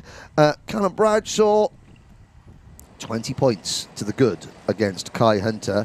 And Kai only starting on the 3rd row of the grid. Callum Bradshaw has been magnificent this weekend, undefeated so far. What can Archie Walker, first-year senior driver, do about Callum Bradshaw? And the answer is he's made a great start. Bradshaw sideways into turn number 1, holds it, and Archie Walker for KR Sport leads the field through the willows, and Kai Hunter's made a great start. He is up into P3. Yeah, Kai Hunter tried to go down the inside as well of Bradshaw through turn 1 and failed to do so. So yeah, he slots back into P3, but a great start from him nonetheless. Looks like Lewis Gilbert there in P4 as well, distinctive pink helmet design going through.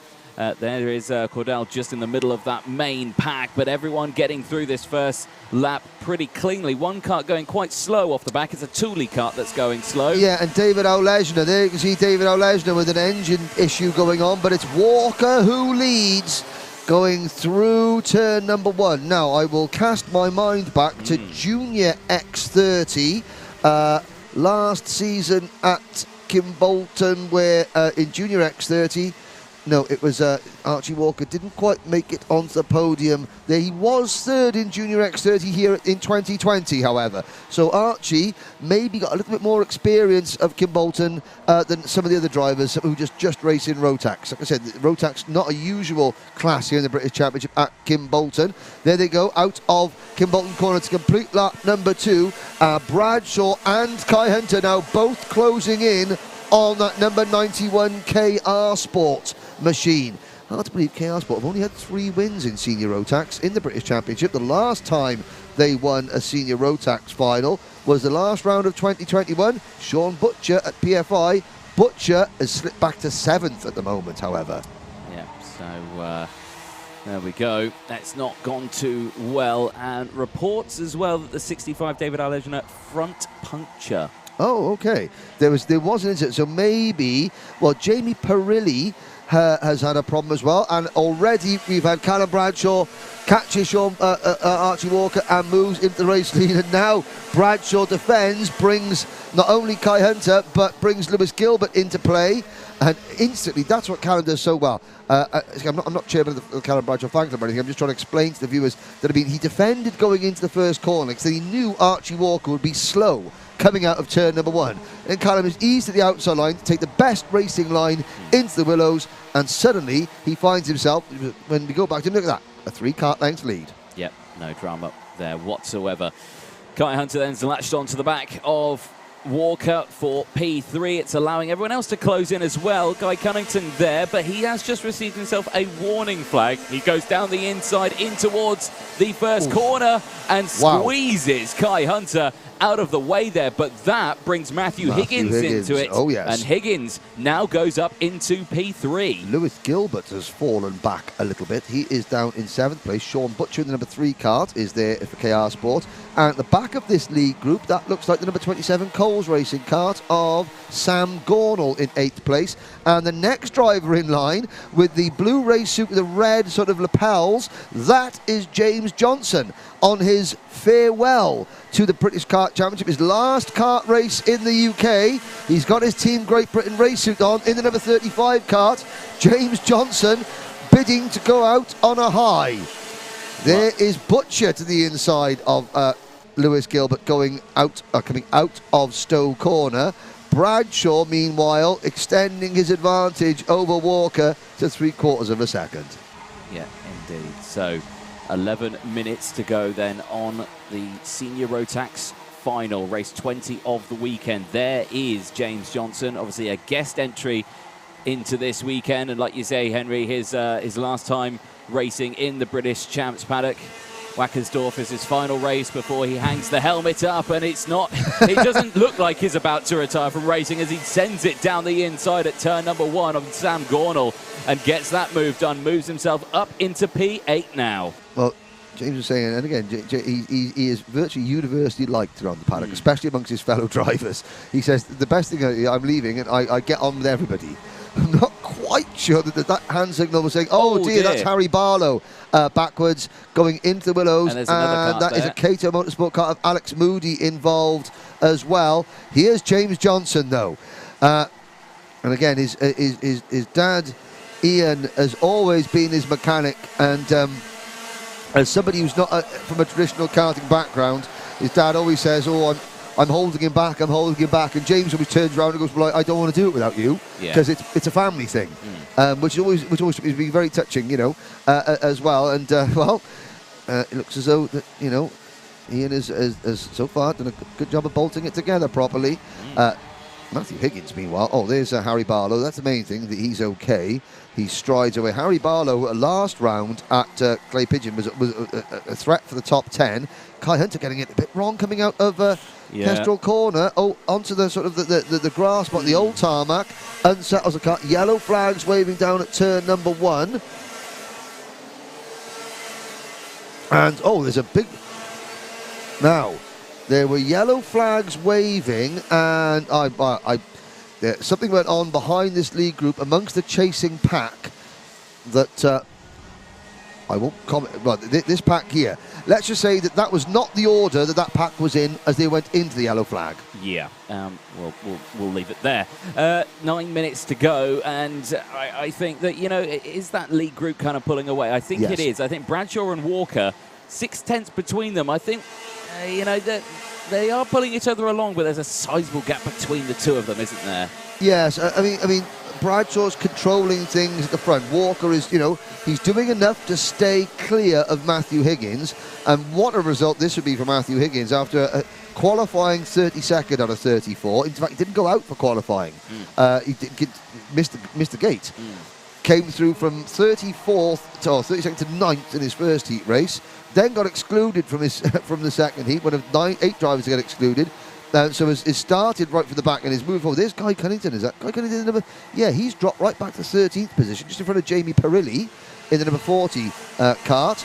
So we've got Lowther there in the number 7. Then it's Gilbert and Johnson in 8th, with Gornall, Teddy Pritchard-Williams for the MLC Motorsport team. There, Teddy Pritchard-Williams making a move. And James Johnson battling. There is Gornall over the grass. The Coles Racing 27. So he loses a few positions there. There's Louis Harvey. And again, Louis had a test in a BRDC Formula 4 car. I believe so, yeah. Earlier this week. I know his dad, Chris, his mum, Charlene, very, very proud of what Louis has managed to achieve. And again, a big thank. They want to extend their thanks to everyone here. But here's the battle between Butcher and Higgins. That is a change for third position, Anthony. Yes, it is indeed.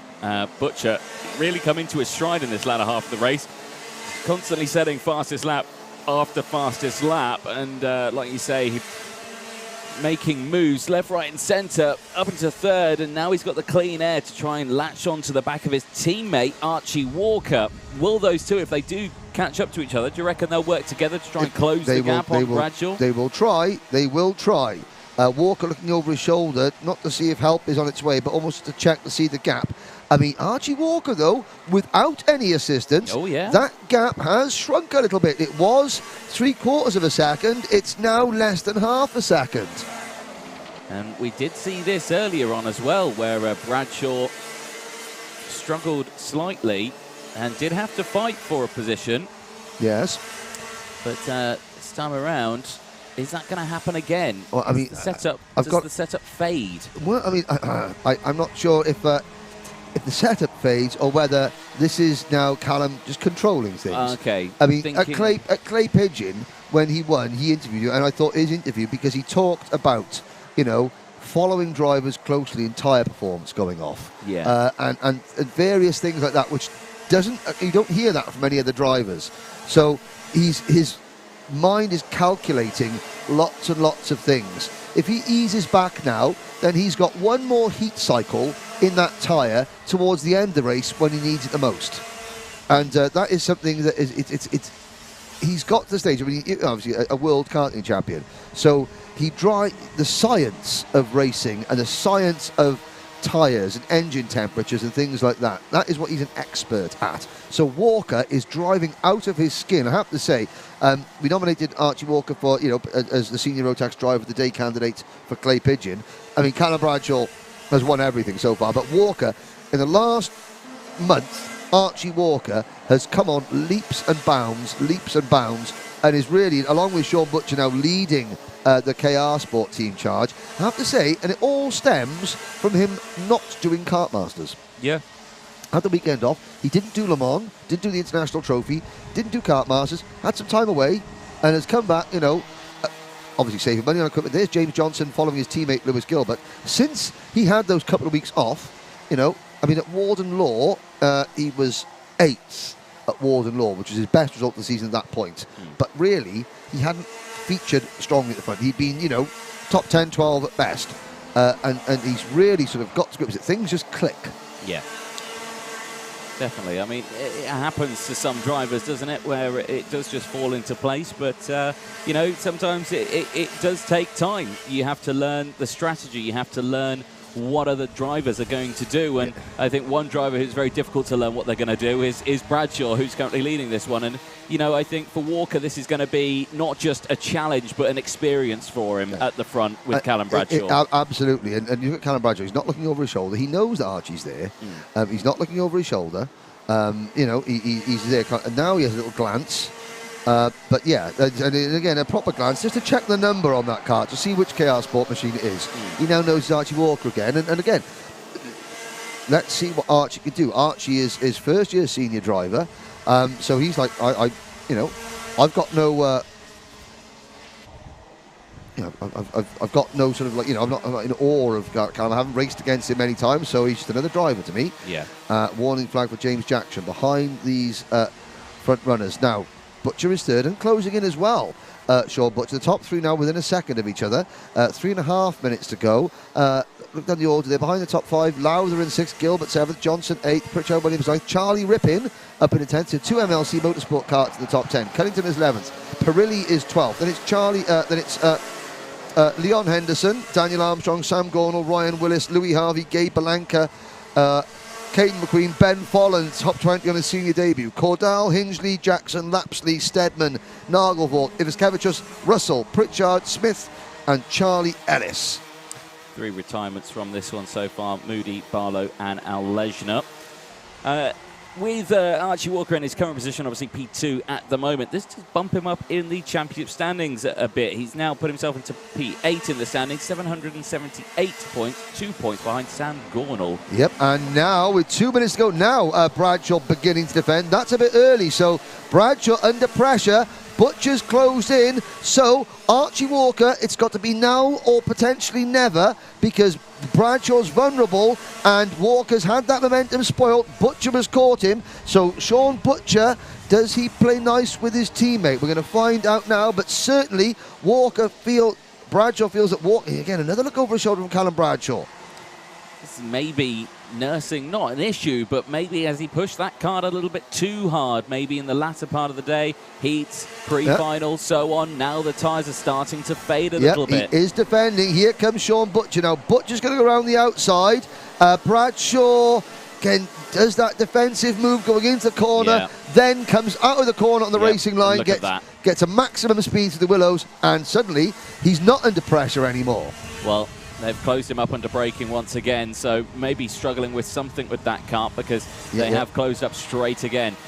Keep an eye on Kai Hunter there in fourth race, because now he's going to capitalise on this. You'll be seeing them scrapping and thinking, you know, I want to get involved in this. Yeah, indeed. So it could be one Strawberry kart, 2 KR Sport karts with another 2 Dan Holland racing karts, and the Coles racing entry of James Lowther closing in. Behind them is the 2 Potenza racing machines of Gilbert and Johnson trying to, in 7th and 8th, trying to join in. 1 minute, 10 seconds, plus a lap to go. And, Bradshaw under pressure, but Walker just hasn't been able to try and make that move yet. No, he hasn't. He has tried to position that kart in a way that he could get past, but Bradshaw's just defended it pretty well, I think, all the way throughout. He's just positioned that kart in a nice spot, and again, it looked like there that Walker was going to go for the move. He just didn't have the space to do it, really. No. He was a little bit far behind, but no defending that time around. I think that Walker is going to have to. It's going to have to be a very last-minute decision, last split-second decision to make the move. Yeah. If you look to the inside and give Callum a chance to sort of defend and manage the potential threat, then you're snookered. If you just wait until that one split second where he's potentially not, it's a high-risk strategy, but with 10 seconds to go, it's. Nothing comes without a risk. So they're going to cross the line. 2 seconds clock. So 2 laps to go. 2 more laps for Bradshaw to hold on from Walker and Butcher. Sean Butcher, he's had 3 second-place finishes and a win in Senior Rotax. Never finished 3rd. Archie Walker, though, well, the 3rd place at Clay Pigeon was his best result of the season so far. Is he about to go 1 better? Potentially 2 better. The clock has struck 0. Next time around, it'll be the last lap board. Big look over the shoulder there again from Bradshaw. And he's driving with it like... These karts don't have rear view mirrors, but he's like driving through his rear view mirror at the moment. Quite literally. He's being reactive instead of proactive. 1 lap to go, Anthony. Yes, indeed. Doesn't go defensive into turn 1 that time around, thinking that he saved the tyres enough to maybe push this one all the way to the flag. But can Walker fight through? Going into Derrick's. Likes to go for a move down into this corner, but again, not this time. Slots back and no changes all the way throughout. Bradshaw's just dancing that card around, the same as Walker and the same as Butcher. I have to say, the same as Kai Hunter. He's latching onto the back of this one as now, but there's really only 1 more corner to get it done, and it doesn't look like it's going to happen. Nope. No room under braking for Kimbolton corner. Callum Bradshaw will take win number 3 on the season for Strawberry Racing. He extends his championship advantage over Kai Hunter, who comes home in 4th position. And Archie Walker, well, he will be disappointed not to win, but that is his best result as a senior driver. Callum Bradshaw gets out of the car. Archie Walker looking up there again, smiles and a nod there from Archie Walker. Sean Butcher finishes 3rd. That keeps Butcher 6th in the championship. And a warm handshake there from Archie Walker and Callum Bradshaw. Good competitive, clean sporting action there. There is your provisional result with Kai Hunter in 4th, Matthew Higgins in 5th, James Lowes 6th, 7th Lewis Gilbert. Congratulations, James Johnson. Again, thank you for the memories, finishing top 10 on your British Kart Championship swan song. Guy Cunnington comes home in 9th place. Jamie Perilli picks up another top 10 finish for Project 1 Racing. Charlie Rippin is 11th. Then it is Daniel Armstrong, Sam Gornall, Ryan Willis, Leon Henderson, Caden McQueen, Lorenzo Cordal, Ben Folland, Louis Harvey, and the top 20 finish for Australia's Gabe Balanka. Down towards the bottom of the finishing order, Teddy Pritchard Williams retired with 2 laps to go. Charlie Ellis finishes 30th on his return to the British Championship for the AIR Air Kart team. Now there is a look at the scrutineering area as Callum Bradshaw takes his car. Now, of course, there is a ticket. Obviously, tickets available for the championship for the Rotax Grand Finals. Callum Bradshaw, there's one event that Bradshaw has unfinished business with. It is the Rotax Max Challenge Grand Finals in Bahrain last year. Crossed the line first, but was given a penalty for contact with W Series driver Teresa Babichkova on the start line. He did not claim the win, but for a driver that has won nearly everything in karting, that's the one major event in direct drive karting, the Rotax Max Challenge Grand Finals, that Callum Bradshaw has not won, and it is surely now on his mind that that would complete pretty much all there is to win in direct drive karting. The next question would be, are we going to see Callum Bradshaw move into gearbox racing? That would be, I mean, obviously he's with the Tony Kart team, he's with the Strawberry Racing team. Strawberry don't tend to do KZ2 racing, but would the temptation of doing that with Callum Bradshaw be too much for Paul Spencer and Warwick Ringham to resist? That would certainly be a very, very interesting and enticing prospect for the next couple of years of karting in this country and maybe even beyond. Anthony Jordan, that's a question for later on. The questions right now come from Anthony Jordan down in the pits. Thanks, Henry. Yes, down in winner's circle with Callum Bradshaw. Callum, a great result for yourself, but looked like you were struggling at the latter part of that race. What happened? Yeah, we obviously had a good break. I think we were just a little bit high in the pressure a little bit. We were a little bit high in the pre-final. We come down, obviously not just that little much, but obviously doesn't matter because we came out on top, so it's obviously the better one. So. Yeah, it looked like a struggle for you. But, you know, out there, Henry likes to talk about the style of racing you got out there, the defensive style that you chuck out there, and showing it at Kimbolton, it really shows that your style of driving works well when you're at the front. Yeah, I think, obviously, you want to be at the front, so it's a style to get there. But, yeah, Archie was putting me under a bit of pressure towards the end, like you said. So I just knew I had to sort of keep on and defend where I needed to defend. Not everywhere, but defend where I needed to defend, and it paid off. So. Your championship lead extends going into the final round at Warden Law later in the year. We feeling confident that this year you turn a 25 into a #1? Yeah, that's what we come here to do, so let's get that #1 plate on. I think that's what we need to do. Who'd you like to thank? Just everyone all at base, Strawberry, Tony Kart, Cream Engines, everyone just back at the guys bringing me this package. We're coming strong towards the end of the season, and that's when it counts, so yeah, it's shown. Brilliant stuff. Callum Bradshaw, congratulations there. P1. Archie, come on over. Mr. Walker, great result for yourself. First year in seniors, coming away with a P2 here at Kimbolton. Yeah, only one better to go next round, isn't there? So P3 last time, but yeah, just building on what we had in juniors, and it's going pretty well so far. Yeah, solid stuff. So, yeah, like you say, third in Clay, second here, and then, yeah, is it first at Wilton? Yeah, first at both of them. That would be nice, wouldn't it? That would be a nice chunk of points for you, wouldn't it? You do bump yourself up a little bit in the point standing as well. I think you move yourself into 8th place in the standing. So, you know, it's looking good. A great result for you here as well. Kimbolton, is it one of those circuits that you enjoy? Yeah, we've been here for years now. Obviously in the X30 a couple of years ago. It's just a really flowing track, nice, fast, and you've got the slow section in the middle. So it's a mix of all the techniques, and I think it produces a good bit of racing. Obviously, you had Callum Bradshaw in front, but you were behind for quite a while. How did it feel? Were you learning quite a lot for being behind an experienced senior driver? It's just, yeah, it's just so hard to follow. Like I would have liked to get the move done, but obviously Sean was behind me, so I couldn't try anything too creative. But yeah, he drove a good race and he defended well, so I think that's the best we could have got. Who'd you like to thank? Just my mum and dad, everyone at KR, Ash, and then Louis and Tom for the engines. Brilliant stuff. Well, Archie, well, congratulations, P2. Let's get Sean Butcher in. Sean, tough start to that race. Obviously, senior Rotax going into turn 1 here at Kimbolton. It's very fast, it's very technical. Talk us through the first kind of few laps of that one. Yeah, I think Archie did a really good job at the start to get ahead, and then unfortunately it messed Myro up, but happy for him to get the good start. And then yeah, we just sort of got shuffled. Like, there was a few moves in there where were just unavoidable, like, so we lost a few, and then we were just really, really quick, so we got back through. I say, yeah, you came back during the latter part of the stages. What were you thinking, catching up to your teammate, of course, very close to the top 3? Were you just thinking, would you want to go for that move, or did you think, you know, you don't want to affect really what's going to happen here?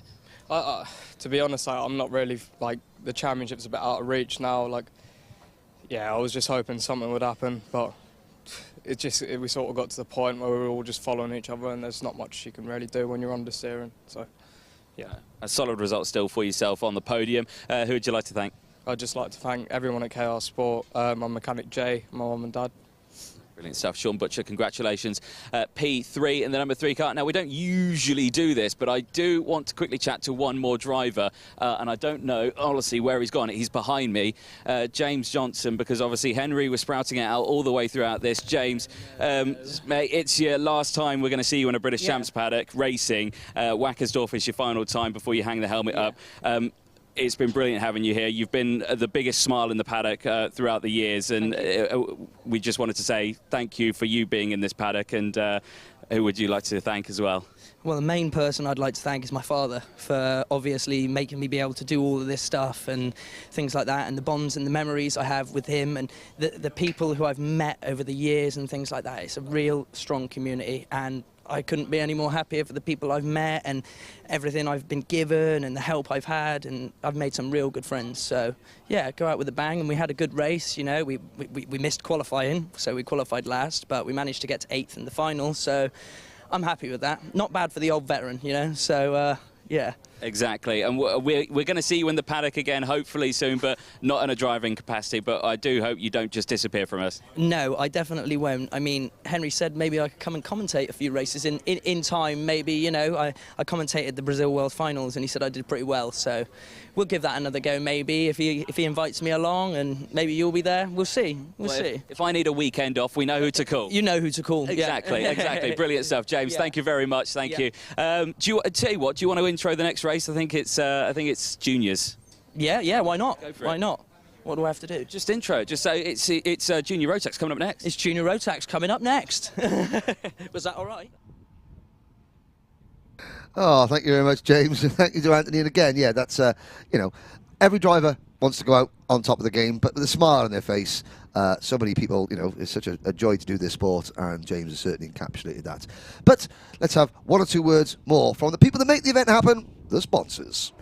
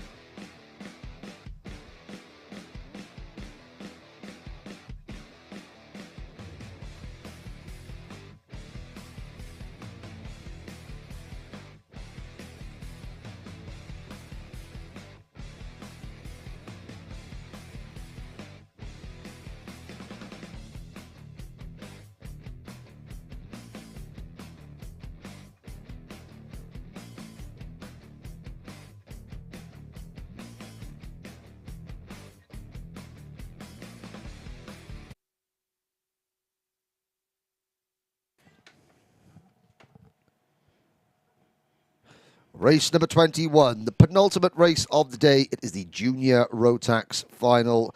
A capacity grid of 34 drivers led by championship leader Brandon Carr, alongside Neil Clark on the front row of the grid, Harry Linden and Macaulay Bishop on row number 2. Gustav Uzakovs and Ted Bradbury go from row 3, with Vinnie Phillips and William Antrobus from row 4. The 5th row of the grid will see Aditya Kulkarni and Ethan Jeff Hall, with Rhys Lomax and Ollie Stevens starting on row 6. Row 7, Pearson Bullock Carter and Thomas Behrman, Joseph Rippin and Harrison Crowther. They'll go from row 8. Row number 9, Harry Hannam and Charlie Hart, with Tommy Harfield and Henry Beaumont rounding out the top 20. Evie Poulane and Alex Duncan go from row 11. Tyler Harris and Gracie Mitchell round out the top 12 rows. Gabe Fairbrother and Stephen Duncan start from row 13. Sam Longley and Thomas Ingram Hill on row 14. Ewan Charman and Oliver Sander go from row 15, rounding out the top 30 from George Donald and Mikey Porter on row 16. Jez Williams and Matthew Lambert, who both retired from the pre-final, they start shotgun on the field in row number 17. So, Junior Rotax not being here before to Kimbolton as a round of the British Championship, but in terms of race wins and everything like that, they're hard to believe that nobody in the field has got more than one win. Brandon Carr, Macaulay Bishop, Vinnie Phillips, Harry Burgoyne Jr. all have wins this year. Yeah, so this is round 5, so we have 4 different winners: Burgoyne, Bishop, Phillips and Brandon Carr. I'll be going to see our first 2-time race winner this season. Well, Neo Clark would like to do something about that. Neo, a 5th and 8th place is the best time this year. The false start, yes. I think Brandon Carr a little eager to get away. Well, not okay. I won't blame that entirely on Brandon. I think he was eager. No one else was. It was either Brandon Carr being too eager or Neil Clark being less than eager. Yes. Either which way. Well, in a situation like that, where Neil Clark at a split second to think, I've missed the start here, so I'm not going to start at all, and they got no choice to do that. So that was, you know, again, Neil Clark wants to make sure that he gets the best start possible. Looking at, it's hard to believe that nobody in this field has got more than one Junior Rotax race win to their name. Of course, Kai Hunter has got 8 to his name during his victorious 2019 season. Dan Holland Racing, 12 wins in total. Coles Racing have got 4. Argenti have got 4. KR Sport and Strawberry Racing have 3. Thule Motorsport still looking for their first win since reforming the team. Since Andrew Thule reformed the team, about 13 months ago now. Yeah. That second place came with Neil Clark last season. Let's see, now the start formation looks good. Lights are out, we're off and racing. And it's a great start from Neil Clark. Brandon Carr didn't get away well, but Neil Clark leads. That was Neil. What was that? That was Neil Clark getting sideways going into. And there's the number 15 Jackson Motorsport car of Pearson Bullock Carter and Aditya Kulkarni in the number 32 Argenti kart coming together. Now, I didn't see what happened to Neil Clark, because, he certainly had a great start, but then seemed to sort of fade going into the first corner, got caught out, and it's Macaulay Bishop, I believe, who has come out on top. Yes, the number 79. Then it's Brandon Cart, then it's Harry Linden, and Ted Bradbury making a move up the inside there, and then runs wide, coming out of TKM corner, out of Kestrel corner. So at the end of lap number 1, a real topsy-turvy look about things, with Bishop leading Carr, Linden, and that's Gustav Uzakovs up in the 4th position.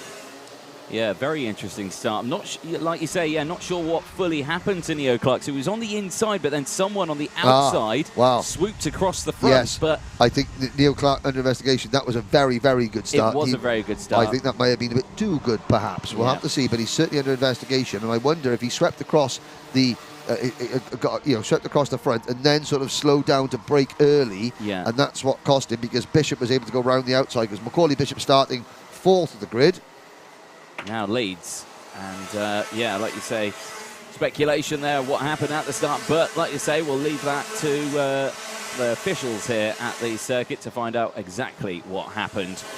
13.5 minutes to go then, and Bishop starting to pull a gap already at the front with that clear air. Not setting the fastest lap of the race. That actually goes to Gustav Uzakovs for the Hunter Motorsport team in 4th place. He sets the fastest time, 42.53. So looking quick in P4. And he's actually looked quick all weekend. He really has, yes, as Gustav. And again, like I said earlier, he's dovetailing his race in his native Latvia. I think he won the Baltic Cup. I think it was I said it was the Latvian Rotax Max Challenge. That's not. I think that was the case. I think it was the Baltic Cup that he won. Right. Reese was telling me. And of course, Reese also qualified Micromax driver at Clay Pigeon. And of course, so he'll be representing Team UK, and Usakovs will be representing Latvia. They'll be parked at different parts of the big driver's tent in the grand final. So Reese can have his obviously be doing a lot of walking back and forth between the two drivers. But look at the number 9 kart of Ollie Stevens, privateer driver, the leading privateer at the moment in the top 10, just in front of Charlie Hart of the Sam Pollock Racing team, and in front of them is Ted Bradbury in kart number 20. There's Harry Hannum in kart number 91, running with Jack Dex as always, and Harry Hannum, committed to running the British Championship this year, obviously even though he's based out in the United Arab Emirates, and has come on leaps and bounds this year. There's Charlie Hart passing Ollie Stevens, Hannum capitalising and going through, Harry Linden another new fastest lap, and Linden rather, is closed right up to Brandon Kart and Macaulay Bishop. So, Macaulay Bishop, not a championship factor. No. Hasn't raced all the rounds. Is just doing this almost to help Harry Linden by getting another fast driver in the DHR touring. So, again, there's lots of setup data. So, Brandon Kart answers my question before I even get to ask it. My question was going to be, does Brandon Kart sort of let Macaulay do what he wants and settle for second? No, he goes to the race lead. Harry Linden is up to 7th in the championship. Here's Bishop back and side by side, wheel to wheel. Great stuff through the willows there, and that has brought Usakovs into play, and here comes Gustav Usakovs around the outside going into Derek's. Couldn't quite hold it on the second apex then. Linden closes the door, preventing that overtake happening, and there Usakovs looking over the shoulder, can see that he's got some clear air. Vinnie Phillips is the driver just behind, but there is a bit of real estate between, and back down the inside there. And Brannick, I have to say, looked like he gifted that more than anything. I think he probably saw out of his peripheral vision, he saw the flash of a kart was inside, thought, okay, I'll let you go, and just, now, because what Brandon Kart doesn't want to do, he's in a great position. His nearest championship rival is just coming into frame now, the number 87 Strawberry Racing kart of Vinnie Phillips. So that's the driver that Brandon is really concerned with. Yeah. Is staying ahead of Vinnie Phillips. What Brandon can't do, he can't be too cautious, because then he sort of gets out of his rhythm, loses momentum, and a lot of drivers can go past. It's now Bishop from Linden, Carr, Usakovs, then Phillips, then Ethan Jeff Hall, the second Strawberry kart. Here comes Vinnie Phillips passing Gustav Usakovs. Then it's Phillips, then it's Neil Clark, and then it is Joseph Rippin in the MLC Motorsport number 22. Now, all 34 drivers are still running. Pearson Bullock Carter and Aditya Kulkarni down in 33rd and 34th place, although, as I say that, they just catch the tail of the field, and so start making moves and putting some of the back markers to the sword. Let's have a look. Jez Williams up 9 places to 24th. Thomas Ingram Hill up 10 places to 18th. Gabe Fairbrother still looking for that first top 10 final finish. The GP plate holder up 11 places to 14th. Yes, indeed. So obviously he had to work through that race as well. 9.5 minutes to go. Warning flags coming out for 2 karts, the number 5 and the number 56. Now, Neo Clark in the number 5 and the 56 of Evie Poulane. Two drivers who are nowhere near each other on track. But it was separate incidents. Now, Gustav Usakovs there, I noticed, losing a few places. He's dropped back to 8th place. Gabe Fairbrother now fastest lap of the race for the Ultimate R team. 41.86 seconds. There is Rippin and there is Hart, the number 10. And behind Hart, Bradbury for the Sam Pollock Racing team. Again, Sam Pollock, 9th and 10th.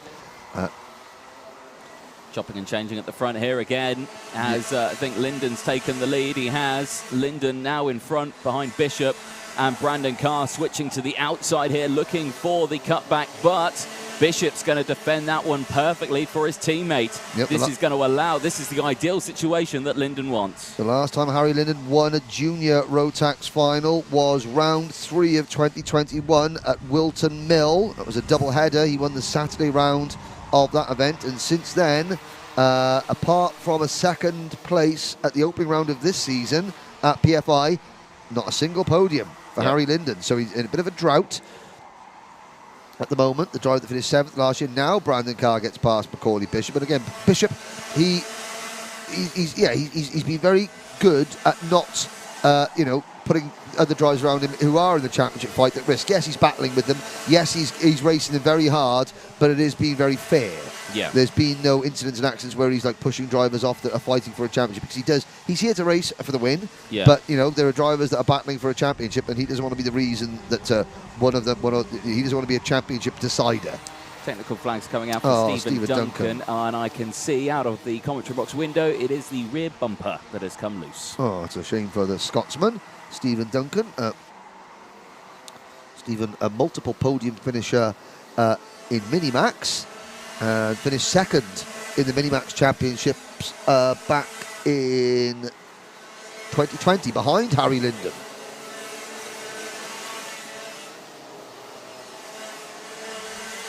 So, Linden now 1.3 seconds in front of Brandon Carr. So Brandon Carr has got past Macaulay Bishop and is starting to ease away from Bishop. Bishop in his traditional plain white crash helmet, now holding off Strawberry Racing's number 87, Vinnie Phillips. I think we've actually very recently just lost Mikey Porter as well. He's pulled into the pit lane, the number 54. And he's actually the second retirement of the race. So Stephen Duncan is also retired. Brandon Carr gets a warning flag. Interesting. For his troubles. The gap is growing between Harry Linden and Brandon Carr. So this would be, well, Harry, he's got 4 wins in total in the British Championship. So Ethan Jeff Hall, he's got 5 wins overall. Linden has got 4 wins.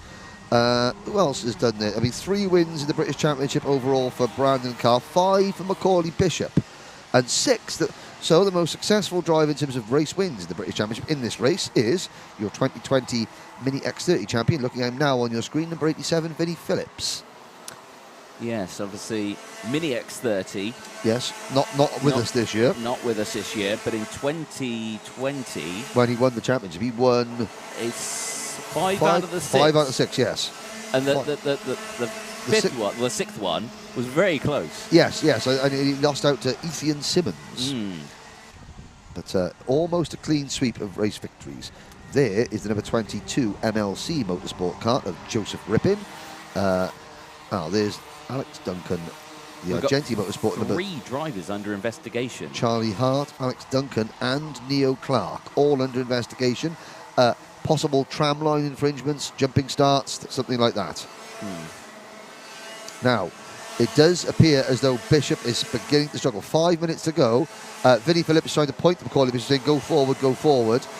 Not sure that Bishop is going to listen, and I'm not sure that Vinnie Phillips was... I think Vinnie Phillips realises that and goes, OK, I'm not going to even try and push you, I'm just going to go past you. Which he does, into Derek's. Just under 5 minutes to go. We're on lap number 14. It's Linden, Carr, Bishop, Phillips, Jeff Hall, Hart, Rippin, Clark, Bradbury and Stevens, your top 10. Then it's Uzakov's Fairbrother up to 12th. Then it's Behrman, Lomax, Hannum, Beaumont, Charman, Duncan, Antrobus, Tyler Harris, your 20th place driver. Tommy Harfield, Thomas Ingram Hill, Jez Williams, Evie Poulain, Harrison Crowther, Gracie Mitchell, Pearson Bullock Carter, Sam Longley, Oliver Sander and George Donald. The top 30, Aditya Kulkarni and Matthew Lambert, the last 2 drivers running. I'm getting pre-final vibes from this final right now as Linden leads.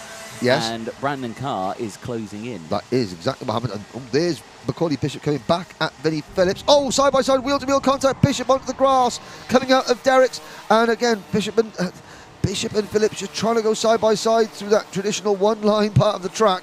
Macaulay Bishop losing out there, getting muscled to the outside. And here, Vinnie Phillips down under pressure. Here comes Charlie Hart. So Charlie Hart has managed to get past Ethan Jeff Hall in amongst all that. I think Ethan Jeff Hall having to back out of the throttle ever so slightly as the 2 drivers in front of him clashed. Yeah. That allowed Charlie Hart. So Charlie Hart, the quest for a first podium for Charlie Hart continues, and he's only one place away. He's one place and about 2 kart lengths away from that podium. We've got 3.5 minutes to go. Brandon Carr, your pre-final vibes are coming true because Carr is closing in on Linden at a rate of a couple of tenths per lap.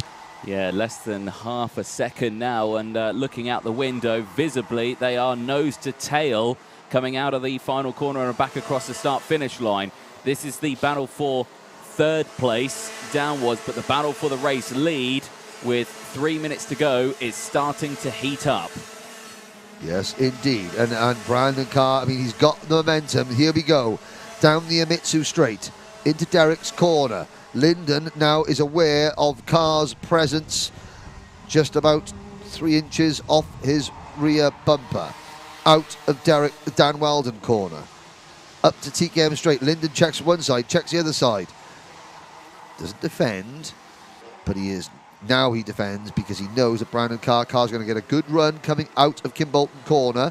But all Harry Linden has to do is cover the inside line. There's nothing that Brandon Carr can do. Round the outside, Linden comes across to defend.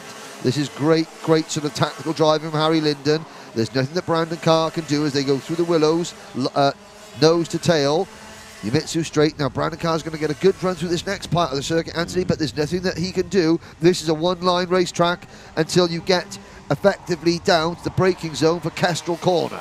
Yes, exactly that, and there's that timer is slowly running out. I mean, at 42 seconds a lap, it's going to be about 3 or 4 more laps in this race, so not much time remaining in it. And like you say, Brandon is caught up to the back. We know Brandon can overtake, but like you say here at Kimbolton, there is a handful of places you can overtake. It's not much, so you know, as he comes through here, he tries to switchback move through turn 1, that fails. Then you've got this attempt here into the braking zone. You can try the outside here as Linden goes defensive. Watch for the switchback on the outside of this corner, but no, he can't do it. Stays in single file, and like we say, as we exit out of Dan Weldon corner, down the TKM straight, like you say, that move into Kestrel is the one that a lot of drivers like to go for, but Brandon Carr ran a little wide there out of Dan Weldon and switches to the outside here. This is where you can get a switchback move, and if you can got the momentum down the outside, you can potentially squeeze your way across the line side by side, squeezing all the way onto the rough part of the track. And how on earth these two drivers stayed in a straight line there, I'll never know. And again, he tries it, does Brandon Carr, down the inside as they exit through the willows, but again, couldn't quite do it. Linden is defending beautifully right now. Brandon Carr at the inside, wheel-to-wheel contact, a little bit of touching and barging there. Brandon Carr takes the lead. So Brandon Carr trying to win the double this year in Junior X30 and Junior Rotax. And Dan Kinchard did it last year. In total, so far this season, Brandon Carr's got 6 podium finishes. He's been ultra competitive in both classes. He's taken the race lead here. Harry Linden in second. Vinnie Phillips is third. Joseph Rippin up to 4th place, the number 22 MLC card. Here's the battle for 5th as the clock strikes 0. This is Charlie Hart holding off Neil Clark, Ethan Jeff Hall, Gabe Fairbrother up to 8th. Is this going to be Gabe's first top 10 finish in a final of the British Championship? Then it's Ollie Stevens and Macaulay Bishop rounding out the top 10. Bradbury, Beaumont, Usakos, Ted Bradbury, unbelievable. He's been such a factor in the heats, pre-finals. He's always there. He still hasn't got a top, well, he's got 1 top 10 finish. 7th at Warden Law this year. That's hard to believe. So, the final lap. Brandon Carr. Jez Williams under investigation. Brandon Carr leads. So many drivers under investigation. Yeah. But worry about that later. Carr leads. Linden in second. I imagine he'll be somewhat aggrieved after that little bit of contact coming into this corner 2 laps ago. But nothing he can do. Vinnie Phillips is safe in third. The best battle is for 5th place. You're looking at it now. There's Rippin in 4th. Here's the battle for 5th. Hart has it. Clark is next. Then it's Ethan Jeff Hall. But Brandon Carr, 2 wins the last 2 rounds, solidifying the championship lead for KR Sports. Takes the checkered flag and the victory. Harry Linden will take second. He returns the podium for the first time since the opening round of the season at Paul Fletcher International. And Jez Williams off at the end. Now, wonder what we'll see. Brandon Carr, great win there. Wonder if there'll be a conversation between him and Harry Linden. But Harry Linden has sort of like gone off to chat to his mechanic already. Brandon Carr now leads unofficially the championship by 66 points. Linden second, Vinnie Phillips third, Rippin in fourth, Charlie Hart fifth, Neil Clark, Ethan Jeffo and Gabe Fairbrother unofficially does get the top 10 finish. Ollie Stevens, Macaulay Bishop, Ted Bradbury and Henry Beaumont. I believe that's Henry's best finish of the year. There is Jez Williams looking down at the remnants of the back end of his KR Sport number 8 kart. He was fighting his way up for the back of the field and it all came to nothing at the very last corner. And he eventually finishes 32nd. And some of the drivers down at the back there, Aditya Kulkarni, Pearson Bullock Carter. Kulkarni falling to 6th in the championship, so Brandon Carr comes across the weighbridge. And he will be going down to the number 1 place. Let's have a little look at that. There's Daphne Freeman going through, part of the her husband Nigel, the chairman of Hunt's Kart Racing Club. And we'll have a look. Harry Linden. It was one of the things. I mean, you'll obviously be disappointed, but I mean, it was clear to see that. It's clear to see that Linden was not the fastest kart there at the end. He had the lead, and there's Jez Williams just having a little look down on what happened there. I mean, it went badly in the pre-final. He was battling his way through, and I think he was up into the top 20. And it looks like there's a radiator. There's certainly damage to that kart off at the side of the circuit. So commiserations to the young Welshman, Jez Williams, who, well, he's dropped out of the top 8 in the championship. Things are very, very close behind the top, well, behind Brandon Carr.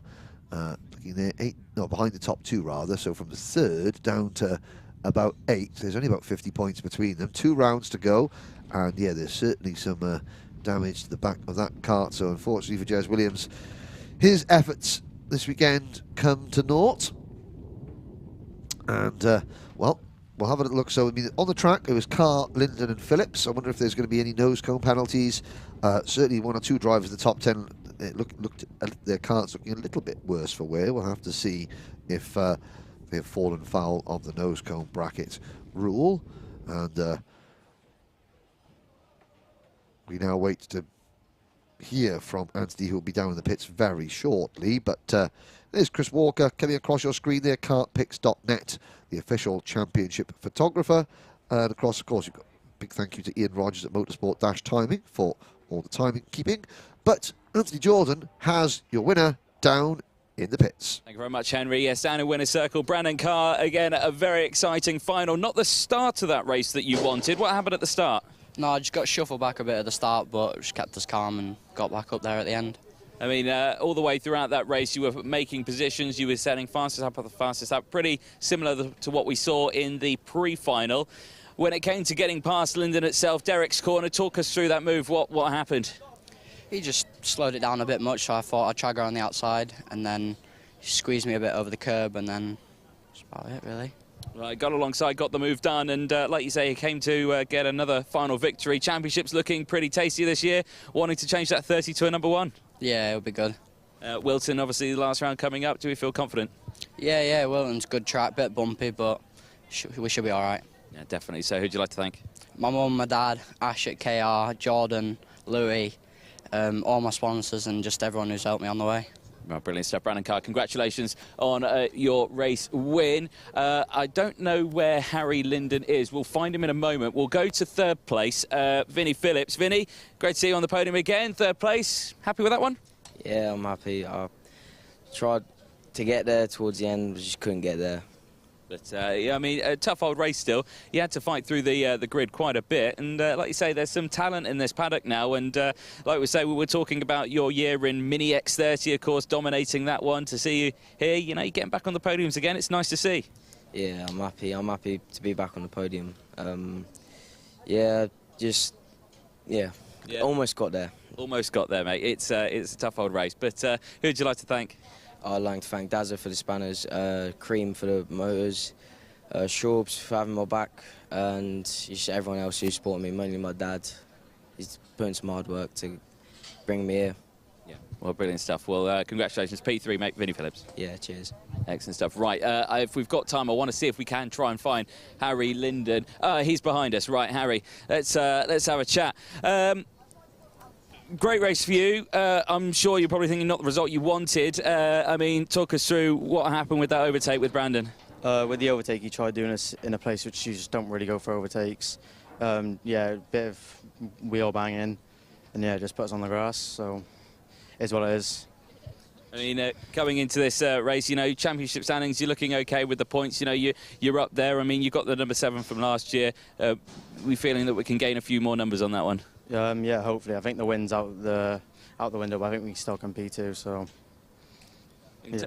In terms of an overall race, though, in that one, you had Macaulay helping you for part of it. You know, your teammate there who's not been in the championship rule standings in, this year. But, you know, talk us through, it was a great start to the race, though, still. Yeah, a good start to the race. We had Macaulay helping us. We just got caught towards the end. Mistake on my half. Just one of those things. Well, again, Kimbolton, a tough old circuit. In terms of rating it out there, what would you say? Not very good. No, don't say that. Kimbolton are listening. It's a good old track. But Wilton coming up next, you know, that's a fun old track, a bit bumpy. But who would you like to thank? Dan Holland Racing, my mechanic Liam, and Russ Carter. Brilliant stuff there for Harry Linden in P2 at the end of that one. One more race to go. It's time for the title decider. It's time for KZ2. Henry, back to you. Thank you, Anthony. And the clouds overhead are waiting in anticipation, but also waiting in anticipation to say thank you for what they do for us, is us, the sponsors.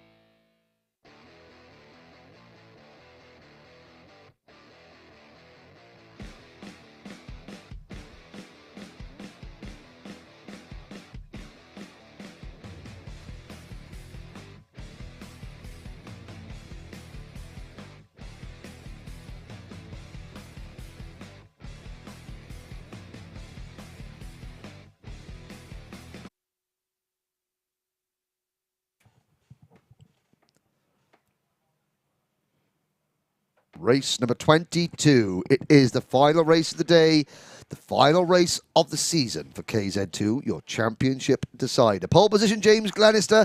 Bradley Barrett on the outside of row number 1. Charlie Turner, your current championship leader, on row number 2, alongside Tom Adams. Derek Morgan and Dan Kelly will go from row 3. Sam Ward and Lee Ward go from row 4.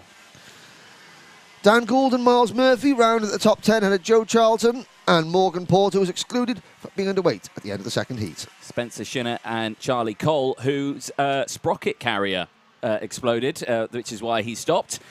He starts from row 7. Caden McQueen and Hannah Lang go from row 8. Row 9, Ashley Lewis and Lewis Halliday. So, the maths are complicated.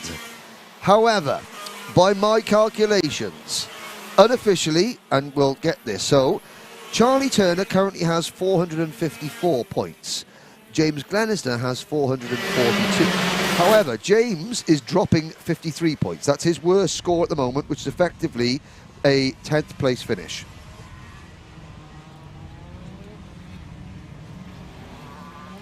So, James can add 12 points to his championship tally. That would put him on 454. Turner is dropping a 60 points, which is a third place finish. So if Turner finishes second, he wins. If Glenister wins, Turner has to finish second. Because if Glenister wins and Turner finishes third, they are tied on points. And the tiebreaker goes on who wins or who finishes higher in the last race. So I just ran downstairs very quickly. Yes. Just to chat to Ian Rogers. I always like to confirm this. Those points that we see on our screen include drop scores. Yes, they do. Yes. I just wanted to double check. Now, okay. Obviously, everything that we say on the commentary is unofficial. Yeah. The engine notes rise. Glenister on his 32nd birthday starts from pole. Bradley Barrett. Oh, and there's a problem for Lewis Halliday. Yeah. Coming into the pits. Now, will they go around again? The officials are watching Halliday touring into the pits in that Energy Core chassis. He pulls off. Engine notes rise. Green flag waves. Lights are out. We're off and racing in the championship decider. It's a great start from Bradley Barrett on the outside of row number 1. Will he cut across Glenister for the race lead? Yes, he does. Glenister runs wide. And here comes Tom Adams in the number 17 kart to take second place. Glenister is third and Turner is fourth. The championship standings on each lap will update in our commentary box, and we will update you as well as we bring it up on the screen. But right now, it's all going to be down to what happens between those two drivers you see in third and fourth place. And James Glenister has to win the race to have any chance of the title. He must win. If he wins, Turner misses a gear coming out of Kimbolton corner. Suddenly, Charlie Turner's kart slowed. He's back up to speed now, but he missed a shift coming out of Kimbolton corner. Glenister must win. If Glenister doesn't win, it's Turner's title. If Glenister wins, Turner must finish second. At the moment, Glenister chasing his teammate. Tom Adams, Bradley Barrett leads. Then it's Turner in fourth. Sam Ward is up into fifth position. Sixth is Dan Kelly. Seventh is Derek Morgan. Eighth is Lee Ward. Joe Charlton and Miles Murphy round out the top 10. Turner gets a warning flag. And Glenister's looking very quick here. Had a great exit out of Kimbolton corner and dives down the inside in towards the first corner, and he gets it nearly half done, fully done. Gets past Adams and moves up into P2. This is what Glenister wants. Now he's got to claw in Bradley Barrett, and he's done that before in the other races we've seen today. So let's see if he can do it again. Charlie Turner's still there. He's managed to sort that car out. Like you say, just a missed gear that we saw there, but now he's back into this top group. And Charlie Turner finished fourth in the championship last year. Bradley Barrett sixth in the championship last year. Tom Adams in his first season at a gearbox as a gearbox driver. I said less than 12 months ago. So Tom Adams and Spencer Shinner, who is in 14th place, they drove a gearbox kart, KZ2 kart, for the very first time last October down at Landau. And within 12 months, they both raced in the World Cup, the CIK World Cup, which is the World Championship for gearbox drivers. And now they find themselves, well, Turner, and here comes Turner. Adams smartly moved there, doesn't defend against his teammate, doesn't want to interject himself with the title series. Didn't give Turner the place. No. But he did not sort of put Turner at risk. Smart driving there from Tom Adams, who I think turned 18 earlier this year. One of the youngest drivers. Him and Charlie Cole, the two youngest drivers in the field. So, Charlie Turner, Glenister sets a new fastest lap. Charlie Turner, the urgency. Oh, he's 12 minutes to go. Glenister's caught Barrett, has he? Yep, he's caught him. There it is on your screens. He is right behind him now. He's got to go for the move straight away. He has to go for the move as soon as he's got a given opportunity, and I reckon it's going to be in towards turn one now, into Stowe Corner. Down the straight they go, into the braking zone. No, thinks against it, but Barrett goes defensive. Yep, essentially, he's backing Glenister up into his championship rival. This is going to get very close. So in 2019, James Glenister just lost out on the KZ2 title to Adam Gleer. In 2020, around the outside into the Mitsu Straight. Now Glenister is getting around the place. In 2020, he finished 4th in the championship. 2021, he didn't complete the series. The birth of his child, birth of his young baby, meant that he didn't finish the series. He's come back this year. This is what we talked about, the new breed of KZ2 drivers, the likes of Barrett and Turner and Adams, against the old guard, Glenister and Dan Kelly, who has just joined the lead group in 5th position. We promised you at the start of the year that this season in KZ2 would be an absolute classic, and it's not disappointed.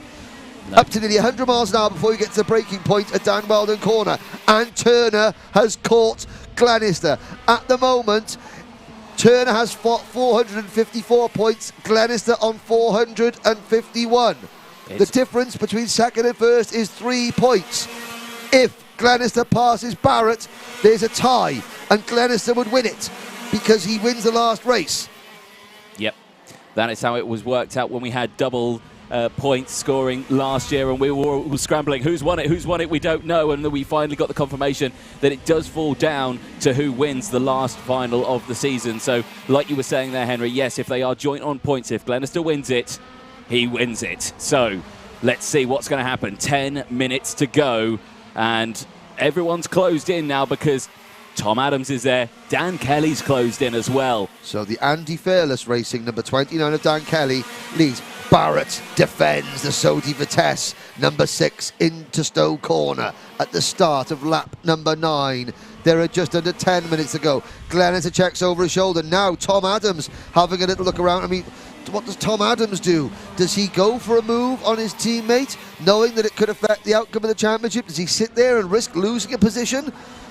The top 5 are pulling away from everybody else. Derek Morgan is 6th. 7th is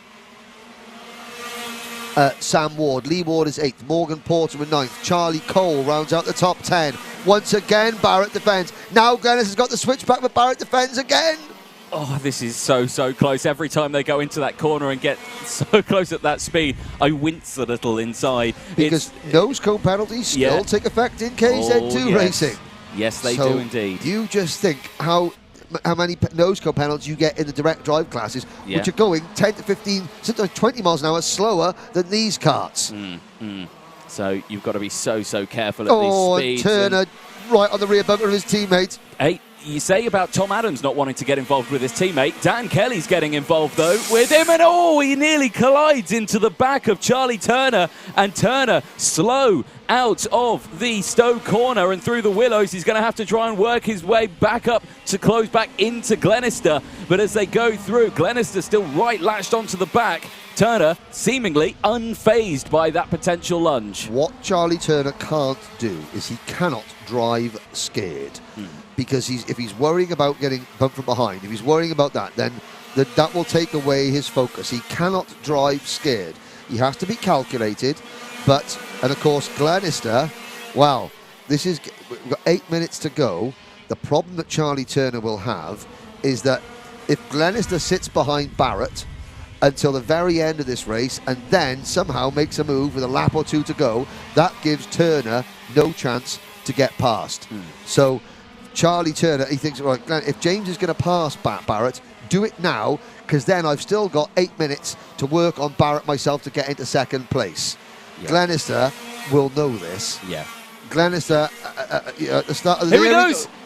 The move down the inside in towards turn 1, and he's done it. James Glenister gets past Bradley Barrett and moves up into the race lead. That's 3 extra points. And at this moment in time, Charlie Turner is still there in third. Bradley Barrett fights back fiercely as they go in towards the Dan Weldon corner, but he couldn't quite do it this time around. Down the TKM straight, and again, he's not got the momentum this time around, and Glenister is already starting to pull away. It's going to be a story now of what Charlie Turner can do about getting past Bradley Barrett. They go across the line. What does the points do? They go across. It's joint on points. 454 apiece for Glenister and Turner, but Glenister leads, which means he would win the championship if he wins this race.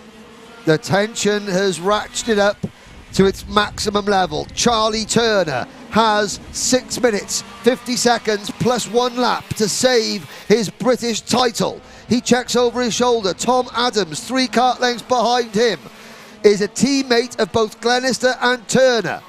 Now, that tells me that Adams will want to just, in his first season, just take a step back and watch the championship battle unfold in front of him. Derek Morgan is closing in on these 5 karts. Dan Kelly in 5th position. The gap between, Glenister can do it. The gap between Bradley Barrett and Charlie Turner is nothing. Into the Dan Weldon corner at nearly 100 miles an hour, hard on the brakes. Now up TKM straight. Will Turner look to the inside? No. It's going to be at a turn 1, I feel. It's going to be anywhere. Barrett on that Sodi Vitesse kart. The Rush Performance trio all on the Maranello chassis. And does Turner look to the inside? No, he does not yet. Crucially, yet. Turner doesn't need to worry about James Glenister. No. He only needs to worry about finishing second. At the moment, it's a tie on points. Glenister would take it because he is higher placed in the last race. If Turner gets past Barrett, that gains him another 2 points. 60 points for finishing second, 62 points for finishing third. 60 points for finishing third, 62 points for finishing second. That would give Turner the title. Oh dear, 5 minutes to go, and he's looking for the move, isn't he? He needs to get this done, does Charlie Turner. Like I say, this will be a championship overtake on Bradley Barrett. That's all it is. It's got to be the perfect, and he sets a new fastest lap of the race. So he's got the pace. He's got the pace. Now has he got the opportunity, the track position, and the nous to make it happen cleanly, and make it happen so that Barrett can't retake the position and cost him the momentum. Glenister is not trying to back things up. So James Glenister, and this is great. This is pure racing. This is not Glenister deliberately backing things up to hopefully manufacture a situation where Turner gets pushed back to 4th or 5th. No, Glenister's gone. Glenister is up the road. That's all he can do is win out. He got maximum points from the heats, and he's on course for maximum points to final. He's leaving the ball squarely in Charlie Turner's court. He's saying to him, okay, Charlie, if you want this title, you go and earn it. Yeah. I'm not going to play games. You go and do your thing. Yep, exactly. Glenister had to fight for it all weekend. He's fought for it, and he's done what he's needed to do. It's now the ball very much firmly in Charlie Turner's side of the court. Just under 4 minutes to go into the Dan Weldon corner for the 19th time. It's Glenister, Barrett, Turner, Adams, Kelly, Morgan, then Porter and Cole in 8th place. Charlton, former British champion himself, in 2020 is 9th. Spencer Shinner rounds out the top 10. Here we go, down the inside. Sorry, Henry, and there it is. There's the championship move. He's done it. Charlie Turner has got past Bradley Barrett for 2nd place, and you think, but that's not for the race lead. No, but that was for the championship. We'll have to find out what the points are going to do as they next cross the line, but by our calculations, that should be good for Charlie Turner. But what's Bradley Barrett going to do? What's Tom Adams going to do? What's anyone going to do? We're going to have to find out as they go through. 3 minutes to go. This race is far from over, but Charlie Turner has now done what he needs to do, and I have to say, he's already pulling away from Barrett now. Barrett looks like he's struggling. They cross the line. Charlie Turner retakes the championship lead by 2 points. And again, Barrett's looked like he's being defensive the whole race. I'm not sure if Bradley Barrett has got the pace to challenge Charlie Turner. Now, Charlie just needs to get his head down and run, I would say, 4 faultless laps. Charlie Turner has done tens of thousands of laps in a kart during the course of his career to date. The next 4 laps will be the most important 4 of his entire career. And Charlie Turner, again, we spoke to James Johnson earlier, and he said thanks to my dad for making it all happen, the memories that we've got together from this. Charlie Turner and his dad Derek has always been Charlie's mechanic. He's been there. Very, very similar story. And could this, and Charlie's been a champion in various series before. He's had race wins. He's represented the Team UK in the Rotax Grand Finals. They tried car racing. They came back to karting. This would be the biggest moment of his career. And Barrett is defending from Adams. Barrett has not got the pace to challenge Charlie Turner. This is now Charlie Turner's championship to lose. It's been a lot closer. Glenister has pushed him every inch of the way. 90 seconds to go. Anthony Turner checks over his shoulder. I'm sure at this point Glenister doesn't even know that Turner's there. And he won't. He won't look over his shoulder. Glenister will not look because he knew that coming into this event it was still out of his hands. Yeah. It was still, all he could do is win, but if Turner comes second, that would be that. You know? So Glenister will keep his head down. We've got 75 seconds to go here at Kimbolton. This circuit, and Tom Adams now making a move. Could this be a 1-2-3 for Rush Performance? I was going to say, we've never had a 1-2-3 for Rush Performance. They have never taken a clean sweep of the podium in the modern era of the British Championship. And on this day, a day that could ring out in history as one of their greatest days, could we see a podium clean sweep? It would be a nice way to end the season for the Rush Performance team. It's been a challenge all the way throughout 2020 as a huge lunge. Derek Morgan, take a bow as he dives at the inside of Bradley Barrett, who I think Barrett has spoke to Caden McQueen earlier, and he said that the Lecomte tyres fall off quite quickly. Yeah. I think Bradley Barrett has used all those tyres up, and he is really struggling. There's Charlie Cole, the number 66 kart, but 10 seconds to go. James Glenister will cross the start-finish line with 4 seconds remaining. 2 laps. 2 laps. About 1,850 metres for that driver there. That man, Charlie Turner. First time I saw Charlie, he was driving a junior Rotax, a BS chassis, which you don't see very often. He was the only driver in the Stars of Tomorrow Championship on a BS chassis. And it broke down more than it. He's got fond memories of it, but it was not a world beater. And from that moment, Turner has honed his craft. Both him and his dad, Derek, they perfected their craft. They've worked together. They must have so many memories, travelling up and down the length and breadth of this country and into Europe and indeed the world together.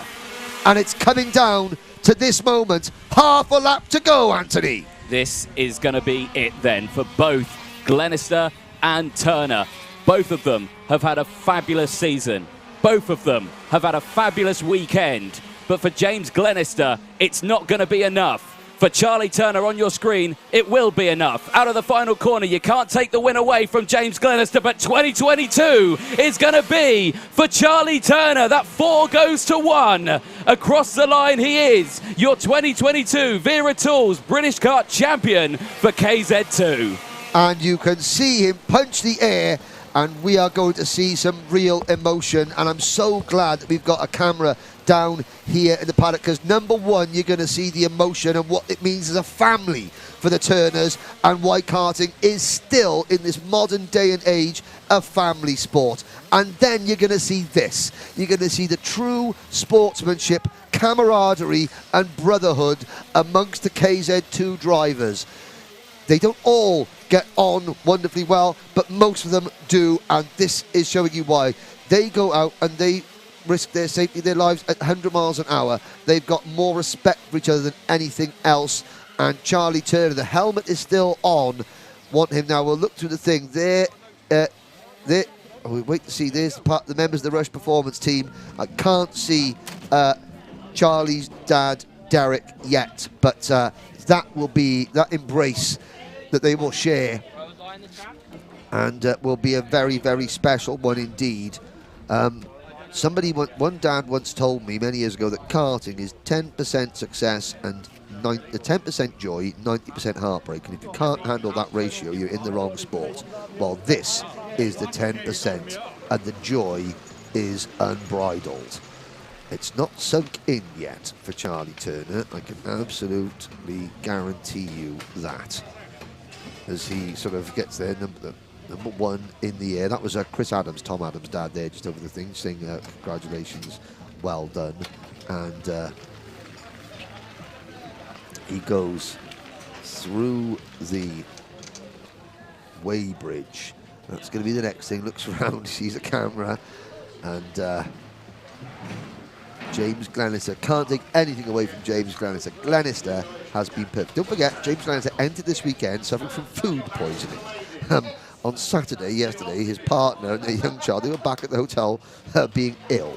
And Glenister wasn't even sure he could race, but he toughed it out and, yeah, came through and did all he could. He pushed Charlie Turner to his absolute limits.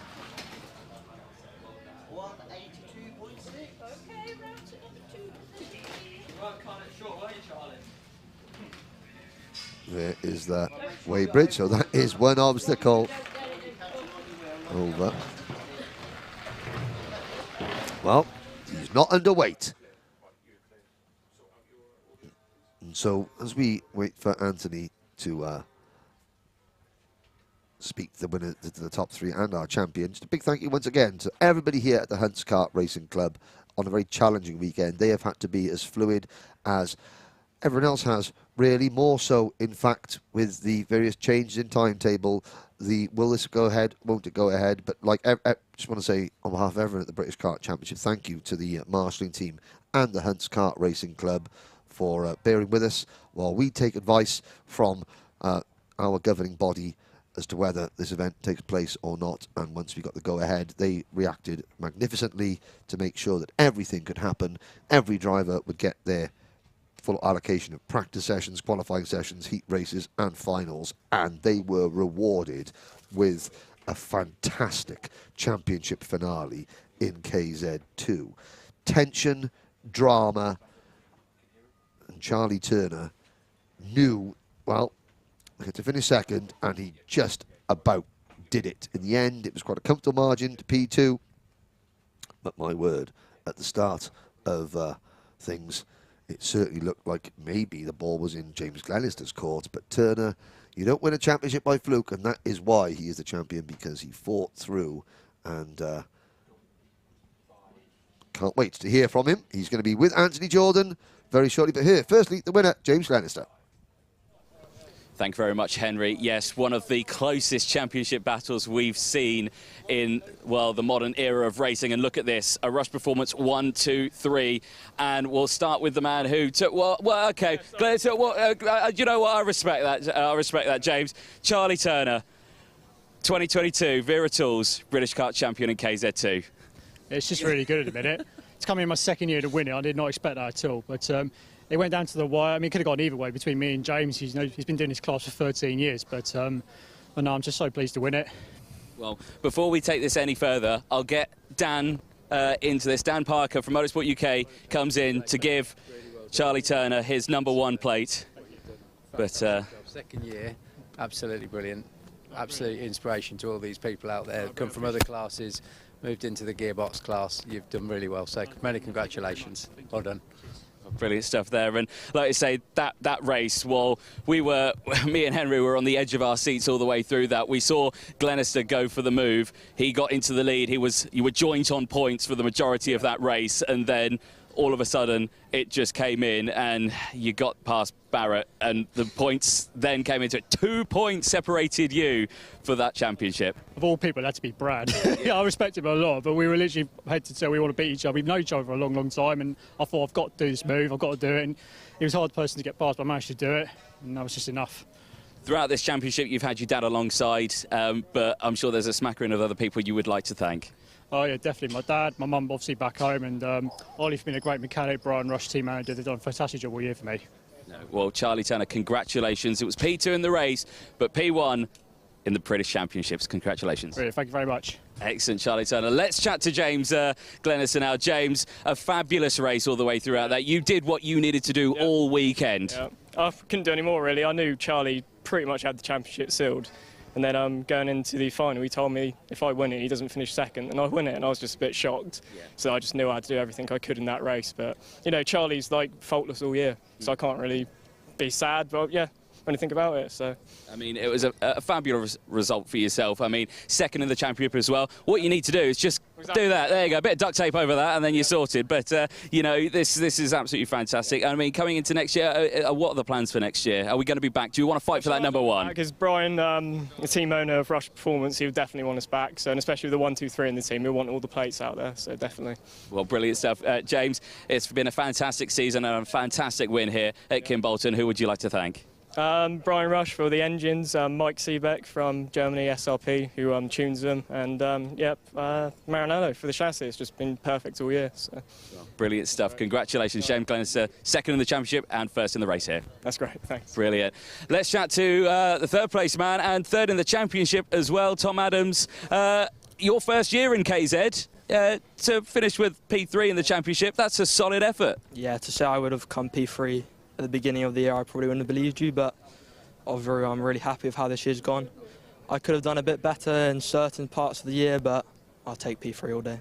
P3 is a fabulous result, and like you say, you're going to have a 1, 2 and a 3. Do you think next year you're going to take it to these boys here and you're going to think, oh, you know what, I want that 1 next year? Hopefully, yeah. They're a bit older than me, especially James. He did turn 32 today, so we got to respect it. So you got to respect the age out there, haven't you? But no, a fabulous result for yourself, and of course the season as a whole. How do you rate it? 8 out of 10, we'll say. 8 out of 10. Room for improvement. Room for improvement. Is that number 1 going to be the improvement for next year? Hopefully, yep. That's absolutely fantastic. Main thing, who would you like to thank at the end of this season? My mum and my dad, and my brother, my sister, all of Rush Performance, and my mechanic Alan, and yeah, everyone who supported me throughout the year. Yeah, well, congratulations, Tom Adams, third place on track and third in the British Championships in 2022. Congratulations. Thank you very much. Excellent stuff there for Tom Adams. Henry, do you want me to give you this one? Well, I want you to speak to this man here, the man who's just... this man here, Rush Performance, Brian Rush. What performance. Congratulations on guiding not just Charlie to a championship, but a top 3 clean sweep on the podium in the championship. Well done, Fantastic. Sir. Thank you so much. It's been a brilliant year, and thank you so much, guys, for all you've done. Commentating's been the bees. It's been really good. Yeah. No, very, very proud of all of them, and the work that we've put in behind the scenes over the year has paid off today. Yeah. Do you want all 3 back next year, or you think, nah, new drivers now? Let's get some juniors in. No, they'll be there. They'll be there next year for sure. Well, it's fantastic. And like Henry said, you've done a fantastic job with the team. And like you say, to see them 1, 2, 3 here and 1, 2, 3 in the championship, it's brilliant, isn't it? Fantastic. Thank you, guys. Thanks, everybody. Brilliant. Appreciate it. Well, again, the Rush Performance team, an absolutely fantastic team, Henry, and a fantastic weekend. Despite the fact that we're racing this weekend on quite a somber weekend, of course, but you know, we still see some great racing. Indeed, you know, whether this event went ahead or not was a tough question, and everyone's had to ask themselves: is it right that we're here? Is it not? Yeah. We've taken all the guidance. We hope that we provided you guys and girls at home with professional broadcast. We've shown the excitement, the drama, the sportsmanship of racing, without some of the, you know, the hijinks and hilarity that we usually would be out of place this weekend. But yeah, I think it's a fantastic way. We've been rewarded with some great finals, some great racing, a first champion, and we learned many, many things from Her Royal Highness Queen Elizabeth over the course of the years. But one thing that we've learned especially that is fitting for this weekend, that through bad times and the good, the show must go on. And it has. It has indeed. Couldn't say it better myself. And from us here at Kimbolton for the Motorsport UK Veratal's British Kart Championships, it is goodbye for now. Thank you so much for watching.